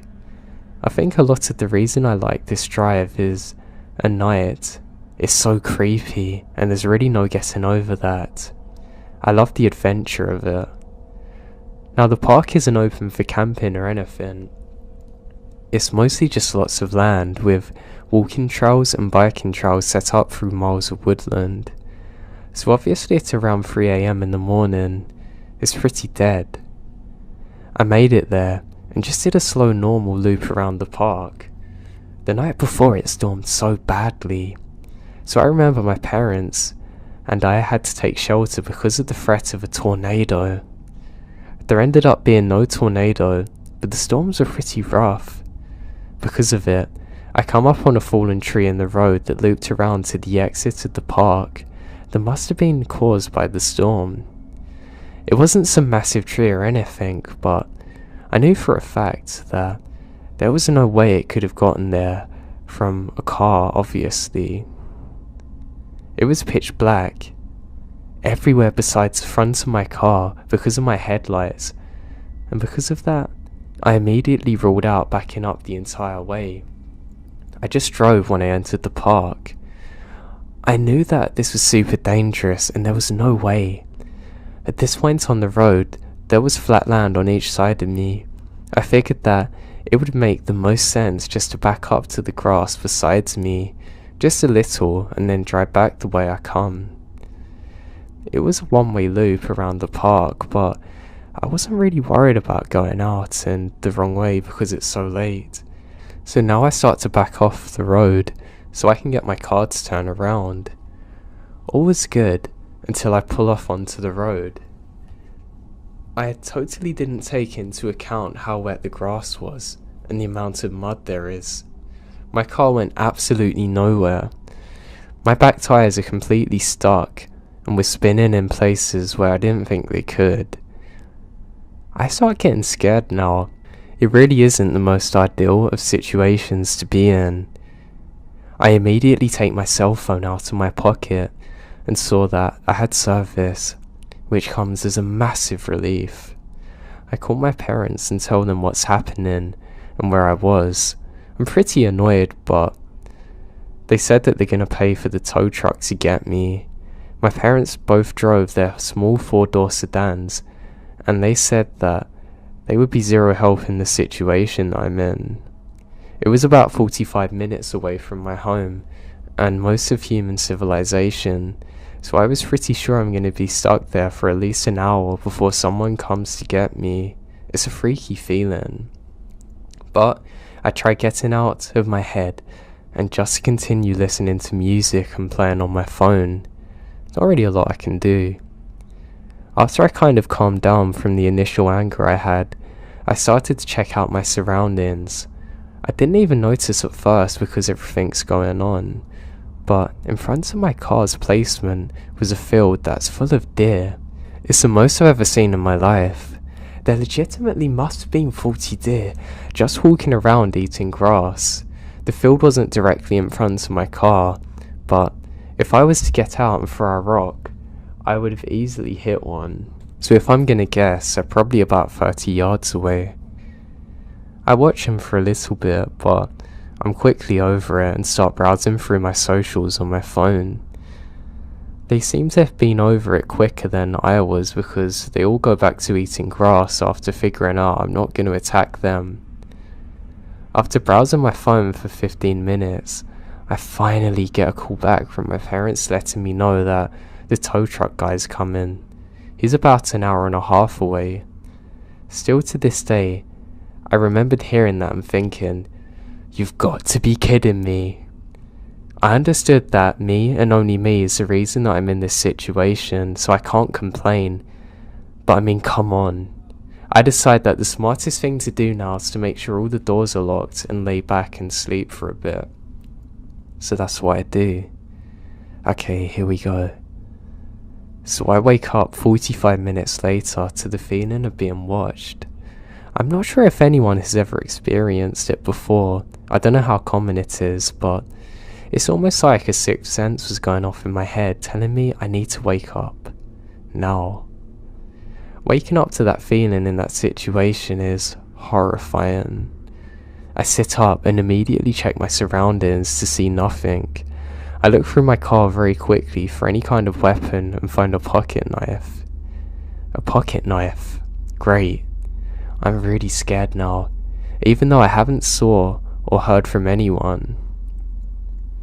I was shocked to see that the field of deers in front of me was still full. I don't know anything about the animal, but I guess they were just gonna move. But they're motionless. I call my parents back to see if they've heard anything. I decide not to mention how scared I am because I know it's gonna worry them. And there's no updates from the tow truck guy, so this can't be much worse. The last call just lasted a few minutes, and I felt like an idiot. They both had to wake up for work quickly after, and now they've spent over $100 to try and get me home, and they're worried about me. We hung up, and I looked up from the phone, and immediately went from 0 to 100 in a panic. All of the deer in front of me had perked up, staring in the same direction in front of them. Every single one of them. One of them stopped dead in their tracks, standing completely still. The others followed, looking at something. I put my high beams on and stared, waiting for absolutely anything to happen. But there's nothing. I tap my horn real quick. They don't even budge. That's what scares me. They were completely glued to what was in front of them instead of being scared by me.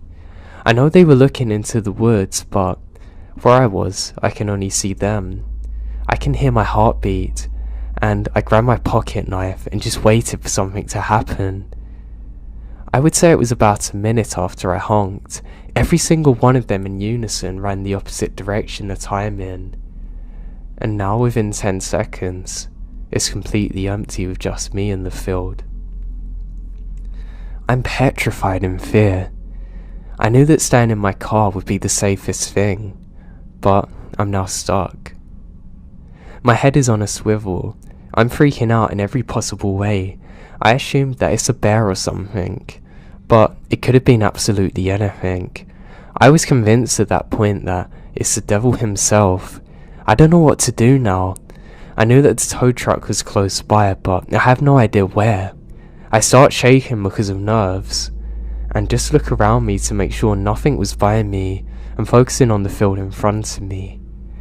I did this for what felt like an actual eternity, sitting in complete silence and darkness in the middle of nowhere, waiting for something to jump out and attack me. Now 15 of the longest minutes of my life go by, and I start to see lights break through the tree line on the road. As it gets closer, I see it's a tow truck guy. The lights on in his truck feel like Jesus coming. He gets up to me and I jump out of the car and say, "Do you have a gun?" I tell him what's happened, and he said something's definitely nearby. He let me know that he grabbed his shotgun in the truck and assured me that it's probably a bear or bobcat. He gave me the whole "they're more scared of you than you're of them" crap. The tree was small enough for him to sort of bulldoze it out of the way and hooked up my car. He wasn't really listening to what I was saying about the story, but knew I was shaken up from it.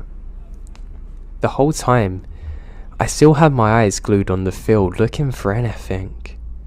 He was completely done with everything in about 15 minutes, and he told me that to follow his truck out of there and onto the main road's the best bet.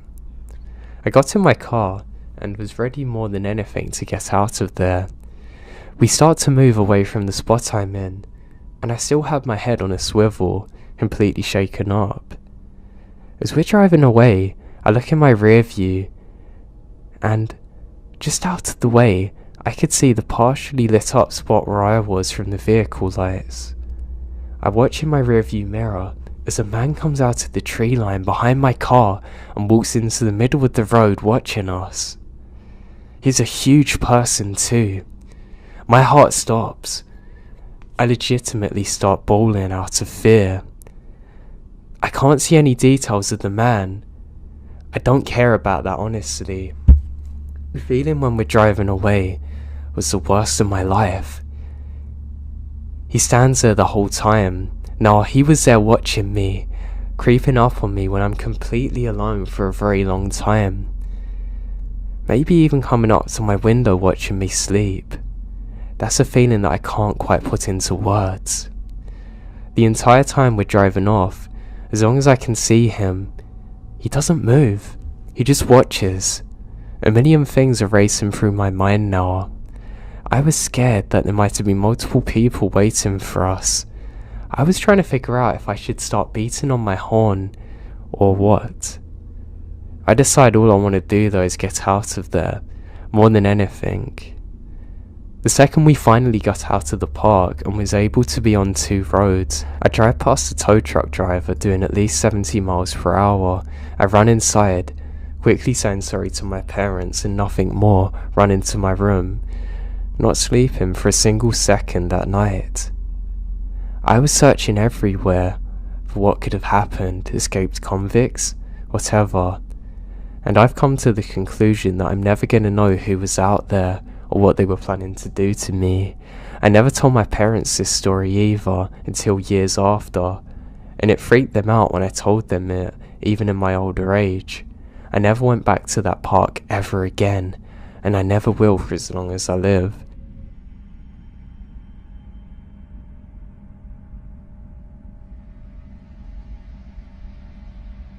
Years ago, when I was still a teenager, my friend Justin and I would often go longboarding at night. As my friends and I are quite the night owls, we love the freedom of almost never seeing another soul on the roads or the paths we frequented. Even when using main roads, it would be very rare to see a car out so late in such a rural area. And you could see or hear them coming from very far away due to their headlights and the noise of the vehicle disrupting the peace. We were really into it at the time, and would often ride our boards for miles and miles, not seeing anyone until the sun was up.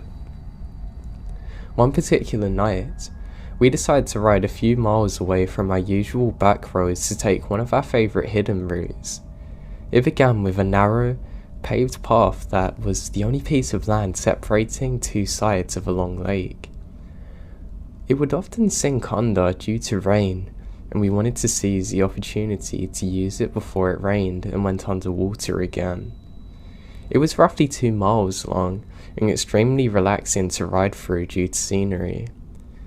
After making it to the end of the lake, we decided to keep moving and continue on our way and turn into a very close path that leads into a densely wooded area of a national park. As we came up to the first hill, we looked down at the bottom into the blackness. We both noticed what appeared to be a tiny ball of light moving down there. At first we think it's a park ranger, but it moves so strangely, and it was extremely difficult to make out what it is. Rather than shine our flashlights down, we curiously watched out for a few moments, whispering to each other what it could be. And all at once, that small light turned into multiple blinding lights and extremely loud revving sounds. Overwhelming our senses as to become accustomed to the darkness and silence. Acting purely on fear, we instantly turned around and ran as fast as we could, hearing yelling and revving gaining behind us. By sheer luck, we managed to run off the path into a very dark, very overgrown hole in the side of a hill overlooking where we just come from. We decided to hide in the natural dugout of this hill, hoping the plants and darkness would be enough to protect us from whatever was happening out there. We watched our pursuers ride out to where we originally were standing. There were 4 men, 2 on 4-wheelers, 2 on motorbikes, each other yelling something, but we can't make out what they're saying due to the distance. We felt safe enough to whisper softly to each other and speculate who these people could have been. Our first thought was that they might be park rangers of some kind, although we've never seen any in here, and we've been here a lot of times. And honestly, we doubted that this country had the budget for them this deep, unless they're on a big manhunt or something, which has happened in neighbouring states. Besides, these men are on vehicles that are inappropriate for paved bike trails. They're very angry too, and we don't know why. They call out for us for a while, yelling things like, "We know you're there, and we can see you, come out." We stay silent and decide to call on their bluffing instead of running. Eventually, I heard one of the men yell, "Find them now," and smash a bottle. That had erased any hope that they're rangers. We watched them split up, and each of them gone a different way down a series of paths on their vehicles, including the one that we've just come from. It took us what felt like ages to move. We're frozen in fear in that dugout, watching the lights from the vehicles travelling through the woods and paths. One of them already come in full circle and passing the point that we started on. I thought about calling for help, but I was too afraid. I was scared that the smallest amount of sound would give away our location. After waiting for the lights of the vehicles to reach our furthest distance yet, we finally summoned the nerve to get up and to run somewhere far enough away from them to make a call. We ran as hard and fast as we can through the woods, since their headlights gave their locations away on the paths. We would hide again whenever we felt like they're close. Our available hiding spots were getting progressively worse as the woodland became less dense, and the fear is overwhelming. Finally though, we emerged from the woods onto the intersection of the 2 main roads, far enough away from where we started. We ducked down into the ditch to call for help. I opened my phone. I noticed I had recent missed calls from one of our friends, Connor, who we're supposed to meet up with after our longboarding excursion. I called him and frantically asked where he is. Luck's with us again, and he hadn't given up on our plans despite us ignoring him. He's only a few miles away now, already heading in our direction. I gave him the names of 2 of the streets we're near. I explained that we need to be picked up immediately. He agrees to speed over to us while Justin and I were waiting and hiding. Thankfully, Connor arrived before any of them men did. We bolted into the back seat of his car, yelling for him to get out of there. He took off fast. Relief doesn't begin to explain how I felt after being safely driven home. After explaining everything that happened to Connor, we ended up just moving on with our night and decided not to call the police. We figured they'd be gone by the time any officer made it out there, and that we're putting ourselves at risk by admitting that we were breaking the law being out there. Justin and I later admitted to each other that when the Reverend started, we could see our minds going to Chainsaw Killer or something worse. Frustratingly enough, whatever them weird men saw that made them want to chase us so bad, we actually never saw, so they even had no reason to chase us. I never found out what they were actually doing or why they're so angry at us. I just know we're in a very dangerous situation, and to be honest, we're probably lucky to make it out of there alive.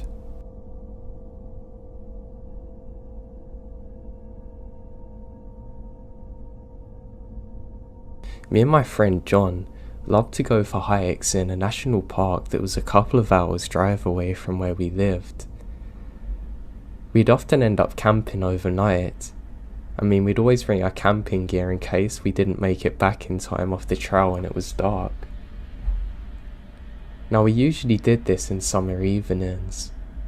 Oftentimes we'd never encounter anyone else except for the odd park ranger. It was normally nice to see them, and we'd have a good laugh for a little bit. I always respected park rangers and embraced them when I saw them. Now, we set out on this one hike during one summer's evening 2 years ago. We're having a really good time. We're just talking about life. My friend's talking about not really liking his job much, and he's complaining about the hours and the work they have him do. He works in a hospital and really doesn't enjoy it, and I felt pretty bad for him.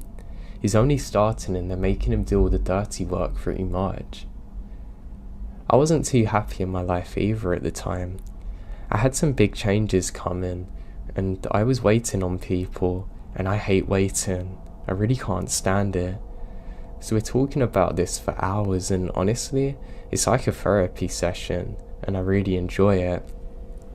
We keep walking and we're talking about the highs and lows of life, things that are coming, and things that we just want to see change. We're both saying it's surprising how that this time next year, we have no idea where we're going to be or what we're going to be doing. We're just putting the work in now. As we finish talking, we realise it's nightfall and there's already moonlight illuminating around us. I love moonlight, and we say, hey, how about we set up camp? John agrees. We walk further down, and just as we think we found a good camping spot, we see another tent further up. Now there's this horrible smell there, so we're sure that whoever this is has hunted an animal, and they've left it out there, which is kind of disgusting, but they might be skinning it, getting it ready to eat. My friend goes over to say hello, and just say that not to worry about us, we're going to move further away so he can have his own space. And what do you know? A park ranger appears. You can see his hat from a mile away. As we go over there, we realise that there's something not quite right about this ranger. We can't really tell what. He doesn't have a normal uniform on. Well, he has a hat at least, but he has a big coat on. It's not cold enough for a coat. He says very few words when he speaks to us. He just says, yeah, I'm just setting up camp. We're out looking for someone, and that we should leave. I end up talking to him for a little while, and a lot of what he's saying doesn't make sense, and I get this really weird vibe from him, like he's looking at me but he's not, and he's trying to look through me at the same time, if that makes sense. He says, are we armed? And we say, yeah, we've both got hunting rifles, but we got a permit. He asks to see it, and my buddy shows him his. He says, that's okay, you haven't got to get yours out to me. And then John says that we need to get moving and should probably set up camp. He says fine, And the second he turns around, my buddy John grabs me hard by the arm and starts walking really fast, guiding me. Now I'm confused because, well, we're out in the middle of nowhere in a national park. There's gonna be lots of places we can go and set up our camp. But there was something different about the way he grabbed me. It felt really urgent. I can't describe it. I don't need to know any more about the situation, and I just start to lightly jog with him. The second we're away from the camp, I turn back and I can see the ranger still watching us. He's standing in the exact same spot as before though, which is something I find very odd. The second that we get over this hill, John says run, and I don't question it, and we start sprinting as fast as we can back the way we've come. He starts telling me, I don't think that's a park ranger. I say, what? You're kidding me? He says, no, just run. And we run for miles and have to stop eventually to catch up with our breaths. He says, I don't think that was a dead animal we could smell, and that guy definitely wasn't a park ranger. I said, how'd you know? He's just wearing a coat. He said when he looked at our permits, he didn't even look. And then he said it was fine, and a park ranger would have to check both of us had permits, pretty much. I got a horrible sinking feeling in my stomach as I remember turning round and looking at the park ranger just standing there staring at us, and a lot of what he said didn't make sense. God, it all clicked now. We continued hiking into the morning and eventually make it back to our car. We drive immediately to the park ranger station, and the park rangers there say that nobody's out in that area and they're definitely not camping. Eventually, they sent out some people to go and investigate and got the police involved. It turned out that they suspect that this guy had murdered someone, and where we encountered him, he moved everything and hid the body. The police are still out there looking for it today.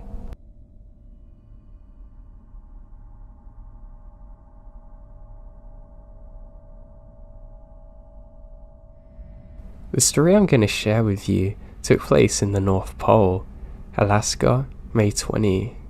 The incident I'm going to describe was the wrong place, wrong time, and completely unprovoked.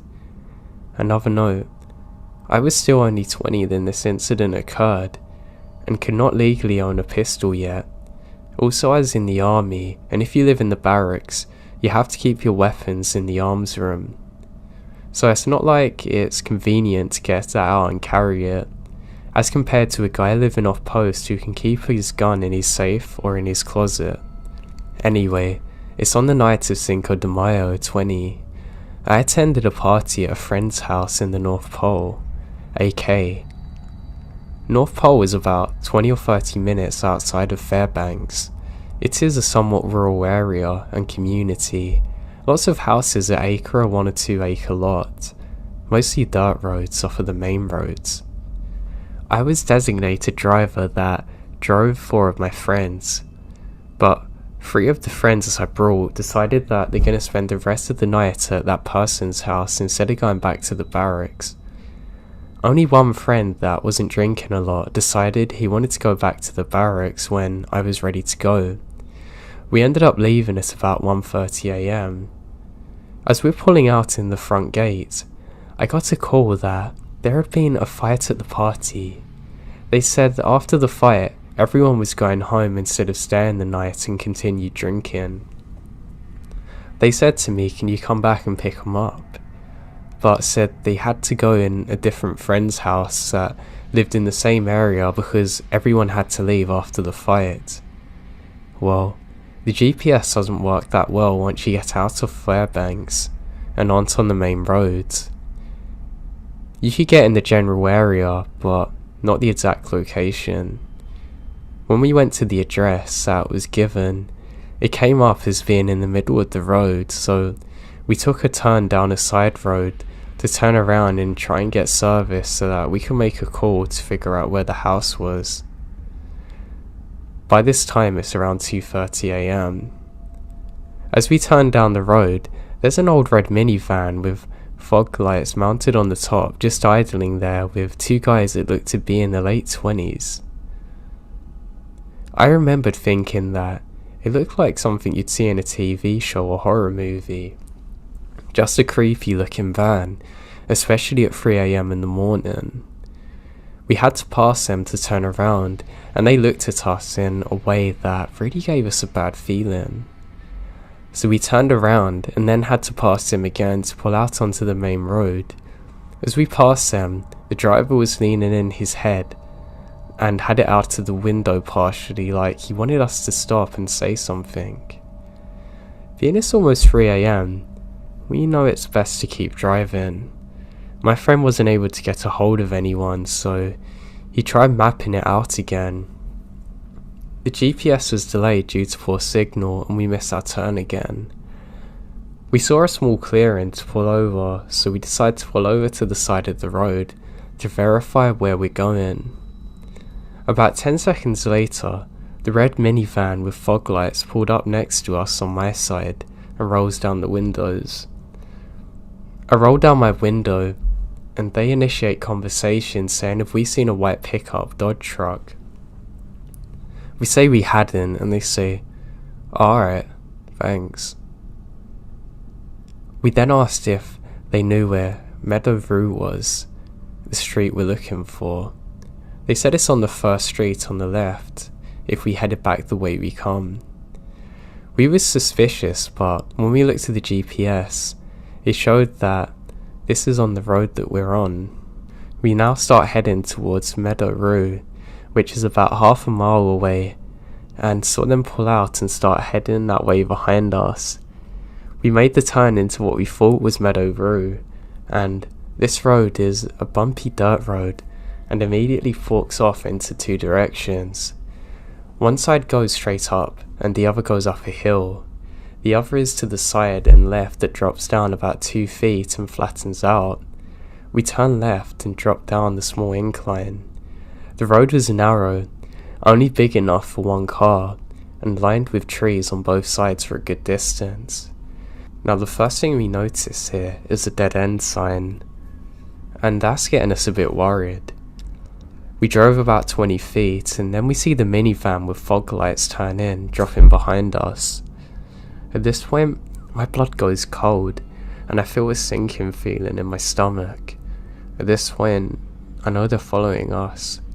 I try to be positive and hoping for a split second that they're just going to turn back and go away from us. But then I saw them speeding up again. Now, this is a bumpy dirt road and there's no reason to be going fast. I started speeding up and to that they slammed into the back of my car, backed off and ran me again. A few seconds later we made it to a small clearing like a dirt cul-de-sac. I had enough room to pull forward and then reverse so that I'm facing the direction I've come in. While I'm doing this, they stopped and blocked the road on the one-lane dirt road. They hop out of the car and one shouts, "This ain't Meadow Rue, idiot. Get out of the car." The one guy had positioned himself directly in front of my car, about 10 to 15 feet away between the trees and his van. The other guy started walking up to my passenger side where my friend is and they kept shouting at us to get out, but I'd gun it. And the guy just stood there. I'm trying to run him over. He managed to jump out of the way. I thought for sure there wasn't enough room for us between his van and the trees and figured we're gonna get stuck, but we have no guns and that's not a better choice. I thought we'd have to bail out and run into the woods and hide, but to my surprise, we get through. It was such a tight fit that both my mirrors collapse in. I now speed out of there, getting off the main road going home. Now I saw a state trooper not long before this, and I really want to see them again. I was scared to death of being chased again and then run off the road at higher speeds, so instead of slowing down, I blew past the state trooper doing 90 in a 45. Since that is extreme speeding, I thought it'd get the trooper's attention, but for whatever reason it didn't. There was only one turn on the whole way back, and when I slowed down to make it, the van's nowhere in sight. I still flew back at 90 miles per hour just to be safe. The next day, We try and tell our friends what happened, and no one believes us. Not one freaking person. They thought we didn't feel like driving all the way back, so we made up a story. The guy who had invited us over originally said if we're serious, we needed to file a police report with the Alaskan state troopers. So, we went to file a police report at the state trooper's office in town. We filled out a report. After giving our story to the trooper, he told us to wait and he then left the room. About 15 minutes later, he came back in and told us to tell the truth. Confused, we say, "What do you mean?" He said the theory is that we're too drunk, driving around late after Cinco de Mayo, and we plowed into the van. He said he thought the owner heard that happened and then came out to confront us. We repeatedly tell him that this isn't the case, and sadly we don't have evidence, but he doesn't either and lets us go. The next day, we check the area and show him on the map. I guess when he didn't find a wrecked car, he knew we're probably telling the truth.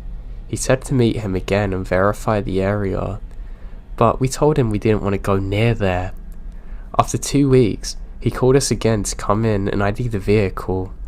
He shows us a picture of a minivan, and I'm sure this is the one we saw, but I can't really know for certain. Now to this day, no one really believes my story. They think we did it just to provoke the incident, or we just made it all up to sound cool. But this did happen, and it's just a case of being in the wrong place at the wrong time.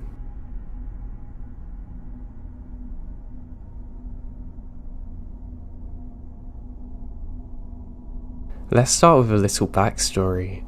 I'm a 24-year-old female that fell in love with national parks. So much so that I decided to work full-time at one for about 3 years. This experience allowed me to meet some great people, but also welcome some sketchy individuals. This particular story starts with a man that we'll call Sam. Sam was a tall man with a shaved head and glasses. He was a kind of co-worker that would always linger awkwardly. He made everyone feel uncomfortable, but not enough to warrant concern. The only issue that I really noticed was that he seemed to like drinking a lot. He would show up to work still drunk, and be sent home because of it somewhat regularly. He seemed innocent enough though, in a socially awkward way. Like he was fine, just always panicky.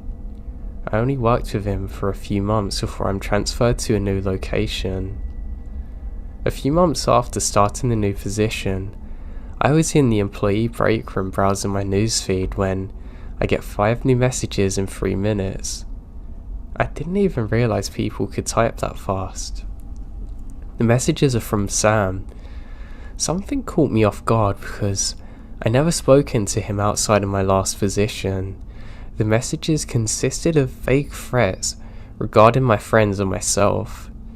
He seemed upset to find out that I had gay friends and thought that I was trained but tainted from association.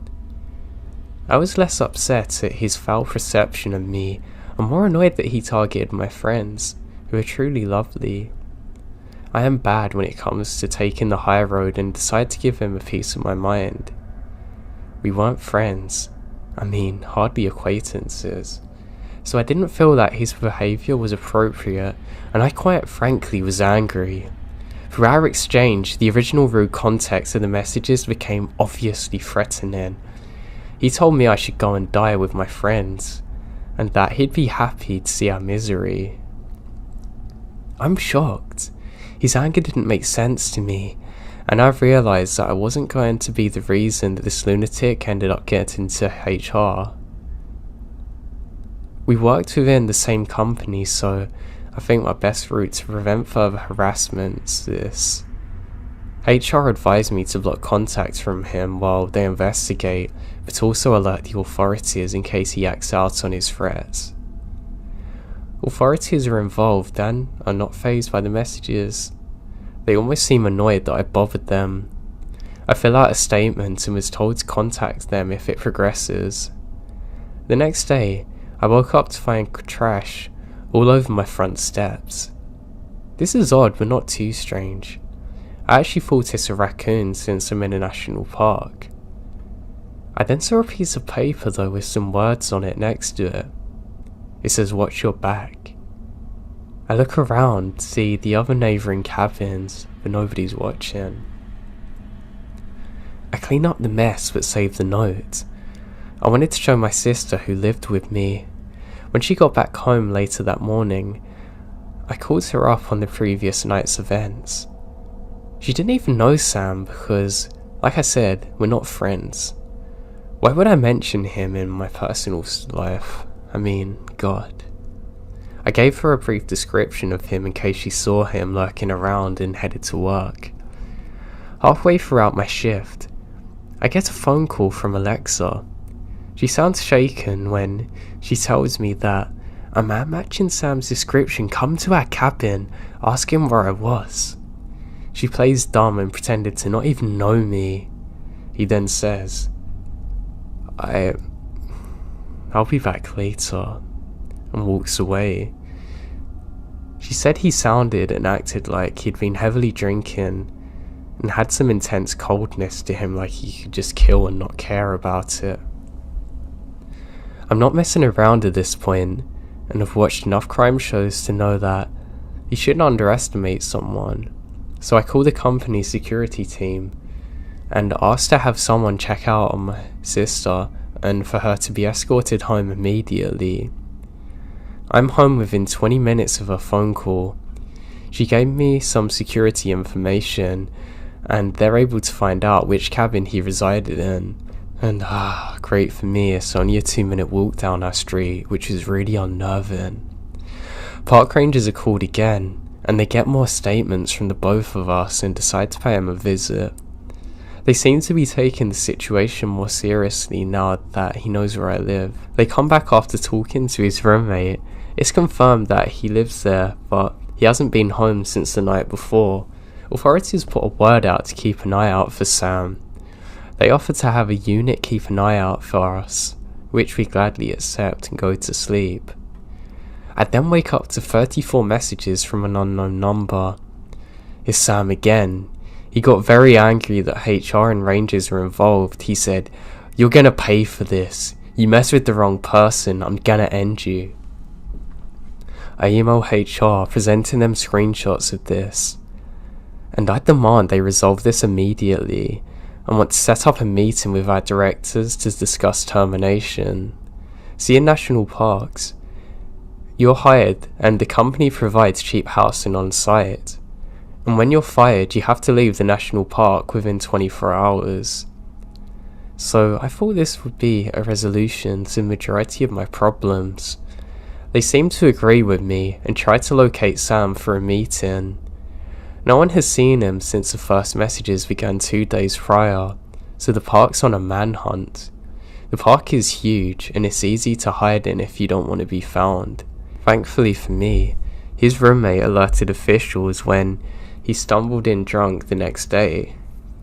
They're able to speak with him sober and get him into the HR building a couple of hours later. After the meeting, I'm mortified that he's been given a first and final write-up and will continue to work and live on my street.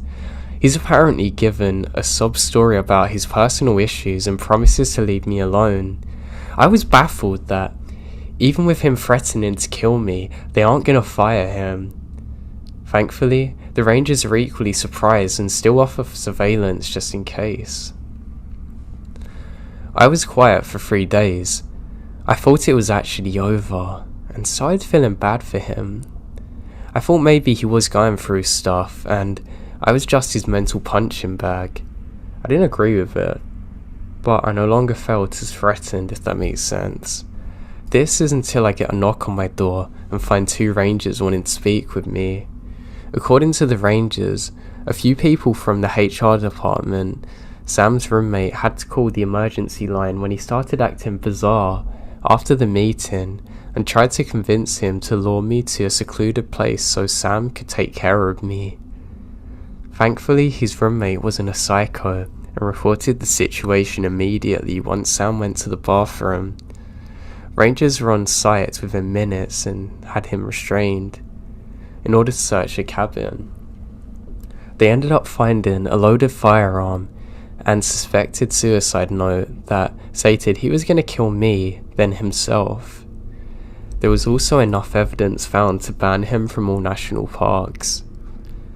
I have since moved to a different one and changed my contact info. He has since contacted me once to brag about how much I helped him secure unemployment benefits, which I quirkily shared to officials. According to officials, he is restricted to a southern AZ county due to other crimes that he later committed. As for HR, the director had to deal with harassment from Sam after the banning and asked me to testify on his behalf. I haven't heard anything since. I don't understand why he targeted me. We hadn't had very many interactions even at work. I have tried to dig through memories to find a single time that I may have invented or invited this kind of behaviour, but I'm convinced it wasn't me, it was him. I hope I never see him again.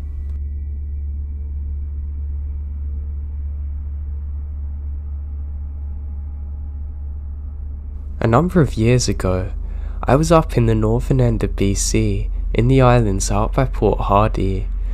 I set up camp right by the beach close to the shore, did the normal catch of fish and cook it for dinner over my campfire. It's pretty perfect really. A few hours pass and it's getting dark. I climbed into the tent and fall asleep quickly.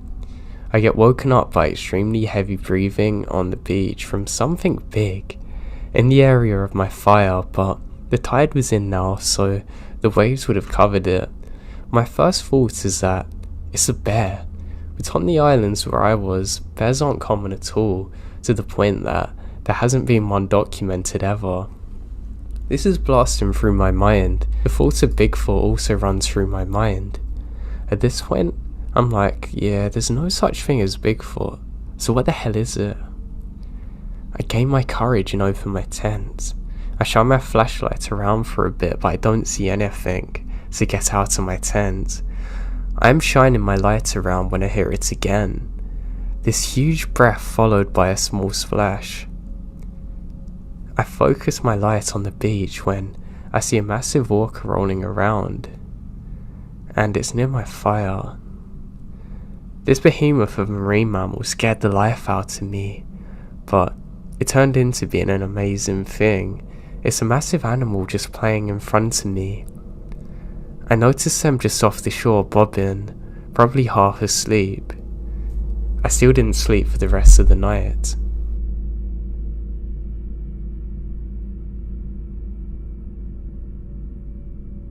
This happened when I was maybe 9 or 10 years old. I have a sister who is 8 years younger than me, so she's about 1 or 2 at the time. During the summer months in Calgary, Canada, my family and another 3 or 4 families would frequently have barbecues out in Browness Park. For those of you unfamiliar with Browness Park, it's a very large public park in Calgary that has a lot of picnic areas, playgrounds and fountains for the kids to play at. The area is so large that you'd have to walk 5 or 10 minutes between playgrounds and picnic areas and bathrooms. So often us kids would have to leave the adults to go and play in the fountains on the playground, and it was generally safe enough that we never had any issues. I recall one time we went and we were playing in our bathing suits when I see this tall guy with glasses and a large cowboy hat sitting on a bench outside of the fountain area just watching us. I was a naive kid who never had any prior talks about stranger danger or any of that stuff, and his cowboy hat made me automatically assume I'm dealing with a park ranger. After a couple of hours, we leave the fountains to eat with the adults. My babysitter announced she needs to use the bathroom. She was nearly potty trained at this point, but not completely. My mum says, "Can you go to the bathroom," which is like 10 minutes away. I just remember walking with them when a guy comes up and says hello, starting a conversation. Wearing a cowboy hat, I again assume that he's another park ranger. He was asking for our names and ages, and overall had a very friendly demeanour. So our idiotic selves talk openly to him. I don't notice that he had a particular interest in my baby sister, and even at one point asked to hold her, but she's too fussy and wants to walk. This went on until we reached the bathrooms. We part ways and we go inside the bathroom. Now, this is when even my naive self started feeling like something's wrong. My sister ended up having an accident on herself, asking my friend to stay with her in the bathroom while I ran to get more clothes from my mum. When I stepped out of the bathroom, I found that same strange guy standing a couple of feet away from the bathroom, clearly waiting for something. That's when my alarm bells started going off. I ran back to the kitchen area and told my mum that I think some guy's following us, and she came with me to the bathroom. When the guy saw me with my mother approaching about 100 meters away, he booked it, power walking in the opposite direction as fast as possible without attracting any attention from anyone. At the time, I completely forgot about what happened. It wasn't until a couple of years later that I suddenly realised that the strange man was waiting for us. And it's the same guy who approached us before pretending to be a park ranger. So I can only assume he's been waiting for hours and waited for us to leave the adults before approaching. Now this particular area doesn't even have park rangers. I have no idea what his true intentions were, but I'm so grateful I never had to find out.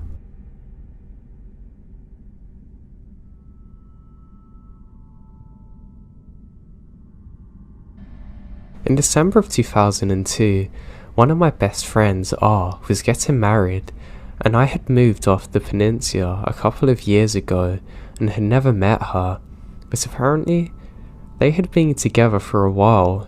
Against my advice, he joined the Marines and was marrying his girl before getting shipped off to Iraq for his first tour.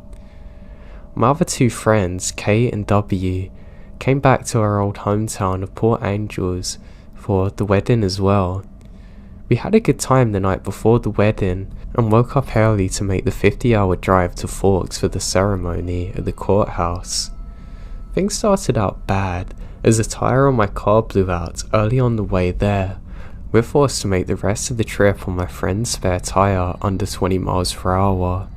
And we're almost late, but made it, and they had a nice little ceremony before we went to the bride's grandmother's house for the reception.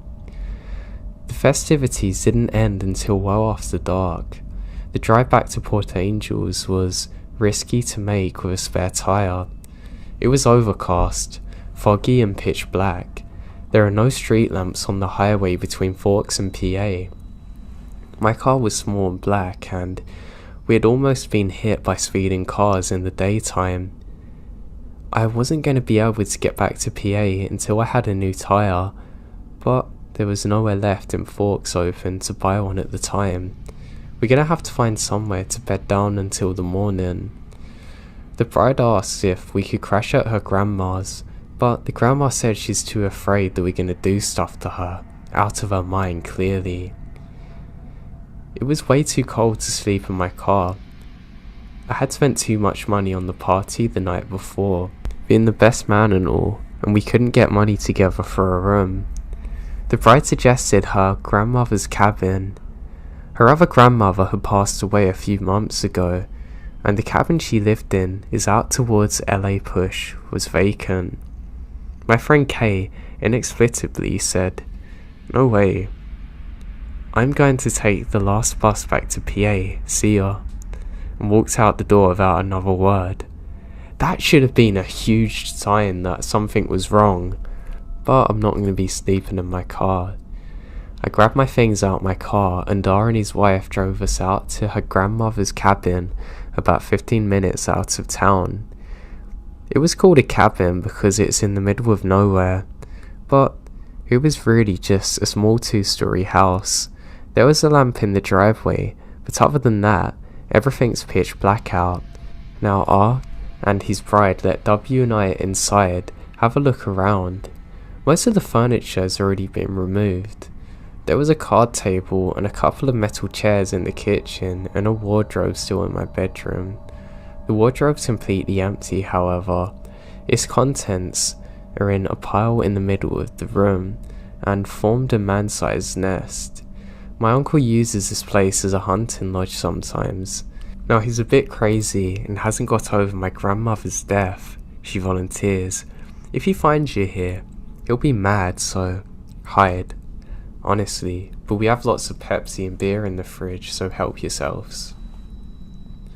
W and I felt exactly as you'd imagined, but at this point, it was either stay here in the cabin or try and camp outside where it's below freezing.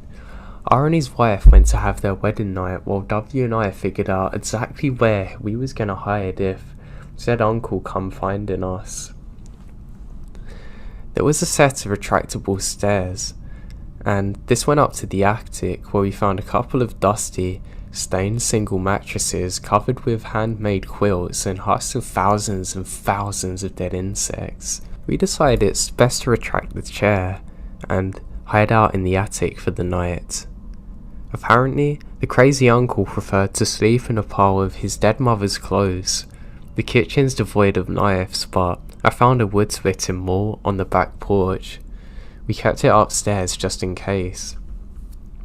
In my backpack, I still have a couple of malt liquors left over from the night before. Without a TV or radio, we have no other form of entertainment, so we sat there drinking. Without any clocks available, we lose track of time and had a decent buzz going. What we had heard though sobered us up quickly. We heard a noise that sounded like the doorknob downstairs being shaken violently. With wide eyes, we look at each other and listen carefully. The noise occurred a couple more times. I slowly move to a window and try and quickly peek out to see if there's a car in the driveway. Nothing. We began to talk again, but once again, are violently interrupted by what sounded like the refrigerator door slamming shut and chairs moving, but no voices. I grabbed them all and went to the top of the stairs, just terrified. As suddenly as the noise started, it stopped, and we began to wait in silence and heard nothing. We're freaking the hell out. We couldn't go to sleep, but we got bored and began talking again in whisper. Without a clock or watch, I don't know how long after we heard the chairs move, it was when the phone began to ring. We waited for the phone to stop, or somebody downstairs to answer it, but it kept ringing. It kept ringing beyond any normal duration.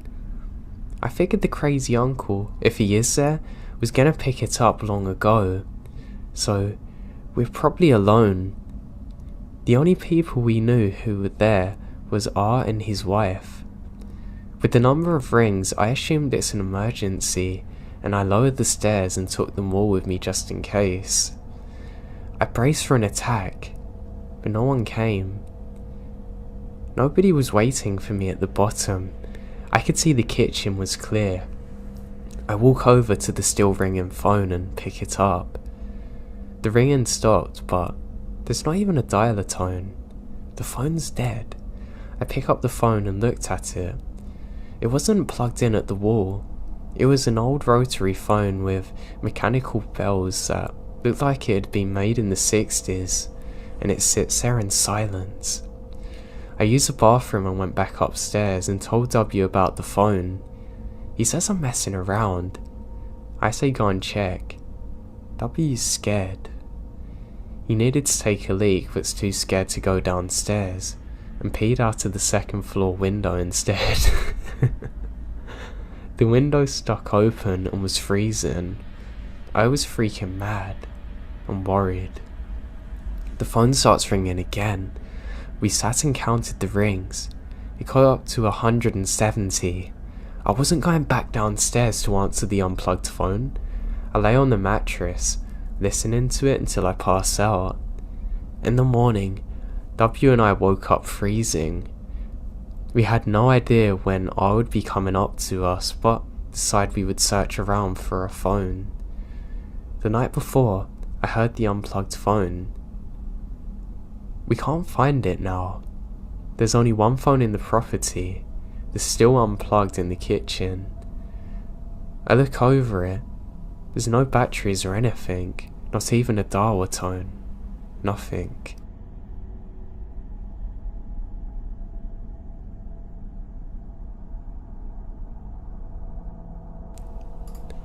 There are some strange experiences from a camping trip in northern Ontario I went on back when I was a little kid with my dad and stepmom. I want to preface this by saying that, despite the things I'm writing about, it was still a good experience. My parents split amicably when I was very young, and I didn't actually live with my dad. I still get to see him though, and these kinds of trips are like a bonding experience and pretty fun, to be honest. I just don't want this to overshadow that. Okay, time for my story. My dad and stepmom rented a tiny cabin in northern Ontario one summer for a family friend. I don't know exactly where it was, but I'm certain it's in the north of Midland. The cabin was on a lake, and the owner ferried us there on a tiny motorboat. This wasn't an island, mind you. I think there were only a few roads to access it. Some strange things happened on this trip, and while there isn't a single cohesive timeline here, I am not an experienced writer. So the first experience, the owner had left a canoe at the cabin, and we took it out on a lot of trips to the lake. Usually later in that day. I was obsessed with frogs and fish and wildlife as a kid, and this lake was loaded with marshes, so I loved these outings. I remember one in particular. It was almost sunset, and we're heading back through one of the marshes, and I hear a faint humming sound, similar to that of a transformer from the tree line. My dad/stepmom noticed it too as it grew louder. It stopped all of a sudden a few moments later, but so does everything else. The sounds of birds, frogs, etc., and any wildlife has completely stopped, and everything went silent. Then suddenly, all of the sounds started again. I have no explanation for it, and it is creepy as hell. My second experience was the cabins on the shoreline, but there wasn't a beach or anything close to one. It was actually very steep and a rocky shore around the entire area, but once you got in the water, there was sand, mussels, crayfish around there. My dad got the idea to catch some for cooking. My dad isn't a woodsman by any means, but he's a very resourceful guy. So we canoed to a sandy area close to the shore and waded out to catch mussels on both sides of the water here. The shore's very steep, and it's like 2 floors up with thick forests at the top. At some point during our escape, I caught a glimpse of something along the tree line on the shore. I can't make it out very well, but it's white, almost like the texture of a birch, and lanky. I remember thinking it's definitely not a person, but it wasn't too far from the general shape of one. It staggered around, lethargically and slow. If it was an animal, something was wrong with it. I waded over to my dad and told him to look up, but now it's gone. I never saw anything like it again since. My third experience is one that I don't actually remember. Instead, my dad told me about it. On one of our canoe outings, my dad and stepmom decided to visit this little peninsula on the other side of the lake close to the marshes area. We got there and dragged the canoe onto that little shoreline there and walked single file. There wasn't a path, but the trees weren't particularly dense either.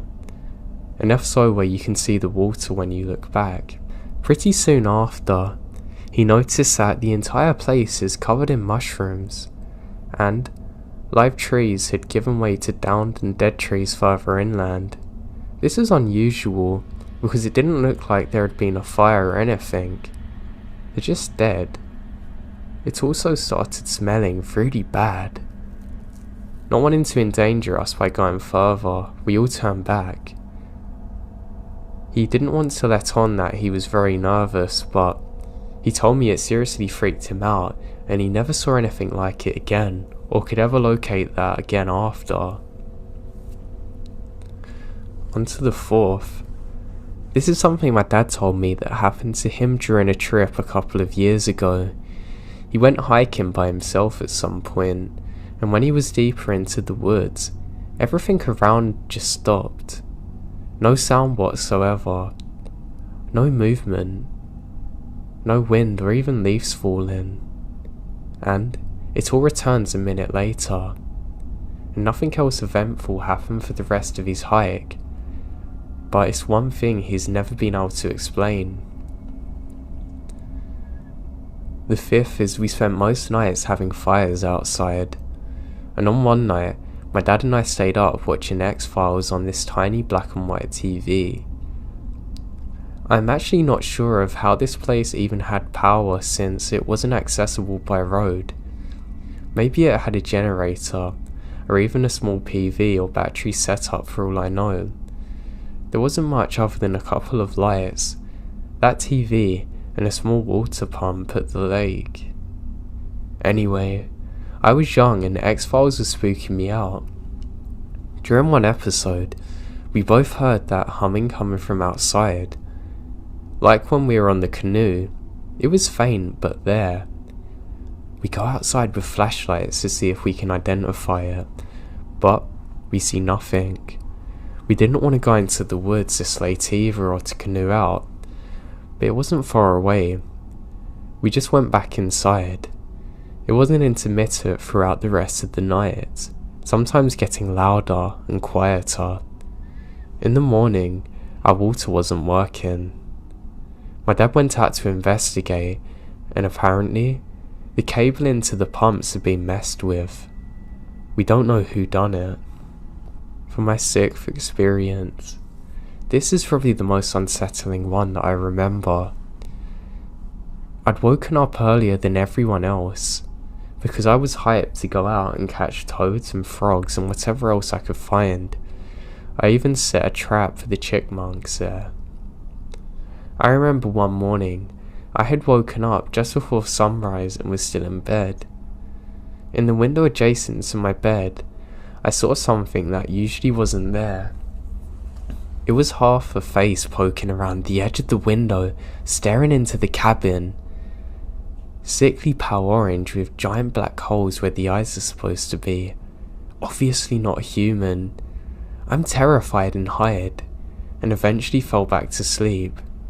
And when I wake up again, everyone's awake, and there's no signs of anything there. I always thought of this particular experience as something I imagined after waking up. It had to be.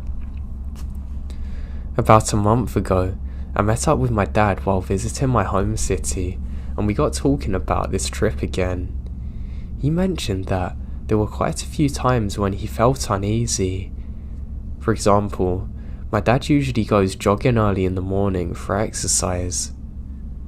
He decides to abstain a couple of mornings as the cabin's nice and warm, but he can't shake the feeling that something's creepy. I only connected this with the window incident after our conversation, but when I did it really made me think about the entire trip as a reason I decided to write a post about it. I can't undeniably prove what happened, but for what it's worth, you can see the history adds up weirdly. These are all the experiences I can think of for now. I'm sure there's more that my mum or dad had that they haven't told me yet. I'll share them if I get more.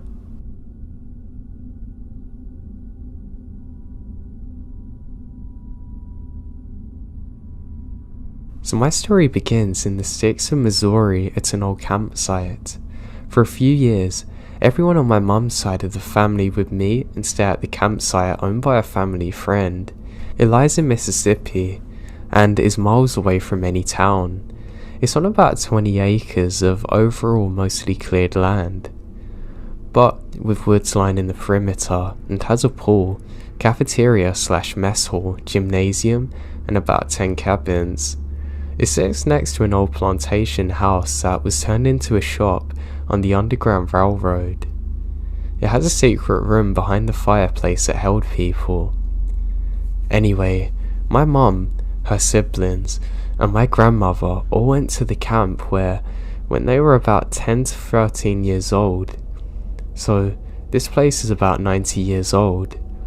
There are signatures all over the cabin interiors from the past campers dating from the early 20th century until present.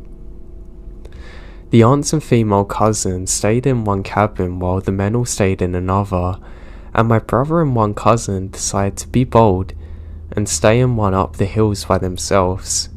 Needless to say, they didn't get much sleep that night and were pretty creeped out the next day, but that's not their story. On one side of the room, we had pushed the beds together to make a giant combo bed.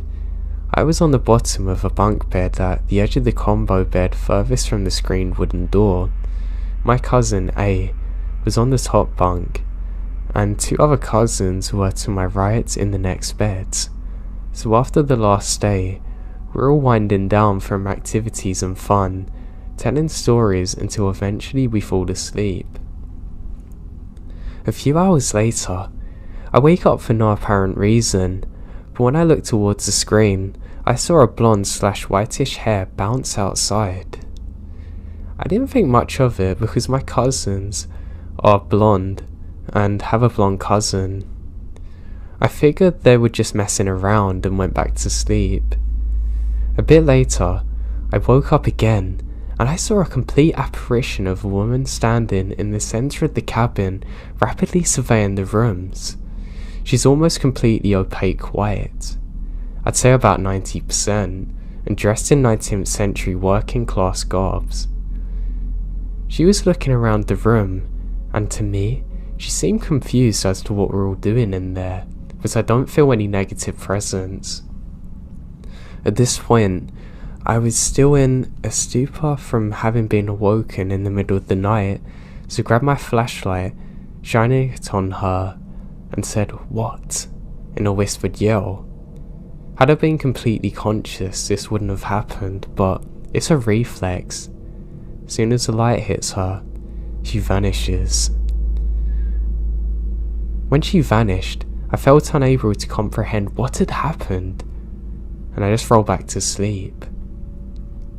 Now, the next morning, I had somewhat of a realization/remembrance of what happened, but I didn't want to tell anyone what happened at fear of having it dismissed or no one believing me.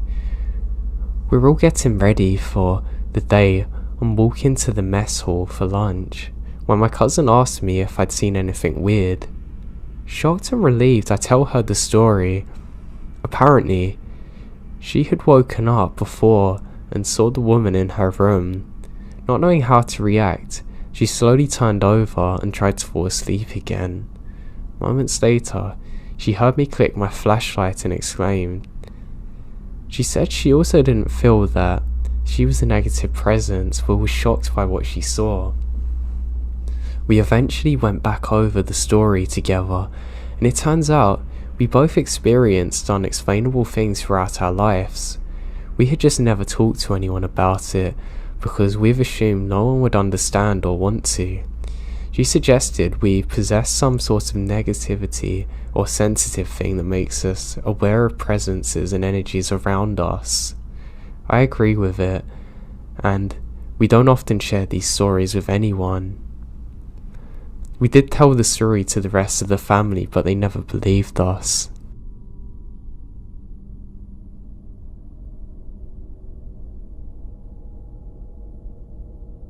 I just moved into the third floor of an apartment building, which is at the bottom of a very steep hill.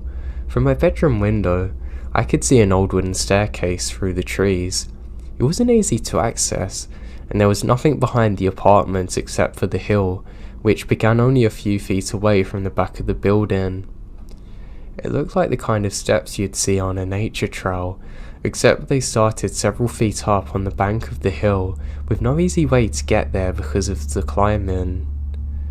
So I did. I slipped and fell at least once and had to grab onto a little tree trunk to stop me falling. I probably should have done it on a nice sunny day, but curiosity got the better of me, and this town wasn't known for having lovely weather. I got to the staircase, walk up it with ease, and, once I reached the top, I look around for any evidence of its original purpose. I expected to find a hidden picnic area, or an overgrown nature trail. Something that would make sense, but there's nothing. And also, nowhere for anything to be. The hill just kept going without levelling off, so I kicked the leaves around for a bit, thinking that maybe there were more stairs. I found nothing and gave up. After coming home, I did a brief search of nature trails in the area and tried to look at old aerial views to see if I could see anything. None of this yielded any theories that I can recall, but I do remember not being able to find the staircase on maps either. I thought this could be explained by leaves in the way, but there weren't any. When I went to the drop-off, I had to give my rent to the manager, and I asked her if there was any stairs in the woods behind the apartment. Her response was, "What stairs?" I asked if there'd been anything there, but she said no. There was a house a lot further up the hill, but no stairs. A few months later, I drove my roommate to the ATM and noticed a set of steps on the hill by the bank. There must have been a building there at some point, but it's now gone. I asked my roommate if he knew anything about the mystery stairs behind our apartment, and wasn't surprised to find out that he hadn't noticed any. He never paid much attention to anything that wasn't a video game. When we went home, I tried to explain where it was and show him from my bedroom window, but I can't see them. We couldn't see him from his window either, so I decided to go back out looking again.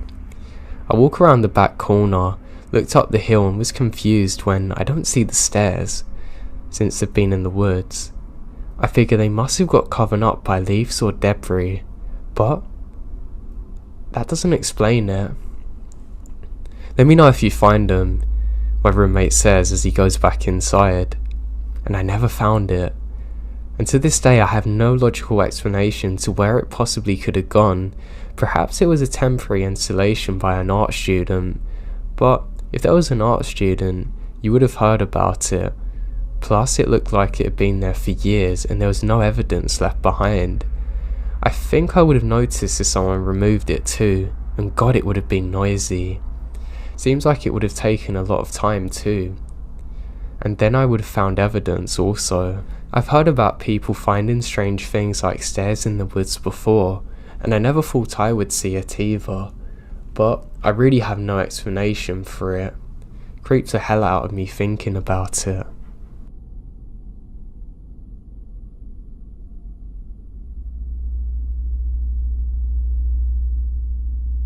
So my house is on the biggest chunk of property in this area. It's on about 110 acres and was originally kind of a park. Unfortunately, people from all over didn't get that memo that we moved in, and therefore continue to party, hunt and fish whenever they want. Over the years, these problems began to go away, minus a few. Before we talk about the perpetrators, or at least their leaders, we should discuss what was behind the property. It's an asylum near the woods, mostly housing psychopaths, schizophrenics, and those who have suffered mental breakdowns. Now it isn't rare to hear some random screaming for no reason over there. So back to my story. There were 4 men who kept coming back and hunting in the middle of night. We let some people hunt in the night on Saturdays, but for the most part, hunting's off limits. We're never able to catch these 4 men, always wearing masks. I mention that because the leader always wore a creative mask, a scary one, most of the time wearing a pig one. These men were sneaky, smart, that's what made them scary. Now I had 3 encounters with them, the first being in June of last year. A few friends and I decided to go on an adventure throughout the woods, and we discovered something frightening. We found a fortress, covered in beer cans, with a chair on top. Being the teenagers we are, we decide the smart thing to do is to destroy all the hunters' hard work by kicking the whole thing down. Oh god, have we messed up. We later return to the fortress, and it's rebuilt, almost like a shrine to the last one. And spray painted on the ground was "Try again, we dare you." Encounter 2 happened during a simple walk at night. Sometimes when I get upset, I walk through the woods. This time was at night, and it just so happened that the hunters were also out. So I was walking along, minding my own business, when I see the man in the pig mask. He sees me. He now knows my face. I hear a deep laugh and he turns his gun towards me. I have no idea what he's gonna do, but I book it out of there. Encounter 3, in my opinion, the most blood-curdling. It was only about a week ago. I was walking home from my cousin's house in the dark. I had my flashlight shining, and I felt safe. But something's off. The barn lights are on, and they're never on. No one ever goes in there. The floors are falling through. I simply brush it off as a technical error. But then, in the middle of the field, I see someone in the same pig mask, and he saw me. His words have haunted my dreams since then, yelling, "Get out of here, before I make you." The way he said it terrifies me, so vicious, like he wants to kill me, and I haven't been there since. It was later discovered that in that barn, they'd been setting up shop for some time. I'm so glad that nothing ever come of it, and they never actually truly come for me.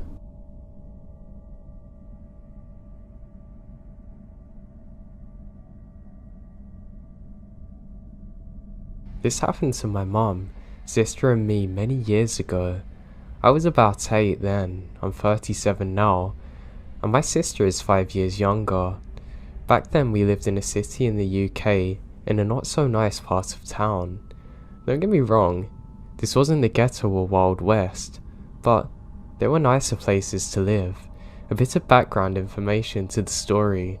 My dad was self-employed, owned a small factory on the outskirts of the city centre about 5 miles from home. The factory is surrounded by a wasteland homes to mostly derelict and broken buildings. The area was grey, dirty, and covered in graffiti. Hell, not even the city homeless would take refuge here. One day, my dad calls my mum at home. He needed her to come home to the factory to help finish a job, but they only had one car, so it meant us getting the bus. I don't mind. My 8-year-old self was full of adventure and loves the idea of riding the bus to big town. The bus ride's uneventful as we brave the city traffic, eventually going through a forested area, then arriving at our stop. The described earlier, it's not the type of place people go unless they have a specific reason, so it wasn't surprising we're the only ones getting off here. We started in the direction of my dad's factory, which was just under a mile from the bus stop. My sister's asleep in the pushchair as I was jabbering away, when suddenly I become aware my mum's preoccupied. I look at her, but she said, "Keep walking." I noticed she glanced over her shoulder near the tree line.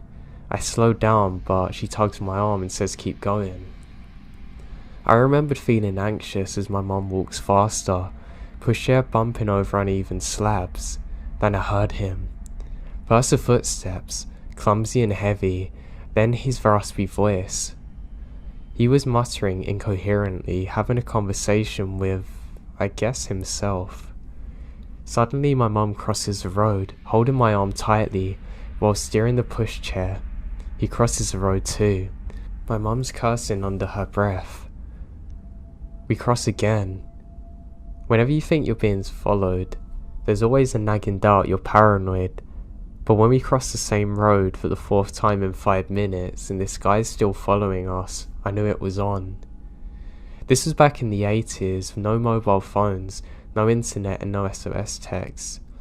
You're really off grid. But now I can feel adrenaline.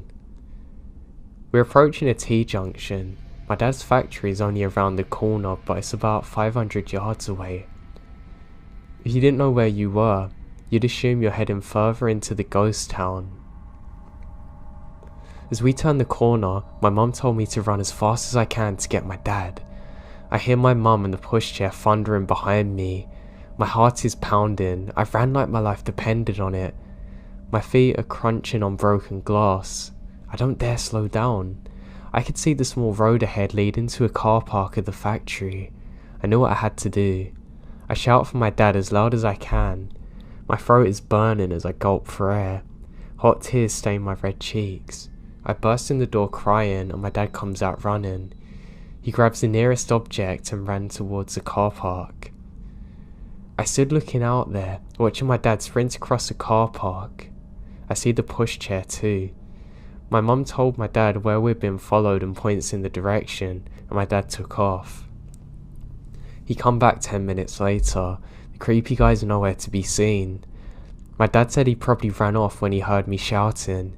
With all the old empty buildings and wasteland, it's easy to disappear, even into the woods. My dad wanted to take the car and drive around to try and find him, but my mum doesn't want to be alone, even in the sanctuary of the factory, so he agreed to finish up the job, and we all drove home. My parents never reported it to the police.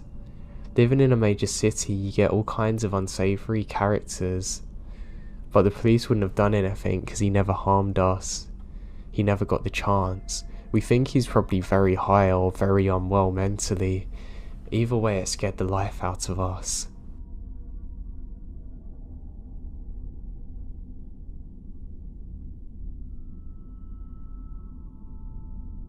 My father sadly died and I needed to clear my head, so went on a solo trip to a cabin in Oregon with my dog.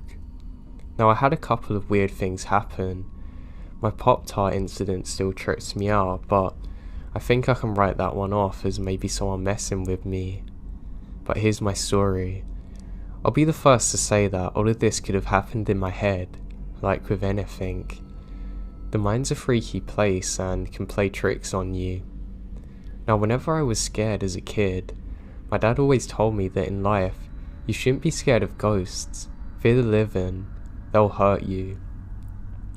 In my late teenage years, I come into some money after my father committed suicide and I received an inheritance from him. Near the time of my dad's passing, he and my mum owned a cabin in Oregon. The cabin had been put up for sale by my mum, who could no longer afford the payments or renting it out. The cabin was set to go on the market for sale in less than a month and was in the process of finalising a paperwork with the realtor and lawyer. So for that month's time, the cabin was not going to be rented out any longer and was going to be vacant.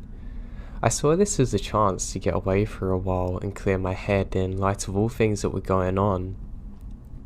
I quit work, packed up snowboarding gear, grabbed my dog and headed up in my dad's car that he had wheeled to me to the cabin. Now, this was our family cabin that my parents rented out throughout the year when they're not using it. I had keys to the cabin and also had the code to the alarm, so I didn't feel the need to stop at the rental management company and advise them of my stay. That has nothing to do with my story, but I felt the need to mention it anyway.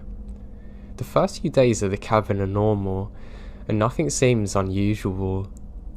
I spent my days playing with my dog in the snow, snowboarding, and in the evenings I played PlayStation or listened to music, drinking and smoking on the balcony. I already stocked up on food, cigarettes and liquor, so I was pretty much shut inside apart from the occasional venture out to the shops or the slopes. With my dog as company and my DVDs and PlayStation as entertainment, I was content and started to feel relaxed after all the drama that preceded my outing. The cabin itself was 2 stories. Bottom store had the living room and a side guest bedroom, along with the small kitchen. Upstairs had another 2 rooms, along with a walkout balcony attached to the master bedroom. Most of my time was spent either in the living room, kitchen or master bedroom. I never ventured into the other rooms and always kept the doors leading into them shut. Open doors to darkness scares me. Anyhow, the third day came around. I was going through my usual routine of playing with my dog, playing games, etc. It was pretty heavy snowfall out, and I didn't feel like trekking down the hill to the main road in my car and decided to stay in. That's when things started getting a bit weird. In our area, there's only 2 other cabins adjacent to ours, maybe a block away from one another. All other cabins aside from these 2 are a mile away from ours, surrounding us with mostly forestry and very tall pine trees. Both these cabins are empty from the past couple of days from what I knew, and no one's currently there. Now, that's some background and I'll jump to the weirdness. Around midday, while outside with my dog, I noticed what appears to be footprints in the snow around the area surrounding our cabin. It was still snowing, so the footprints looked semi-fresh, like someone's been there in the last half hour before me. I thought that maybe someone was staying in the cabin near me that I haven't noticed. Maybe they were shut-ins like me. Well, alright, whatever. The prints lead away from the cabin, but disappear in the snow towards the tree line. Disregarding the footprints, I went back inside. Nighttime came around and I decided to head to bed. My dog Midnight was laying on the bed with me when I noticed his ears perk up. This was followed by him quickly jumping off the bed, running downstairs to the living room. I lay in bed and stay silent. I can hear him moving around downstairs, back and forth. After around 5 minutes, he ran back upstairs to me, starts doing his doggy dance, as a sign that he needs to pee or wants to go outside for something. Oh, well fine. I can't say no to him, so we both went downstairs to the outside driveway for him. He didn't want to pee though. As soon as he gets outside, he started to pull on his leash, trying to drag me to where he wanted to go. He kept looking into the dense part of the trees where the prints had been earlier, but he also kept sniffing the side of the house and looking up towards the roof. That's really odd. After he figured out that I'm not going anywhere near it, he sat down and just stares into the darkness. This is a bit unusual for him, but alright. Maybe there are forest animals out there that he wants to chase down, but screw this. Do not want to chance anything, so I pull him back inside and we both head back upstairs. Around half an hour later, I was lying in bed when I hear what sounded like hoofs walking on my roof. It was only a series of around 6 steps, and I rationalised that it could have been a pine cone falling from a tree onto the roof, or maybe a kind-hearted forest animal running around. But here's the thing, the footsteps aren't spaced apart like a man's stride would be, so that was freaking me out. Midnight, I also heard the noise and was quick to run to the balcony screen door, expecting to see something, but there's nothing. Alright, you know what? I'm a tough guy and at the time considered myself fairly well built and strong enough to handle myself. I grabbed my coat and shoes along with my cigarettes and flashlight and went out on the balcony. Screw it, right? As soon as I was outside, I lit up my cigarette and started wondering what this could be, getting onto the roof with my light. Nothing there, and snow on the top was undisturbed. Crazy. Maybe this is all in my head. What about the midnight before? I'm paranoid now. But I think it's in my mind and calmed down. My eyes started to adjust to the darkness, and I kept smoking and just staring at the stars and trees next to our cabin. That's when I saw it. In a tree that was little taller than our cabin, around 20 feet from the balcony, I saw what looked like a man crouched in a squatting position in between 2 branches. It was squatted on one branch with its arms extended above its head, holding onto the branch. Wow. What is that? I wasn't sure if I was really seeing that thing, and just stared motionless. I noticed Midnight stand up and start pacing behind me and lightly barking at the same time. The thing still did not move. I pulled my cigarette out and was debating on shining the light in that direction, but something in my head told me, don't. So I walked back towards the inside, pulling Midnight with me. Once inside, I locked the door and shined the light in the thing's direction, but nothing's there. I shut the curtains to the screen door and retreated back to bed. But later on in the night, I heard light tapping on the screen door like someone's tapping on the glass with their fingers. It was consistent and didn't stop for nearly an hour. Midnight stared at the door, but even he won't go near it. The craziest part for me is that I had the feeling that someone's inviting me to the door, but at the same time, I kept hearing my dad's voice in my head telling me to stay in bed and to not do it. I listened to my dad's voice and stay where I am. Eventually, I pass out and wake up and everything's normal. The rest of the week I spent there was uneventful, and nothing else out of the ordinary happened. I totally admit that it could have all been in my head, but the fact that my dog was acting up too makes me really worried about the whole situation.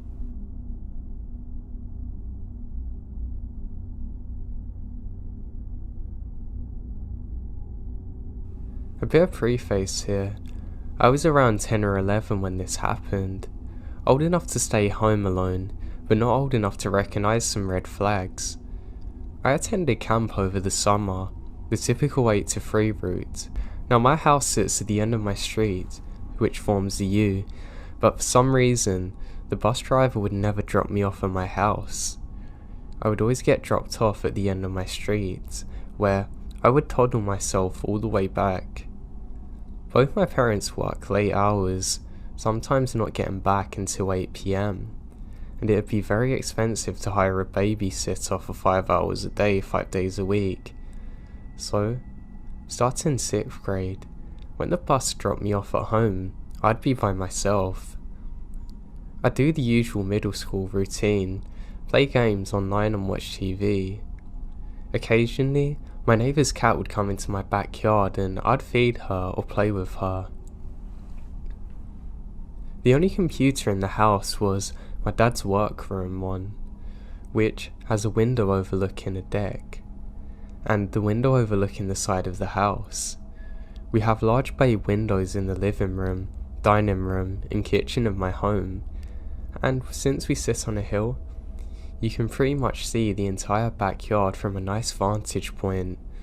So most days when I got home, I toss off my backpack and go right to that room, and you could see me walk from my front door and pop up by the computer from outside. Unfortunately, this would lead to something that I had forgotten about until now. When I got off the bus, I did as expected, go into my dad's workroom, play computer games. About 30 minutes into this, I hear a faint meowing coming from outside the window. I pause and look outside, thinking my neighbour's cat has wandered over, but when I get there I see nothing. I just sat back down and resumed playing, only to hear the meowing again. It was quiet but noticeable, and so I checked out the other window. Nothing. This routine happened for a good 10 minutes and eventually I get frustrated and go into the living room to watch TV. Not even 2 minutes later, meowing from the window I was sitting at happens again. Now I'm confused and a little creeped out, so I shut the blinds and keep trying to watch TV. The meows still go on, but only when they come from right behind me did I jump up and get scared and ready to leave. I went into my bedroom where the blinds were still down but cracked for sunlight. I tried to read a book, only to hear a meow come from outside my bedroom window now. This is enough to make me call my dad. concerned that maybe the cat was hurt, but I couldn't see it to be sure. He said he would have the neighbour come and check it out. 10 minutes go by. I get a call from my dad saying he's coming home from work. Nothing urgent about it, just that his job got cancelled and he's home early. I don't think anything of it. When he got home, I did realise the cat noises have stopped. Fast forward to the present, and I asked my dad about the incident, thinking it's funny about how a cat scared me. But what he said next made my blood run cold. After I called him, my neighbour indeed did come and check out my house. What he found were large footprints circling the house, right next to the windows. Someone had been stalking me through my house, seeing where I was, making cat noises trying to lure me outside. They must have known I was home alone, since it was easy to see me. And they must have known that I played with the cat. My neighbour immediately called my dad and searched the property, but found no one. The police weren't called since there was nothing but footprints that led into the woods. I never saw anyone. My dad stayed home with me for the rest of the week. It sickens me to think that people would use those tactics to try and lure someone like my younger self out of their homes to do God knows what in the woods with them.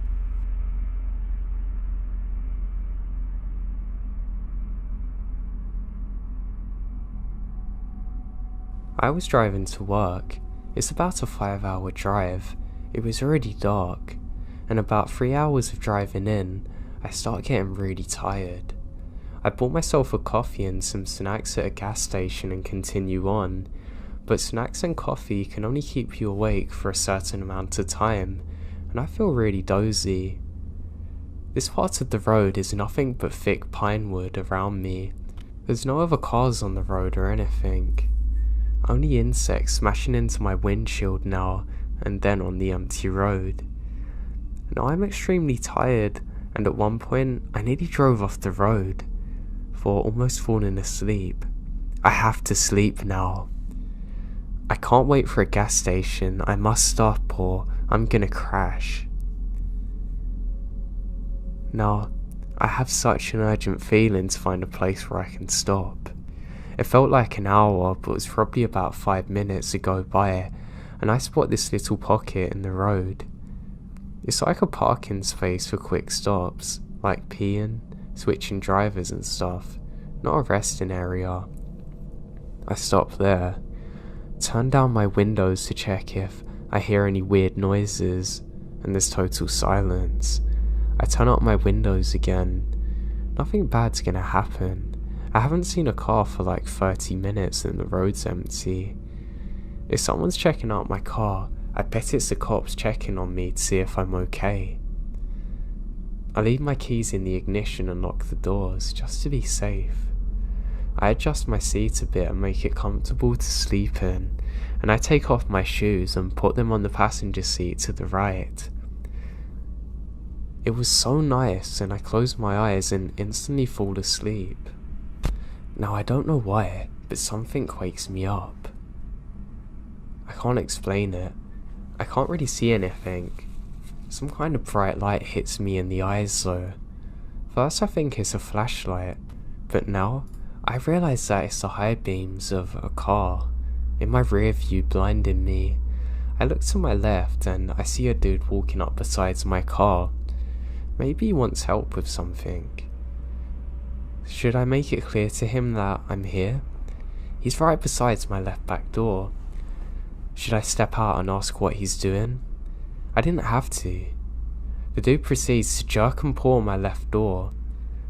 I almost have a heart attack. He's trying to force his way in. My seat is adjusted to lay down, and I push it back as far as I can. I can reach the pedals, which makes it almost impossible for me to drive my car. I slam the horn and it breaks the silence with a roar and the dude jumps back. That gives me like 2 seconds to push my seat and reach the pedals, but it's still out of adjusting, and I'm pulling myself really hard towards the steering wheel. Because my seat is lying flat It's not supporting my back and it kind of hurts. Anyway, I start my car and drive. Kinda. With a cloud of smoke. It's hard driving a car with nothing holding you up properly, but I manage. As soon as I look in my rear view, he stands up looking at me. And what's worse, I can see two more guys next to him. I can see the silhouette of their high beams. One of them has something in his hand like a crowbar. I drive super fast, way over the speed limit. I'm terrified. Then, I stop at a gas station to sort my seat out and put my shoes on. I figure out I was only asleep for like 10 minutes, which makes me worried that they were following me. I'm really worried now. I told my boss the next day and he actually said he's heard of problems like this all over Sweden before, where criminals will stop you and rob you or do worse things. I've never had anything like it in my life and it makes me terrified to stop when I'm driving again.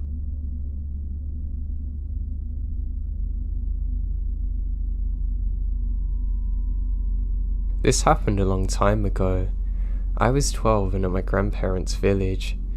We had a cow and an ox, and usually the son of the bull, usually just one, took all the cattle to graze at night and he would take them back. Cows know where to go when going home. My grandpa had a male ox, and since my father was an adult and he wasn't there, I took the responsibility. Basically, my job was to go around the village with the ox tailing after me, calling the people to open their doors. Our ox would grunt, and to call the herd, and all the females would then come out. From then on, I had to take them to a clearing up area in the mountain and then take them by the river. It was easy. The animals knew where they were going. They were calm, and our bull was a gentle giant. All I did was have to ride him with thin rope on his horns. If any of the females wandered off, all I did was call in or occasionally poke her with a stick in the right direction.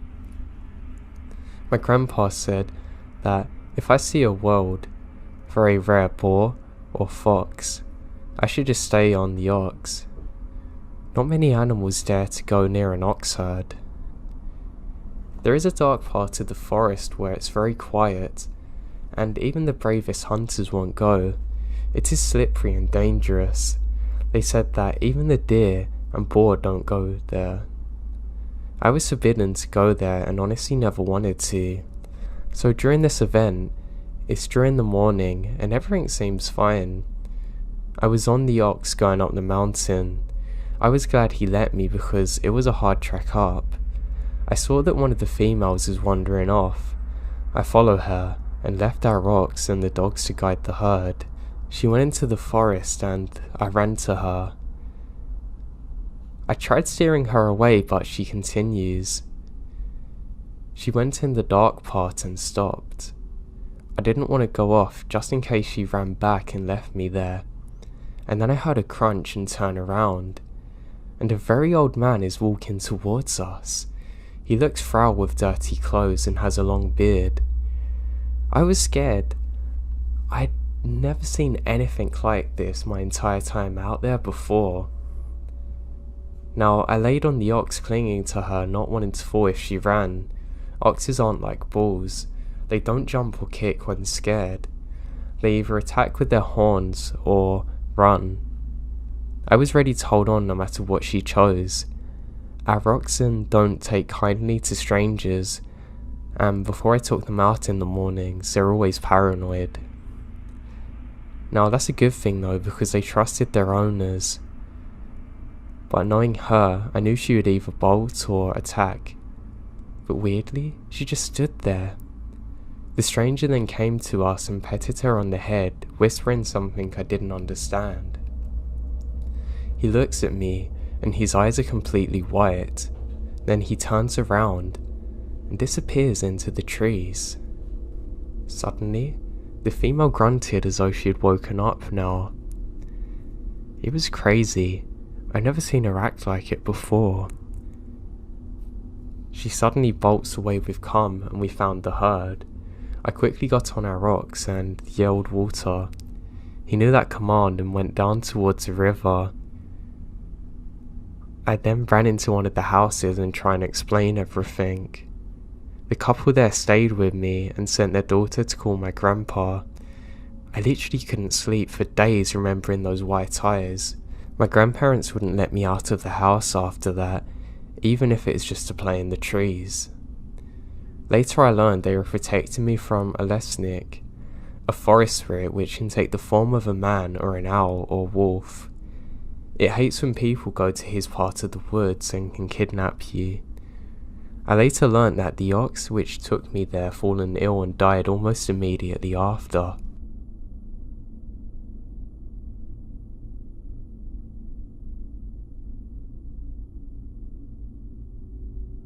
I used to do a ton of camping, but one night, still early on, I was up with two friends in the middle of the night, just hanging out in a field next to the campsite, looking at the stars and almost full moon.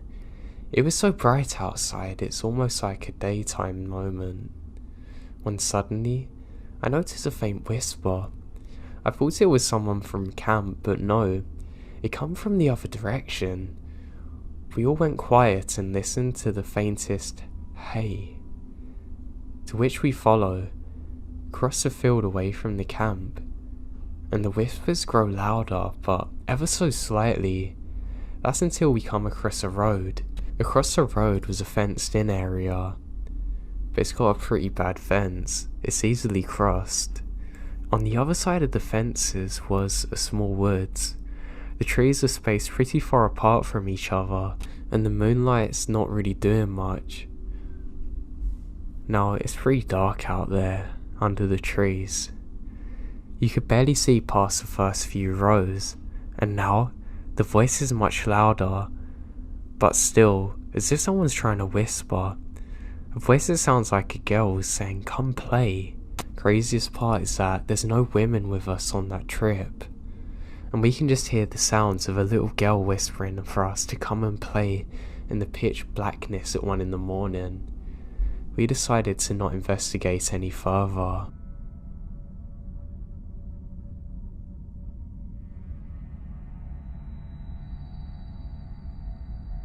My father's family is from northern Peru. We have a house in a town and one in a beach nearby. I've heard this story when visiting the town as I was growing up.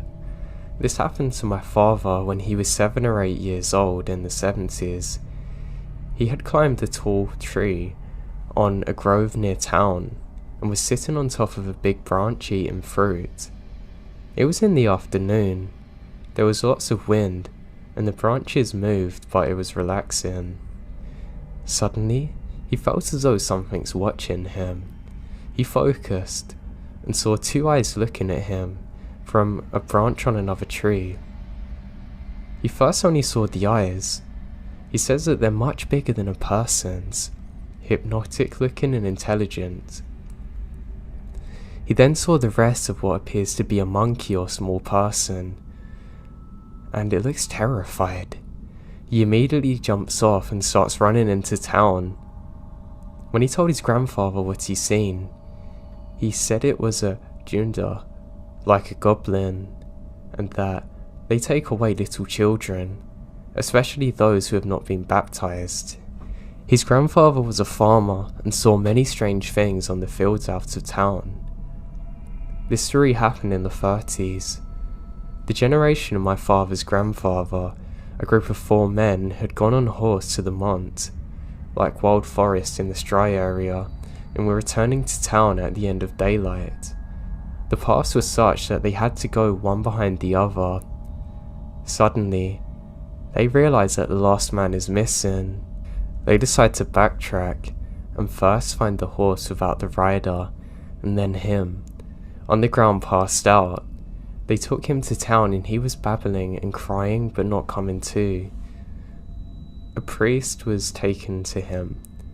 When he finally come to his senses, he said he had seen a bolto in the road. Bolto would translate into blob. This is just a mass occupying space that's much darker than its surroundings and far bigger than a person. He said that his horse refused to go anywhere near it, then remembering nothing else. Finally, this story was told to me from an uncle of mine. It was about a man walking back from the beach to the town at the end of daylight. The beach is separated from the town by a desert area with dunes and some small mountains. I think it's 500 meters, so it's about a 20-minute climb. The man was passing one of the mountains when he saw light coming from it.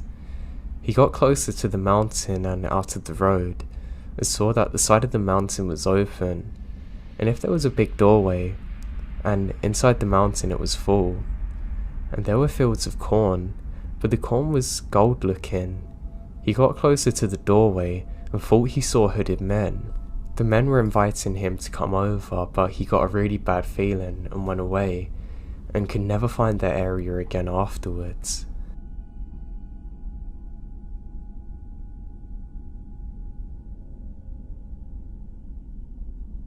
I guess I'll write what happened in chronological order. To preface this, I should mention that all of this took place back on my reservation. I'm from Algonquin First Nation from Canada. Another thing I should mention is that on the res, traditional beliefs and legends of the paranormal are still a big part of our community. The attitude of most people towards the paranormal is one of assurance. To us, the paranormal is a regular part of our life. We believe in a spirit world, and we believe that sometimes these beings can cross over from their world to ours.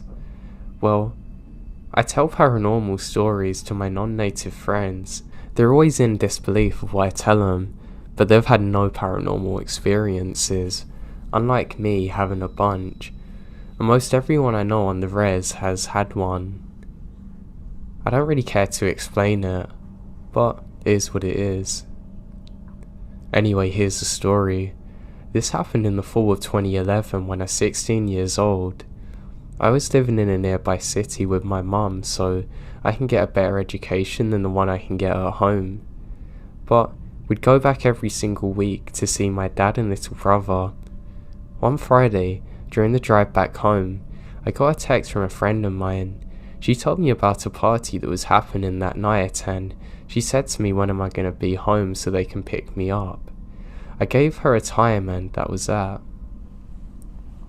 When we got home, as soon as we stepped inside the house, I see my dad and cousins sitting at the kitchen table drinking.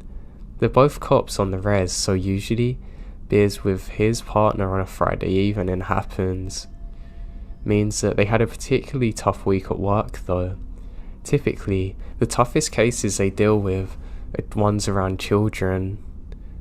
So a part of me felt sad immediately that something bad's happened. They both look tired and drained, but they're happy to see us. We say our greetings, catch up a little, and my dad asked me if I have any plans. I tell him about the party and where it'll be, and he and our cousin share a weird look. Why are you guys making that face? Did something happen? I say. I dunno, should we tell her? My cousin said, looking at my dad. He laughed and said, yeah, we probably should, because I'm gonna have to be going to a cottage pretty deep in the woods later that evening. They start off by saying the first strange call they get is on a Monday night. There's an elderly woman saying that there's people outside of her home knocking on all of her windows. She can't see anyone, but there must have been at least 3 people, judging by all the different locations of the knocking. They arrive at the woman's home, inspect all around the house, even the woods, but find nothing. They tell her that it's probably some teenagers playing tricks on her, but sadly there's nothing they can do really, besides patrol the area in case they come back. On Wednesday night, the same woman called again with the same problem. It had been raining that day too, and there was mud everywhere, so they figure at least they're gonna know where they went. But they don't find a thing. This is when they start feeling like something is off, because one of the windows where the woman was, She's adamant that there was someone there, but it's completely impossible to get there without going through a huge puddle. This is when they start to think she's lying, but they just told her the same thing they told her friend a few nights prior. By Thursday night, everyone on the res had been talking about these strange experiences. It turns out that she wasn't the only one experiencing it. She was just the one to call. I mean, all of this is taking place on a res, so it wasn't long before people were linking it to the supernatural. My dad still wasn't sure if it's just a group of teens playing a prank on people, but they get another call from the same woman for the same reason. They rush over there, but are met with the same situation, except this time, the neighbour walked over looking pale as a ghost. That's saying something for him. He says, "Is this about the knock-in?" They notice he's a little shaky. "Yeah." "Did you see something?" They ask him, and he nods and said, "You guys are gonna think I'm crazy, but yeah." And he goes on to explain what he saw. He said he stepped out for a cigarette on his front porch when he heard knocking. He looked around to see where it's coming from, and when he looked to his neighbour's house, he saw it. There's a black figure standing outside of the woman's window. The same one with the puddle, looking at her home. He said it looked humanoid in stature, but completely made out of a shadow. You could tell it was something solid-ish, but you cannot make out any features on it. He stared at it completely in shock, and watched that thing as it knocked a couple of times, then darted around the house knocking on every window, moving so quick it's like a blur, and it went around the house a few times. The man ran across the road into the tree line behind one tree in particular. The man was frozen but couldn't look away. It then leaned out from behind the tree, staring directly at him with yellow eyes that reflected the light similar to a cat's, and then it smiled, showing its small but numerous pointed sharp teeth. "I almost had a heart attack," he said while it happened. Fast forward to Friday.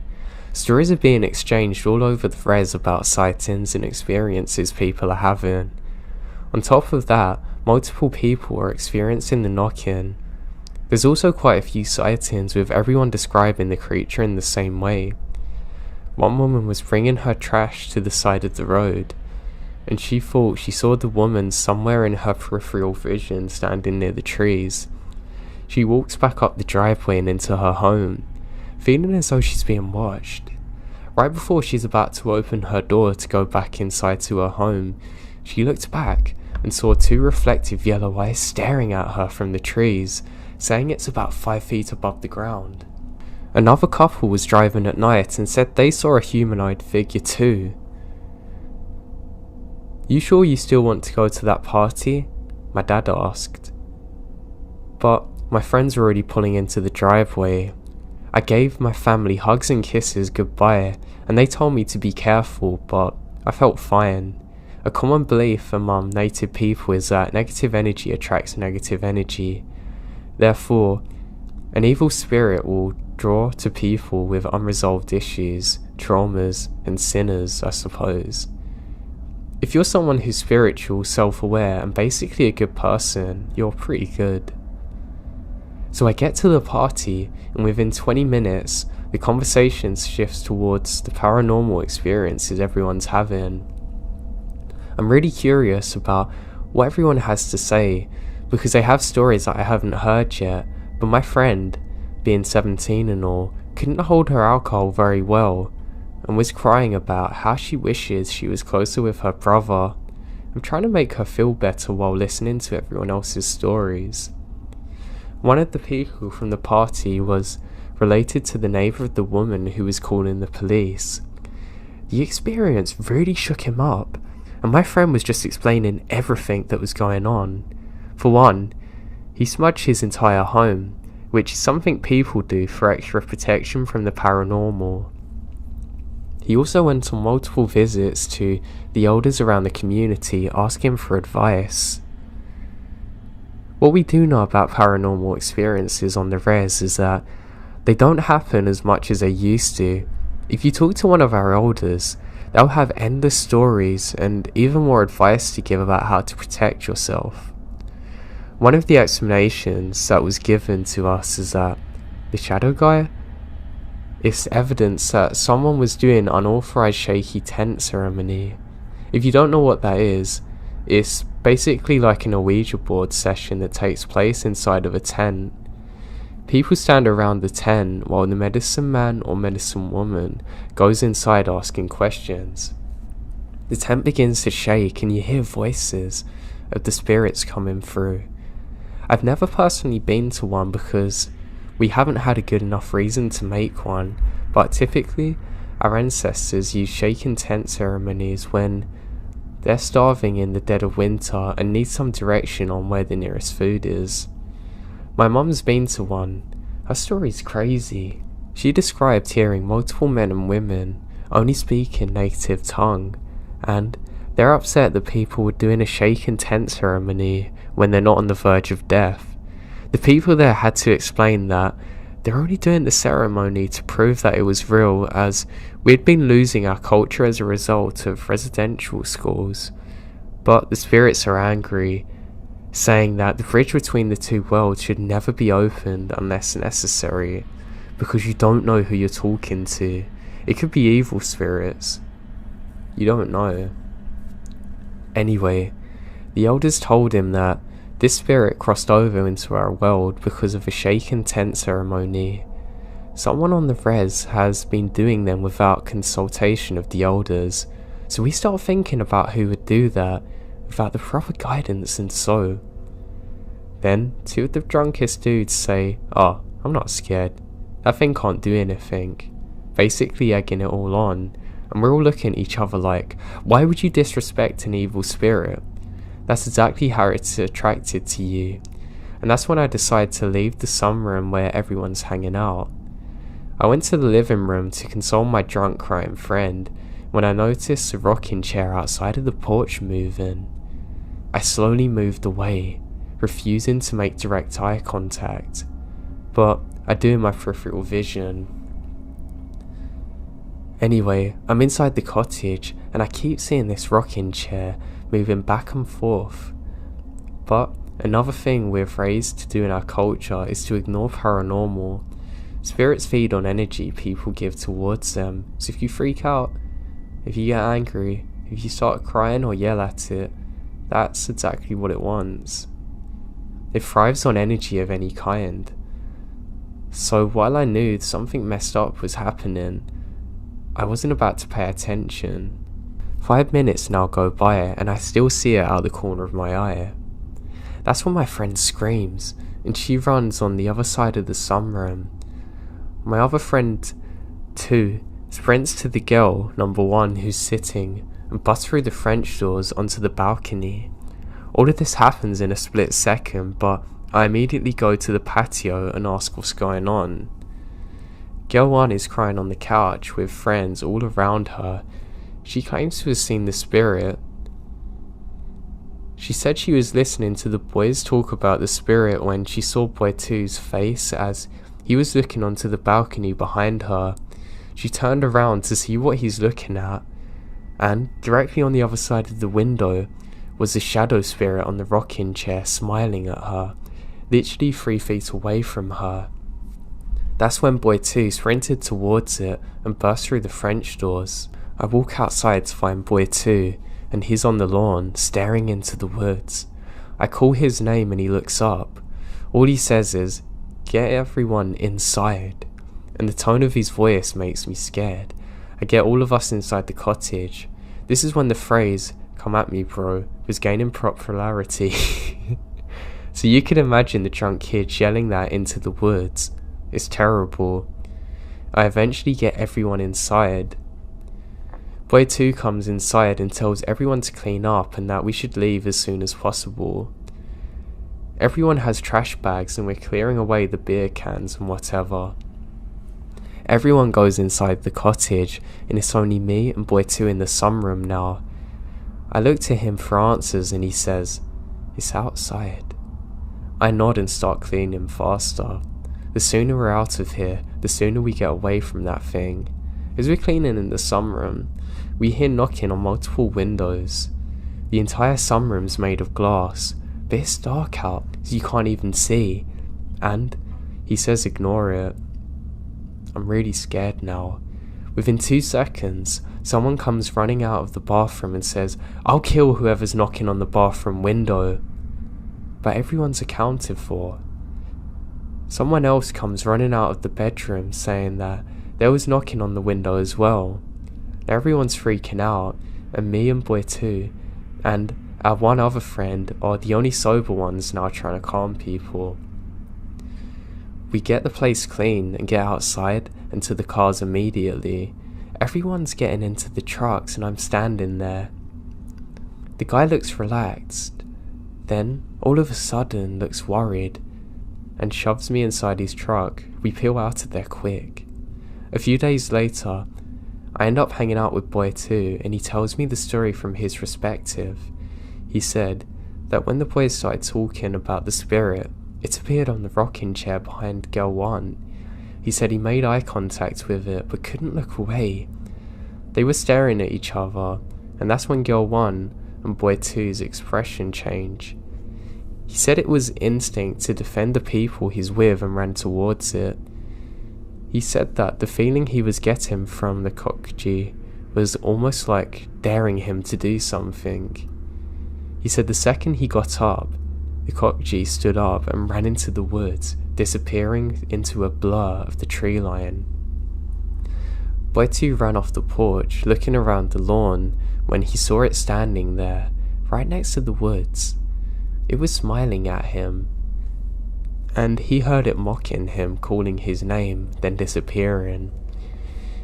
He didn't see it again until everyone was getting inside the trucks, which explains why he suddenly pushed me inside. He said it was standing on the far end of the truck, super close to us. Later that night, when he dropped everyone off, they realised that they never locked the doors. So he went back to the cottage, but his friend was too scared to go in, so he goes in on his own. But the second he opens the door, he sees that thing standing inside. He locks the door as quick as he can, and they peel out of there. The sightings continued for a few days after that. We definitely weren't the only people on the res to have them kind of experiences. It was the talk of the res. Everyone was curious about what happened. Would it come back? What was it? All I know is that it terrified us, and it's 2018 now, and no one else has seen anything like it since.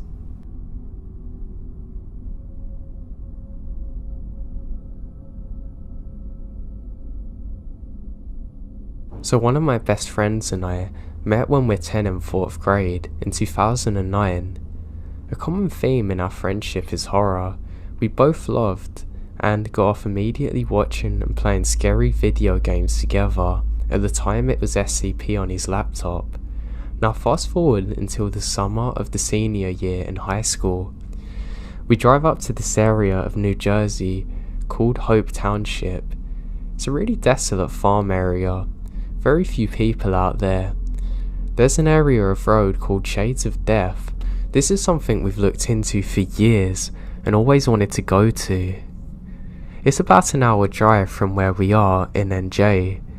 I remember it was rainy and extremely misty this one chilly July night. We get there and it's around 9 PM now. We're rolling down this long 10-mile desolate road when we spot a car going about 15 miles per hour in front of us. Keep in mind, we're in rural New Jersey roads.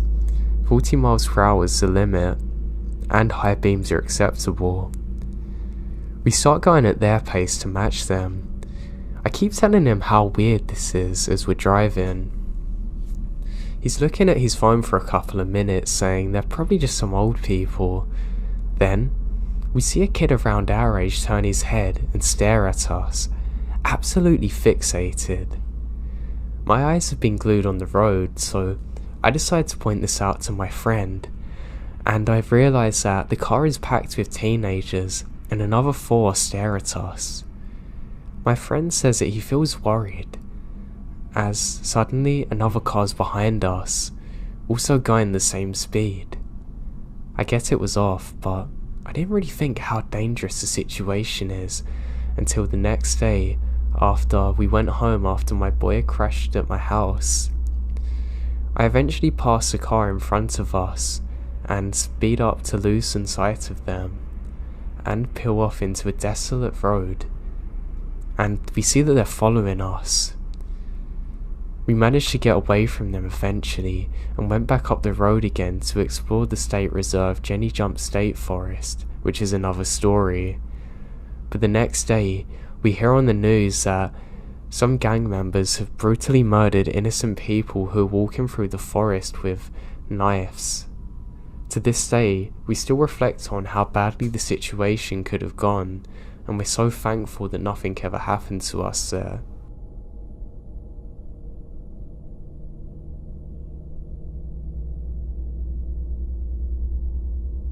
Back when I was 16, me and my friends spent a lot of time together at a caravan site on the outskirts of my town. One of my friends, Jack, had a little cabin there that his parents owned. We spent most of our evenings at the cabin, drinking and hanging out. We'd have the occasional barbecue or party, but mostly it's just a chill place to relax.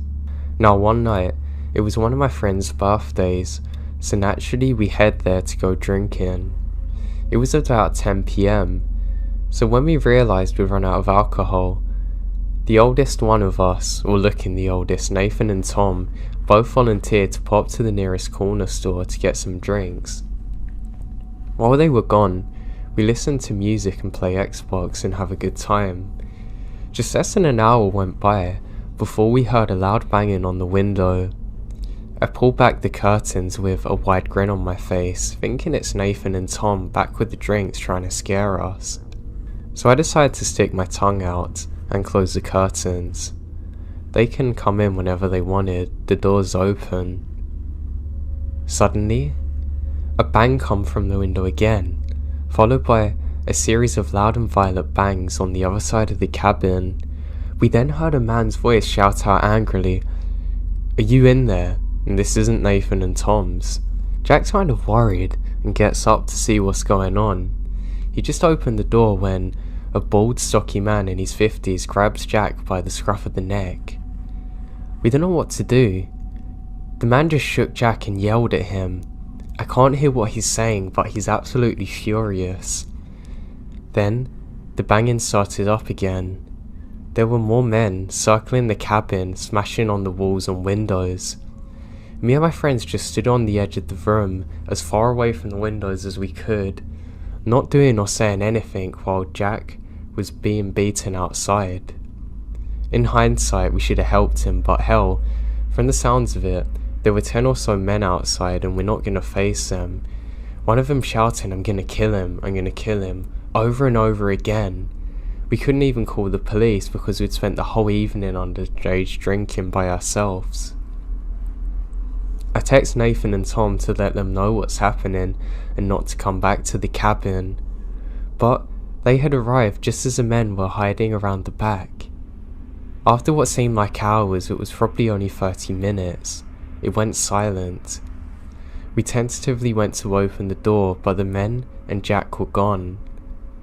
Worried about our friend, we all went looking for him and found him sat at the far end of the caravan, hands in his head. We asked if he's okay and he says go away. After that, we go back to the cabin in silence, waiting for him. He didn't come back. He stopped showing up for school. Turns out, he'd had a breakdown following that incident and spent a long time locked in his room. We only found out about this from his parents. I haven't spoke to Jack in years, and we never went back to the cabin following that night. I don't know who those men are or what they wanted with Jack, but it was a horrible experience.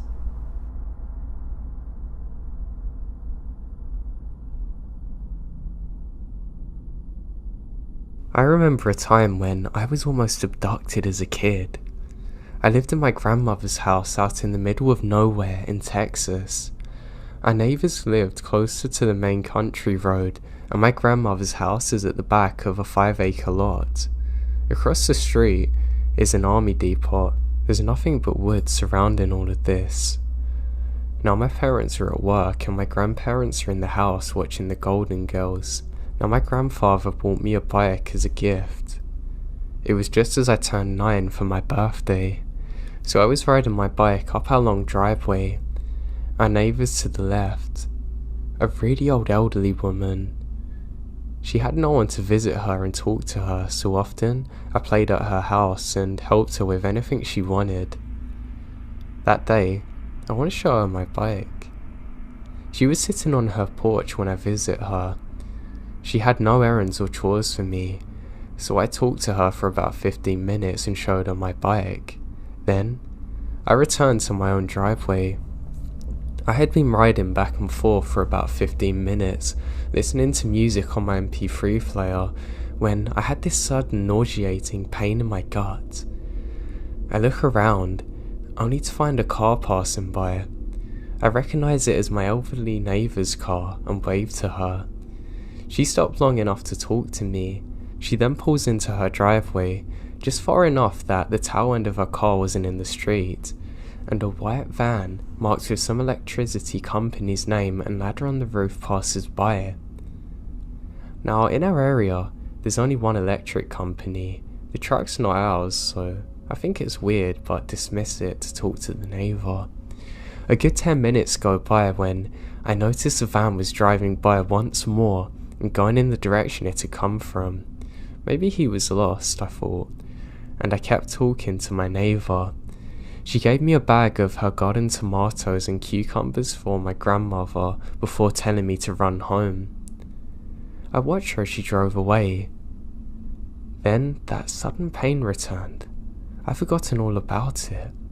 I look up to see the white van was driving in my direction, much quicker than it had done so before.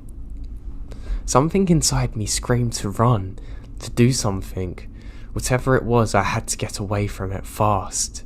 I dropped my bags and ran across a small pasture to my elderly neighbour's house. She was no longer on the porch, but her house was much closer than my grandmother's. As I hopped over my neighbour's fence, the van sped up as it cut to my neighbour's driveway. I made a quick decision to run up the steps instead of running around the front of the house. My neighbour had a long wrap-around porch and her driveway small. If he had intentions on kidnapping me, it would have been too easy for him to catch me trying to run around the front of the house. I have tears in my eyes as my neighbour locked her doors and calls the police. She'd seen everything and calls my grandfather. It would have taken way too long for the police to come. My neighbour put me in her room and locked the door behind herself. Moments later, I heard banging on the front door. As terrified as I was, I looked out her bedroom window to see a tall and lean man standing on the porch. He looks like Michael Myers, aviator sunglasses and a dark beard that looks like a disguise. He bangs on the door, walking around the house. He was looking in the windows when my grandfather arrived, but the moment he saw him, he ran back to his van and sped off, never to be seen again. I'm 25 now and thankfully I never saw that van again. I hope I never do.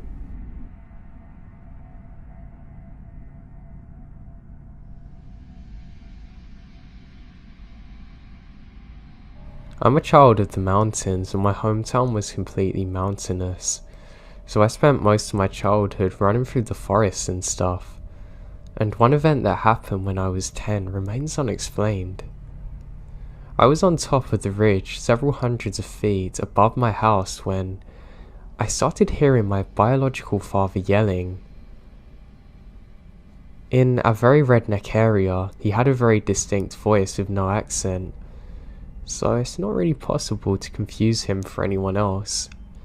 His voice was coming from the other side of the ridge, which is a bit weird in retrospect because nobody over that way actually lived in that area and everyone avoided everyone in there. Even when hunting, we'd go around. The train was worse to deal with, but it's what we done. He starts calling my name, so I go down there, but the voice isn't getting any closer. I start feeling dread washing over me, and I suddenly remember my father's on a trip to Germany. I've never ran so fast. I didn't realise it until I got to the other side of the ridge, but the forest had been completely silent on the other side of the ridge, which never happens unless there's predators or the wind picks up. Normally, I'd think I was just getting closer to black bear territory, but the voice obviously makes it confusing. Unlike a number of stories like this I've heard over the years, the experience didn't really stop me from going into the woods. It just made me more curious. I've never had an explanation for it since, and it kind of worries me. The closest thing I've heard it could be is like a skinwalker, but I'm not sure. It may even be a person who is trying to stalk me in, but I guess I'll never know.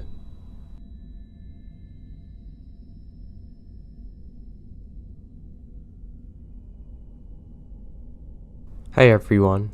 About 2 weeks ago, I had a really scary experience and my husband didn't believe me, but last night, he had a very similar experience and now, we're both wondering what we could have possibly seen. So our puppy was barking to go outside and use the bathroom. It's about 4 or 5 AM. I took him out and stood on the steps of our deck because I didn't want to get my feet wet. My dog was using the bathroom when I looked up and I see something across the yard. It was slowly walking towards me, one step at a time. Its eyes were super reflective. I thought it was a deer, but its eyes were so tall and staring at me, and it wasn't running away. I hurried the dog up and we ran inside.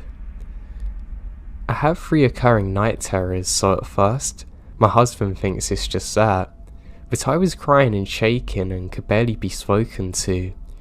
He tells me it's probably a deer, but I wasn't convinced, and I refused to take the dog out after midnight again. As for my husband's experience, it was early in the morning, about 5 AM. The dog was barking and he took him outside.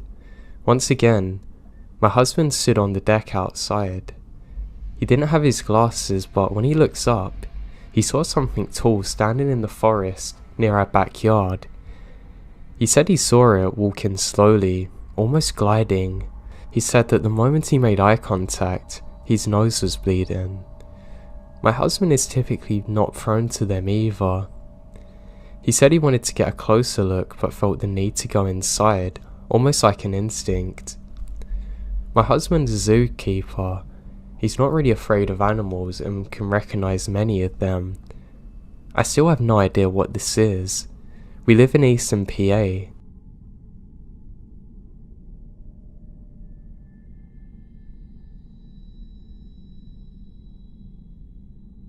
This happened around the 1900s in the countryside of South Brazil. My grandmother's grandfather was coming home from a ball very late at night. He lived in a small farm, and so to come from the party place he had a long way to walk in the middle of nothing, with just trees and bushes. And well, you can imagine how the countryside of Brazil was, especially back then. He said that while he was walking, all of a sudden he heard strange noises and lights. Scared, he hid in the bushes to see what was happening. He said there were very little men speaking in a foreign language. Behind him, there was 2 huge plates stacked on top of another, with lights all over them. He stayed hiding and praying until they left and ran for his life. My grandmother says that she's heard this story a few times in her youth from him, and the narrative always stayed the same, with him praying after. Only after she married and moved to the big city and had children did she start to hear about these things being known as aliens and other things. Her grandfather at the time would have had no concept of aliens.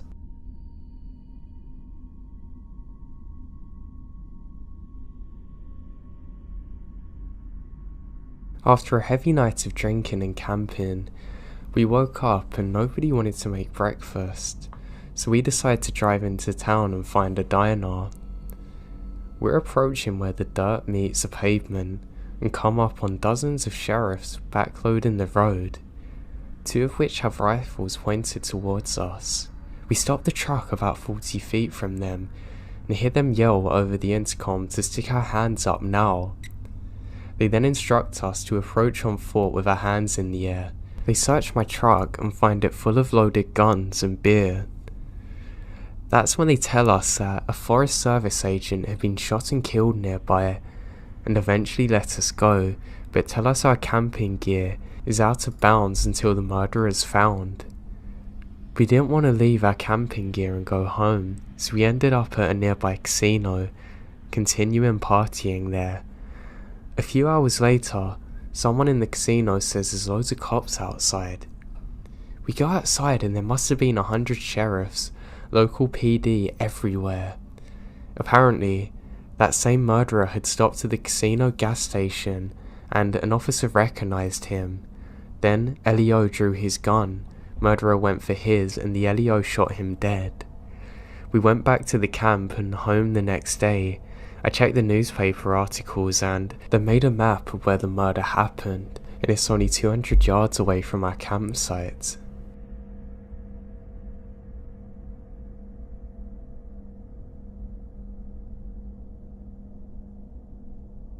I have a friend who's a trail ranger. He's basically a ranger who can't get you in trouble. He told me about this time he was gathering illegally placed wildlife cameras and knocking them down and whatnot. The other ranger wasn't feeling well, so he said he was going to head back, but it's a 1-hour ATV ride. My friend finished up the last one when he hears voices. He kept in mind that he's far off the beaten path. He calls out and no one replies. As it was getting dark, he starts to head back and found his ATV won't start. He then realizes that the batteries are not connected. He reconnects it and started to drive but isn't going fast. Less than half a mile later, the whole thing died. He radioed back saying, "Hey guys, someone picked me up." They said they would do it but are gonna take an hour. He said, "Can the other guy come back?" and he said no. So he settled down, made a small fire, but heard voices again. It's dark and he's angry. The voices sound like an argument now. Someone was angry, yelling at someone else who sounded scared. He called out and said, "Does anyone need help?" The voices don't care. He thinks they're less than 1,000 feet away. He radioed again, and they said they're having trouble finding what path he'd be on, and haven't left yet. He said to them just to get another ranger there. About 3 minutes go by, and the voices start again.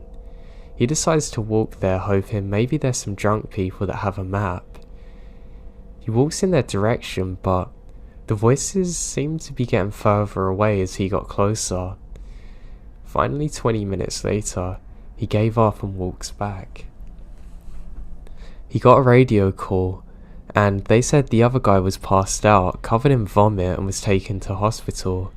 They don't know exactly where I come from still because he crossed off everywhere that he went. Then the radio died, and the voices came back. Bored out of his mind, he decides to listen to what they're arguing about, and picks up on things like, "Well, it wasn't yours to take, and I knew you were gonna do this, you idiot, and I don't care." His guess is that 2 hunters are arguing over a kill. Then he heard something intelligible. Then silence. Bang. A gunshot. He doused his fire and hid. After that he heard nothing. Just his breathing for the next half hour until he saw ATV lights. He told the guy picking him up everything and they called back. They had people looking for 3 hours but found nothing. They came back the next day with police and dogs. After about an hour, a shallow grave was found and a man who'd been shot in the head was also found. Thing was, it was a skeleton who had been there for years, so either the argument he heard was somehow from the past, or someone else got murdered recently when he was there.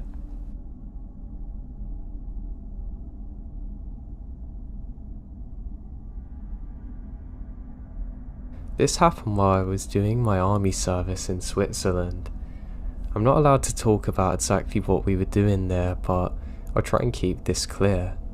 My company has installed a huge antenna and it has to be guarded day and night. So we're on a hill, away from a city near a massive forest. It's 1800 hours and I had just started my watch of 6 hours with another soldier. Everything's fine. We smoke cigarettes and keep ourselves occupied until our night watch ends. Then, we receive a call from our superior who said that one of the soldiers that's supposed to watch hasn't come out and we have to stay for another 6 hours. So we tossed a coin to see who's going to stay from midnight till 6 AM with temperatures of -20. And of course I lost. And I had to wait for the other soldiers to come and join me for the rest of the night. They sent Jon Snow. No, I'm just kidding. They've only sent another soldier, but not the best because I knew he would sleep all night when I saw him climbing the hill with his sleeping bag. And that's what he did. He immediately took place in the tent and fell asleep. It was the coldest and longest night of my life. Nothing special about it. The weirdest part though happened in the morning. We received another call from our superior telling us that we had an NBC exercise. It means that we have to wear all-day chemical suits. The one with the gas mask and everything. I was really upset and exhausted because I wasn't able to sleep with that thing on, and sleep was my only reward for the 12-hour watch. Well, I get out of this tent, and I saw this thing that still scares me to this day. I see a woman standing next to the antenna. She wasn't moving, she was just standing there, meters from my tent. I couldn't see her face because of the sun starting to rise behind her. I knew she's a woman because she had really long hair. Remember that we're in the middle of nowhere and she's standing there, not moving like she's frozen. I start to freak out and call the other guy to see what I'm looking at. I don't know why, but he wasn't scared at all, and he told her to leave. But she didn't. She just stood there staring at us. I was confused. How could a woman ignore two soldiers in a forbidden area?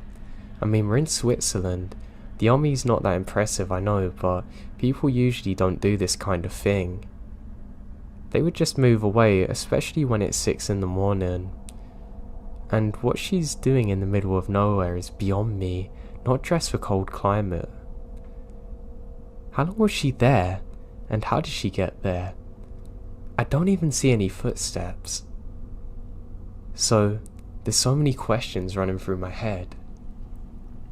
The other soldier didn't think twice and starts walking towards her. When he almost reaches her, she starts running very fast into the forest. I see her going deep into the forest and I never see her again. I'm a really rational thinker, but I have absolutely no explanation for this. Thank God there was someone there with me because nobody would have believed me if it was just me there at that time.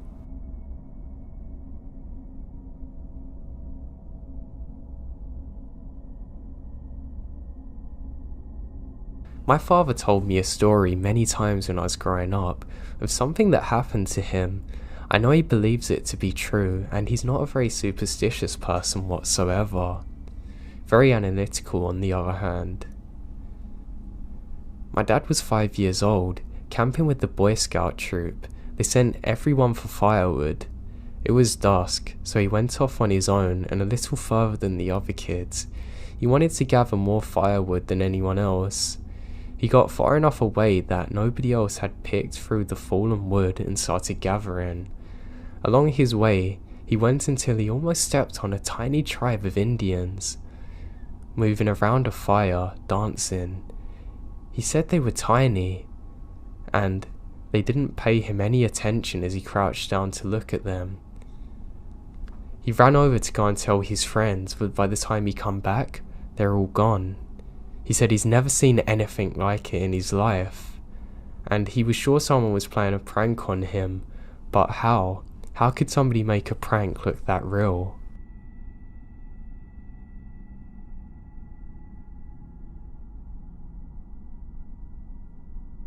I live near a very large, very popular national park. Locals here, like myself, are pretty aware of the goings on here. Strange sounds, weird creatures, and strange disappearances. I've dealt with these in my past times and hikes, and even just relaxing in the park. Here's one that still freaks me out to this day. I was at my grandma's house that's deep in the Bonnies, and the only road there is a gravel road that's washed away. Without a good car, you're not getting anywhere. My cousins lived in a trailer with their mums, right below my grandma's. We played all sorts of games, which mainly involved me getting chased, being the youngest. My grandma was in hospital with my aunt, so our oldest cousin, who I'll call D, had to watch us. D was, and still is, the only cousin that's older than us that we still hold in high regards. He would mess with us and play around, but actually cared about us. The whole day we were playing around, but we would usually play more at night, like hide and seek, etc. We've been playing pretty far away from the house, and it was starting to get dark. We decided to go back to the house and grab flashlights and play manhunt. Of course, I was the one being hunted. So I ran pretty far into the woods on the other side of the property, hiding behind a log. I heard my cousins getting closer, so I ran and they saw me. We ended up running to the very back of the property line, and we saw my cousin D. He looked at us and kinda growled. We all ran from him, thinking it's a game. We ran back to the gravel road when we saw him walk out of the tree line, but he did in a weird way, gloatingly in fact. We ran into the house and decided to barricade the door to play a prank on him. We moved a couple of things in front of the door, but decided to move the big coffee table in front of it too. As we loudly scooted the table, they come into the living room from the bedroom. We had obviously woke him up, and we said we saw him chasing us, and he got wide-eyed. He said stay in the bedroom. We sat in the bedroom for about 20 minutes, and he come in and told us not to worry, that he's just scaring us. It wasn't until 4 years later, when I was 13, he told me the truth. He's pretty certain that it was a skinwalker. He told me he's dealt with it before and was terrified it hunted us, and he was too scared to tell me at the time because I'd get worried.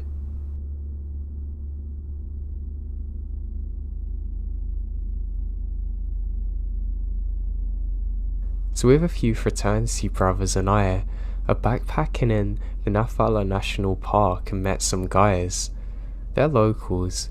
I mean, not local hangout bros, but local backwoods people who lived there for generations, hate the government and society types.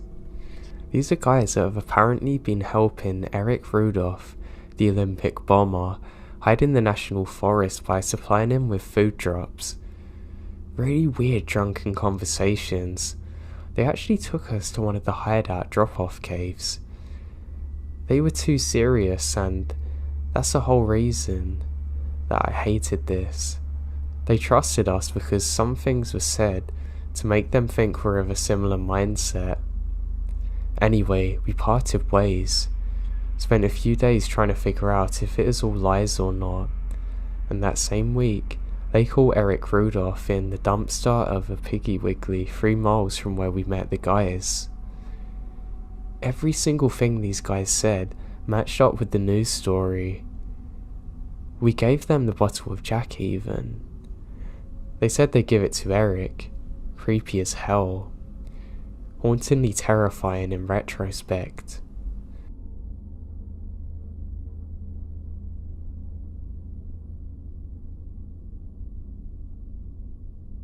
So when I was about 5 years old, I was at my sister's graduation party. My father had rented out a pavilion at a heavy wooded area of Country Park. I ended up following some kids throughout the forest, and after a while, I realised I wandered too far from the pavilion and started heading back. I remember not being able to find my way back and ended up being lost for around an hour. As I was walking, a man dressed in white from head to toe appeared to me. He said his name was John. I explained to him that I was lost and told him where my family was. I remember him accompanying me throughout the woods, and he had a very comforting presence about him. After a while, I remembered hearing my uncles calling for me from a distance. I turned to tell John that that's my uncle, but he was gone. I turned the other way, and there was my uncle. I'm 30 now, but can't help wonder exactly what John was and what the meaning of all of this was.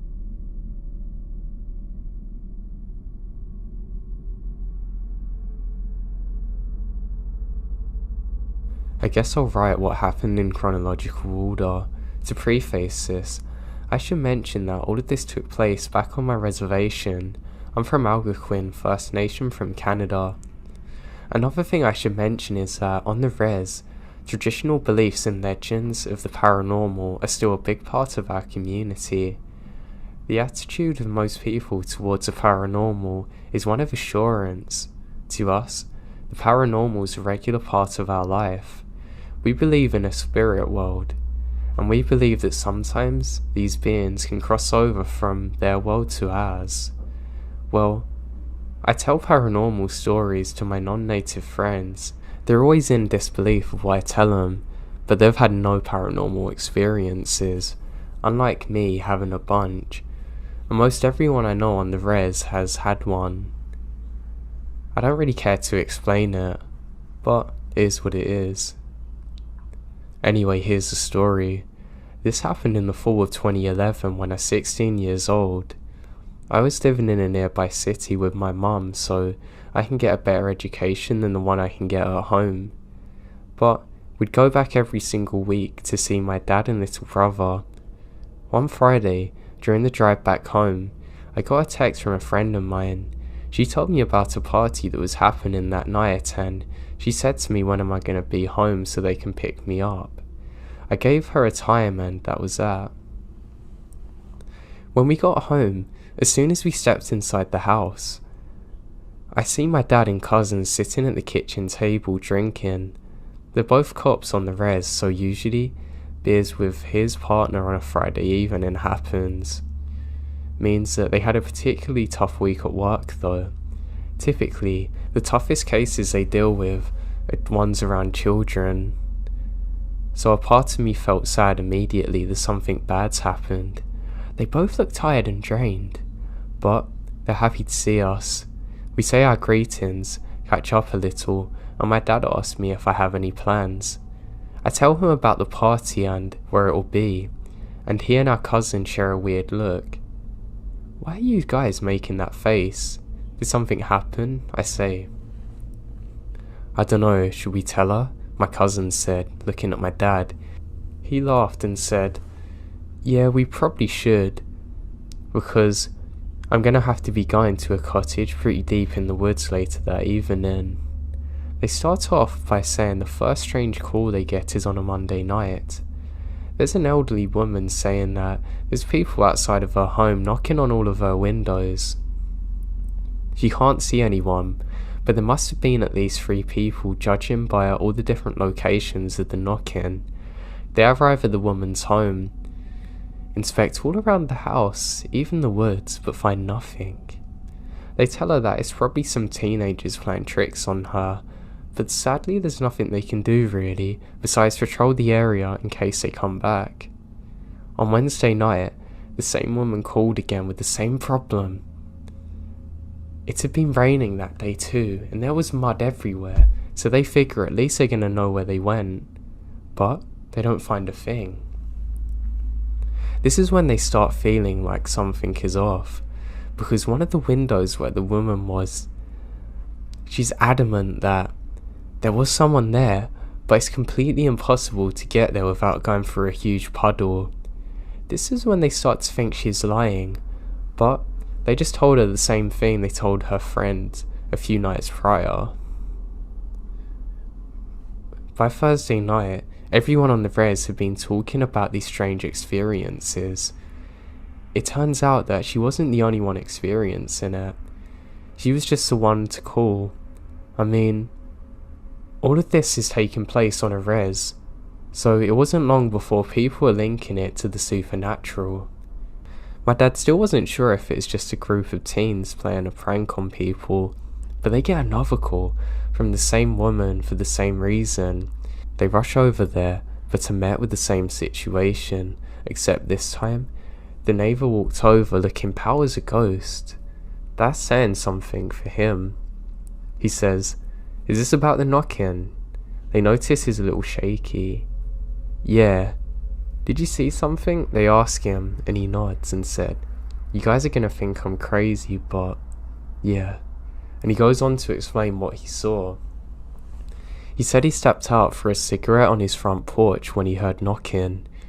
He looked around to see where it's coming from, and when he looked to his neighbour's house, he saw it. There's a black figure standing outside of the woman's window. The same one with the puddle, looking at her home. He said it looked humanoid in stature, but completely made out of a shadow. You could tell it was something solid-ish, but you cannot make out any features on it. He stared at it completely in shock, and watched that thing as it knocked a couple of times, then darted around the house knocking on every window, moving so quick it's like a blur, and it went around the house a few times.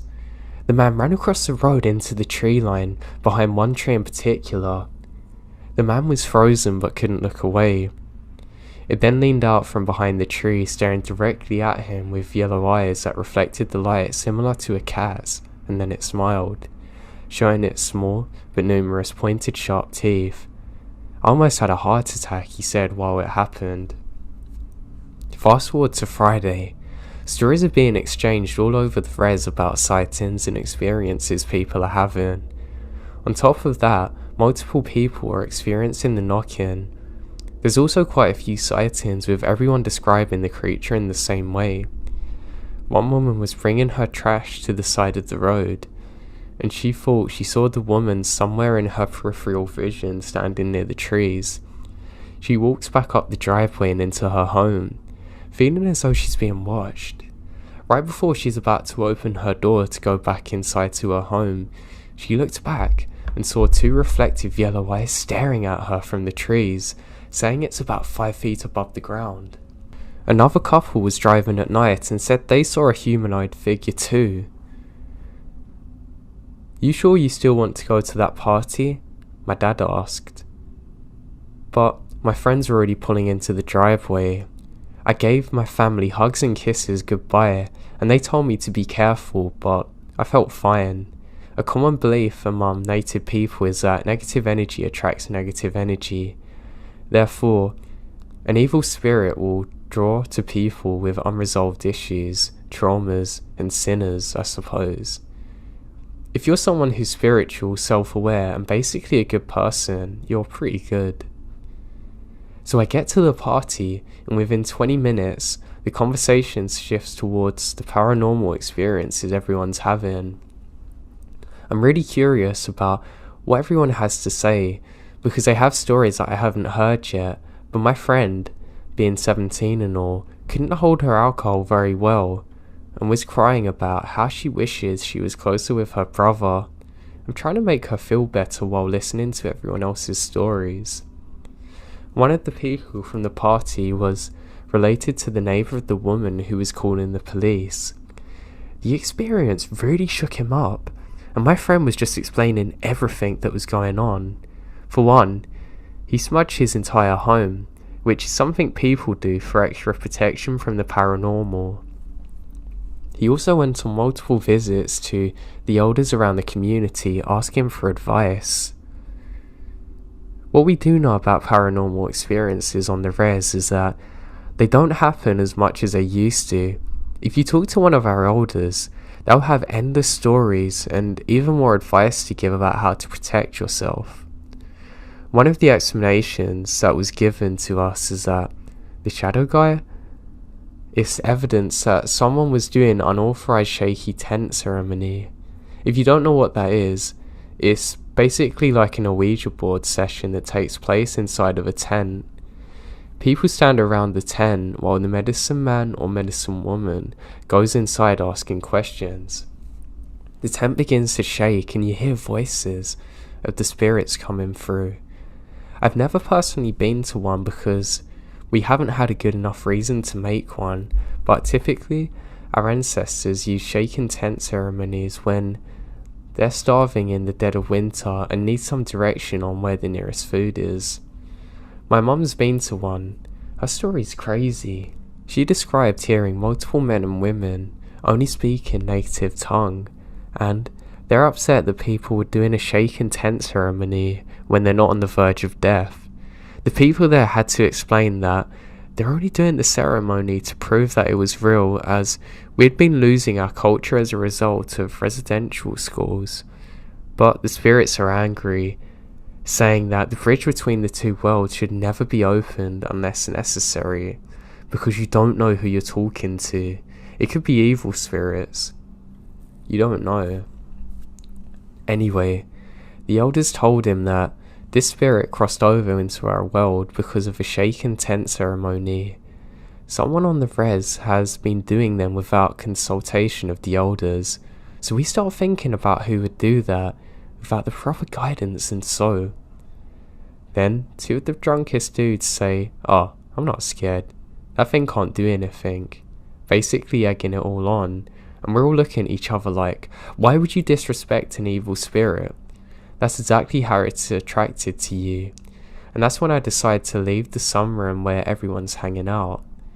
I went to the living room to console my drunk crying friend when I noticed the rocking chair outside of the porch moving. I slowly moved away, refusing to make direct eye contact, but I do in my peripheral vision. Anyway, I'm inside the cottage and I keep seeing this rocking chair moving back and forth.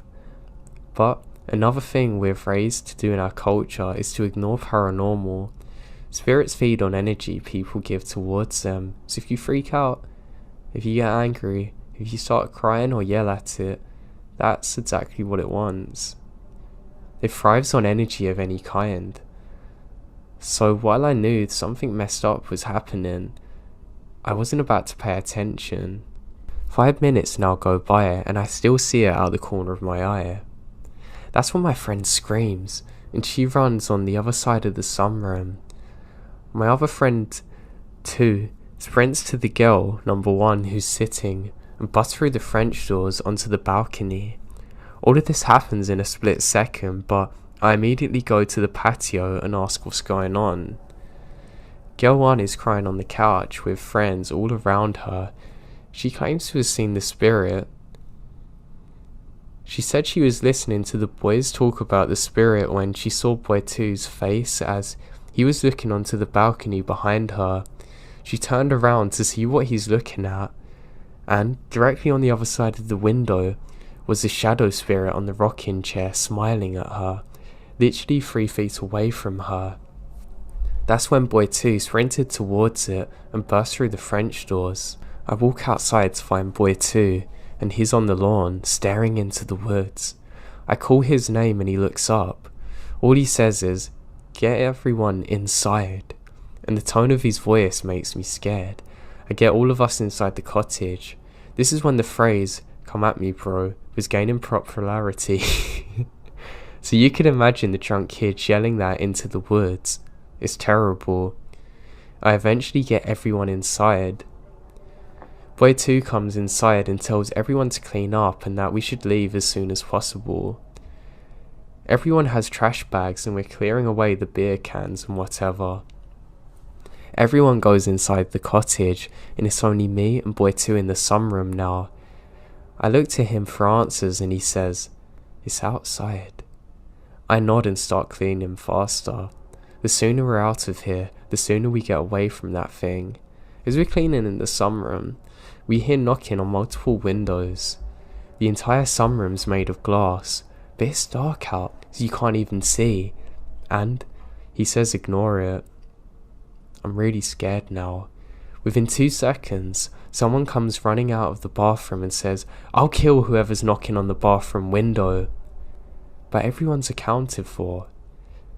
Someone else comes running out of the bedroom saying that there was knocking on the window as well. Everyone's freaking out, and me and boy 2 and our one other friend are the only sober ones now trying to calm people. We get the place clean and get outside and to the cars immediately. Everyone's getting into the trucks and I'm standing there. The guy looks relaxed, then all of a sudden looks worried and shoves me inside his truck. We peel out of there quick. A few days later, I end up hanging out with boy 2 and he tells me the story from his perspective. He said that when the boys started talking about the spirit, it appeared on the rocking chair behind girl 1. He said he made eye contact with it but couldn't look away. They were staring at each other, and that's when girl 1 and boy 2's expression changed. He said it was instinct to defend the people he's with and ran towards it.